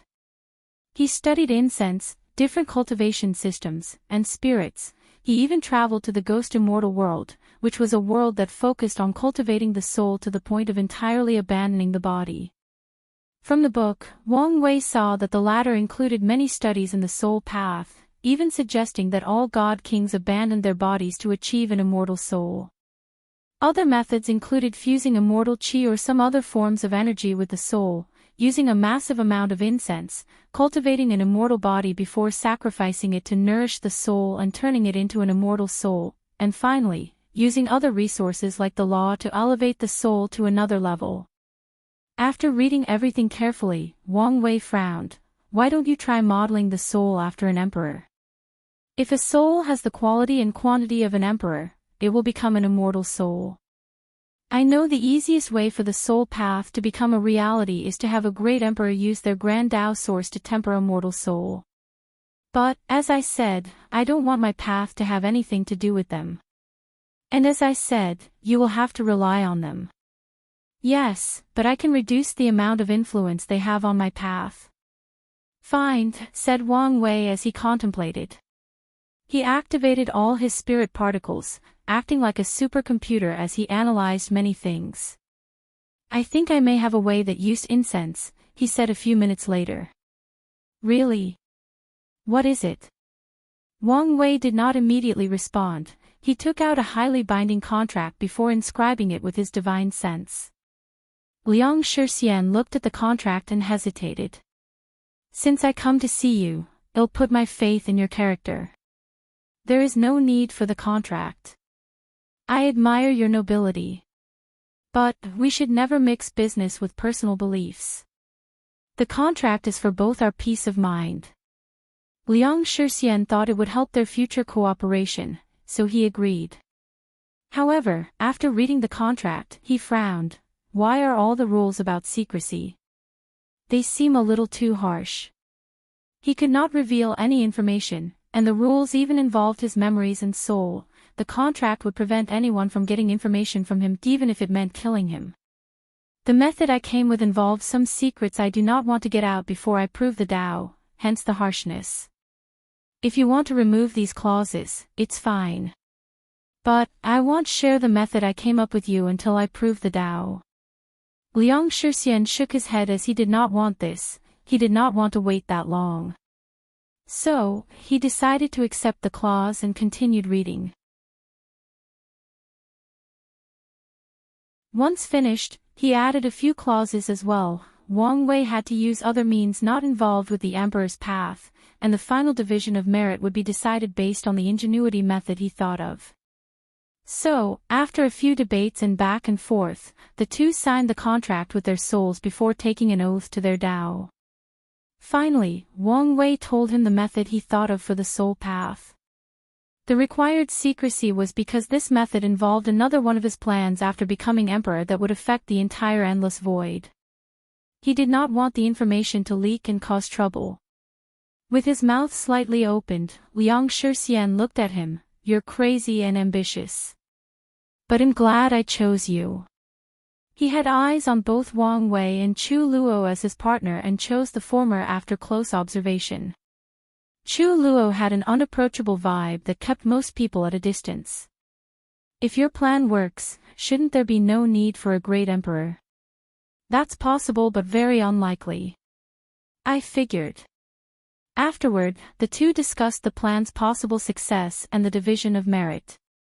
Once everyone was satisfied with the outcome, Liang Shixian left. He had accomplished his primary goal of coming here. He did not want to leave yet since he still hoped to get his hands on the inheritance despite knowing it was improbable. So, he decided to watch to the end to see if there was an opportunity. Time passed, and it was time for the combat aspect of the trial. Wang Wei flew to the plaza and saw two podiums facing each other, with 6 seats. The one on the left with his name on the second seat had the words, lower seated player, while the other had the title upper seated player. Wang Wei shook his head as he could tell Lord Spirit used these titles to raise contradiction and fighting between these two groups. Without saying much, he sat in his position. Not long afterward, everyone arrived. Chu Luo sat on the first seat, Wang Wei on the second, Ji Langfang on the third, Tong Ruobing on the fourth, Shi Qian on the fifth, and Jingwu Hua on the last. As for the other participants, they sat on the side of the two podiums. Lord Spirit manifested with her eerie smile. I know many of you have been anticipating this moment for some time. As such, I won't waste your time. Let's begin. She pointed her finger to the first seat on the other podium. The number 1 seated player from the upper dimension is Xiao Tiandi, owner of what is considered the best physique for cultivation, the innate Tao source physique. A light beam came from the sky, descending on the first seat. Then, a young man dressed in ordinary, almost shabby clothes appeared. He glanced at the other group for a moment before closing his eyes, laying on the chair as if he did not care for anything. Everyone could see dirt and plant leaves on his hair, but he did not seem to mind.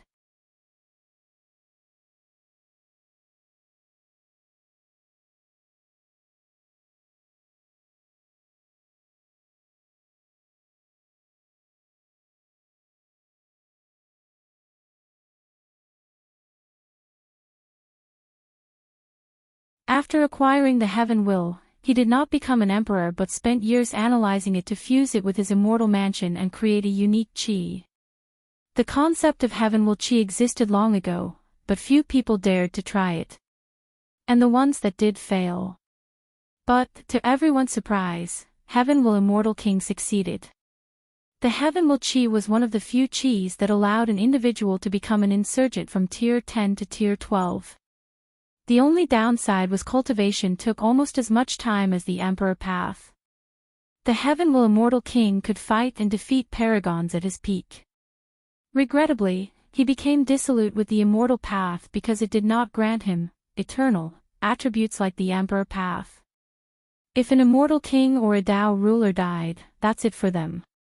But an ordinary great emperor, emperine, and paragons had so many ways they could revive themselves, not to mention these freaks eternals, everlasting, and boundless. After voicing his frustration with the immortal path and his regrets about not using the heaven will correctly, the heaven will immortal king left the world to enter primordial chaos and was never seen again. Many people believe he went to find a way for the immortal path to acquire eternal attributes, but most people think he went to prove the Tao in another source chaos world. Shi Shangyan has read the stories of many geniuses similar to these two during the booming era of the immortal path. However, the ending of most of them was not satisfactory. The booming era ended with the conclusion that the immortal path had no future, there was no way for it to rise. However, some people did not give up and went to search for the source qi, an energy believed to exist at the core of the source qi space.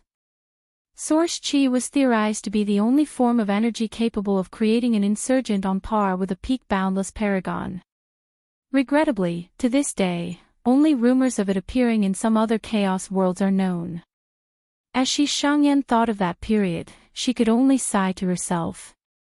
That booming period did a lot to raise the status of the immortal path, but it also ruined it. The emperor path would not just stay by and watch as the immortal path flourished, they counterattacked. Many great emperors from third to first class began exploring the source qi space to discover insurgent qi and grant them battle prowess above their class. Meanwhile, eternal emperors would also find insurgent qi similar to the heaven immortal qi. They would understand it and absorb it into their Tao body to become immune to it. As such, an insurgent immortal venerable might defeat an eternal emperor. But, in the subsequent encounter, he realized his qi was useless to the latter, rendering him powerless. This tactic has been normalized now in the eternal ascension world, thus further weakening the immortal path. Because of these hard truths, the celestial race has long focused on the emperor path. Although some factions are die-hard supporters of the immortal path, they no longer have much power. Our next contestant is the Taoist priest, Zhang Yuqing, Lord Spirit said. He is the owner of the 22nd heavenly physique, the myriad sword soul physique, and the 5th heavenly physique, the Wuji Tao body. The face of the participants was neutral, they were done with being surprised. Furthermore, a few people have been born with two physiques, albeit rare, but it was acceptable. The only thing noticeable about this upcoming person was how high his physique ranked and how powerful the physiques in the upper world were. The Lord Spirit shook his head.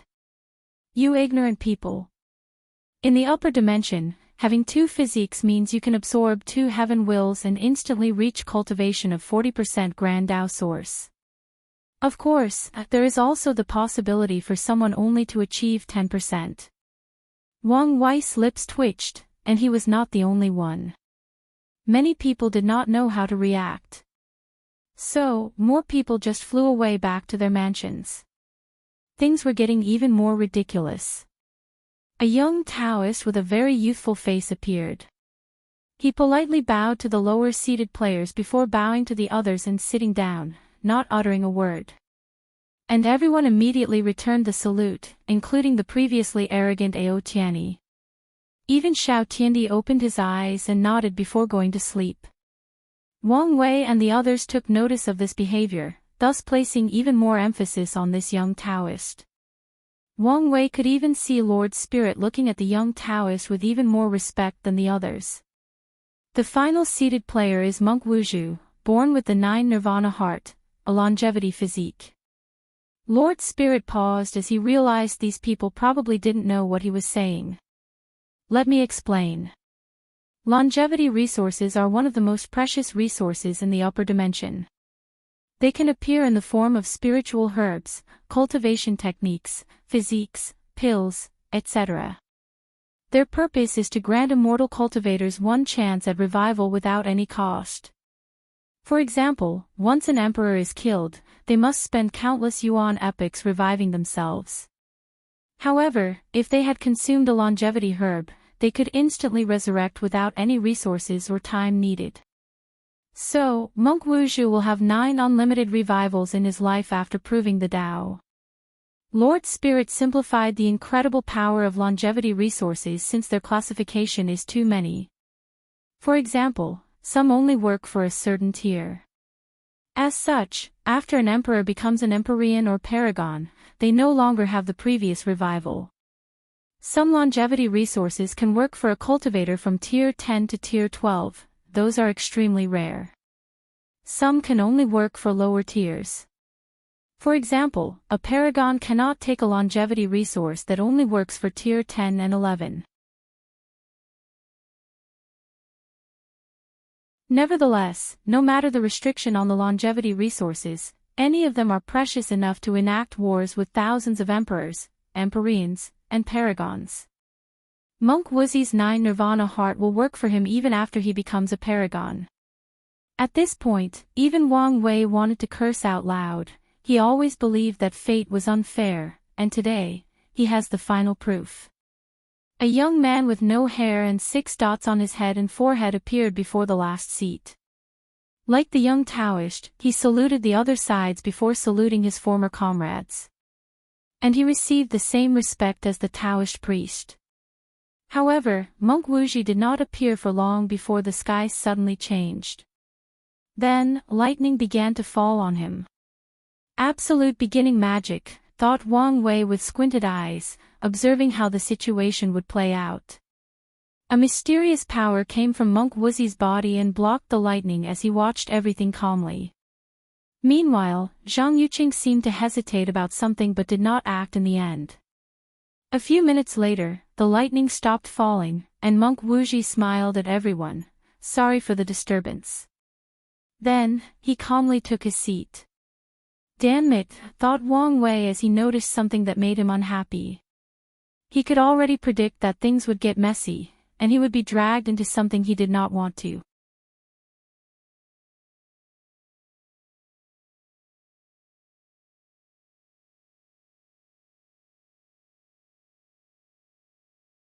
However, many people wielded outlaws' Daos similar to Chu Luo. They usually had to pay the price to control their Daos and have some limits. When it comes to the Overlord title, even a paragon could not help someone else acquire it. As for creating a heavenly physique, some people have succeeded in doing the same in the upper dimension. But their rarity also makes it a great accomplishment. Interesting, thought Shi Rulan. Everyone knew Dao overlords were extremely powerful, cunning, and tactically minded. But to say this person was more intelligent than all of them combined, she did not believe it. Of course, she also knew that Lord Spirit was just saying these words to rile them up and ensure they fought to their full capability for this trial. What's the point of being intelligent? Strength is all that matters, thought Ao Tianyi. Despite his thoughts, he decided to keep a watch on Wang Wei. He did not want to be schemed against. Shi Shangyan only glanced at him but did not have any reaction. Zhang Yuqing also only politely looked at him with a neutral face. Monk Wuxia gave him a smiling nod, and Wang Wei pretended he did not see anything. Meanwhile, the lower-seated players had different reactions. Most of them did not know what a Dao overlord was. However, the intelligent comment got to them, igniting their fighting spirit and desire to prove otherwise. A few intelligent individuals suddenly began to piece some things together. Recently, news of the essential destruction of the demon race from the demon supremacy world has spread throughout other world communities. By calculating the time frame of the incident, they realized it was soon after Yi Tuizi had a conflict with the player from the Myriad Emperor world. And by considering Lord Spirit's insinuation, a few people concluded Wang Wei might have something to do with the downfall of the demon supremacy world. Chu Luo and Tong Ruobing gave Wang Wei an odd look after coming to this conclusion. Ji Lanfang had a powerful intuition as a swordsman, so he felt Wang Wei was definitely involved in what happened in the demon supremacy world. However, Wang Wei ignored them and continued drinking his tea as if he were the only person present. He did not know what these people thought. Even if he knew, he would never admit it. The third seat goes to Ji Lanfang, a pure swordsman with a flawless Dao heart who has entered the realm of one sword breaks myriad laws. These so-called geniuses might not be as bad as I believe, thought Aotiani. All pure swordsmen pursue the realm of, one sword breaks myriad laws. It is the state where a swordsman can overwhelm all laws or concepts with their swords. Many people believe that someone could be referred to as a swordsman by entering this realm before proving the Tao. Otherwise, they are sword users, not swordsmen. Zhang Yuqing looked at Ji Langfang with a slight fighting spirit in his eyes.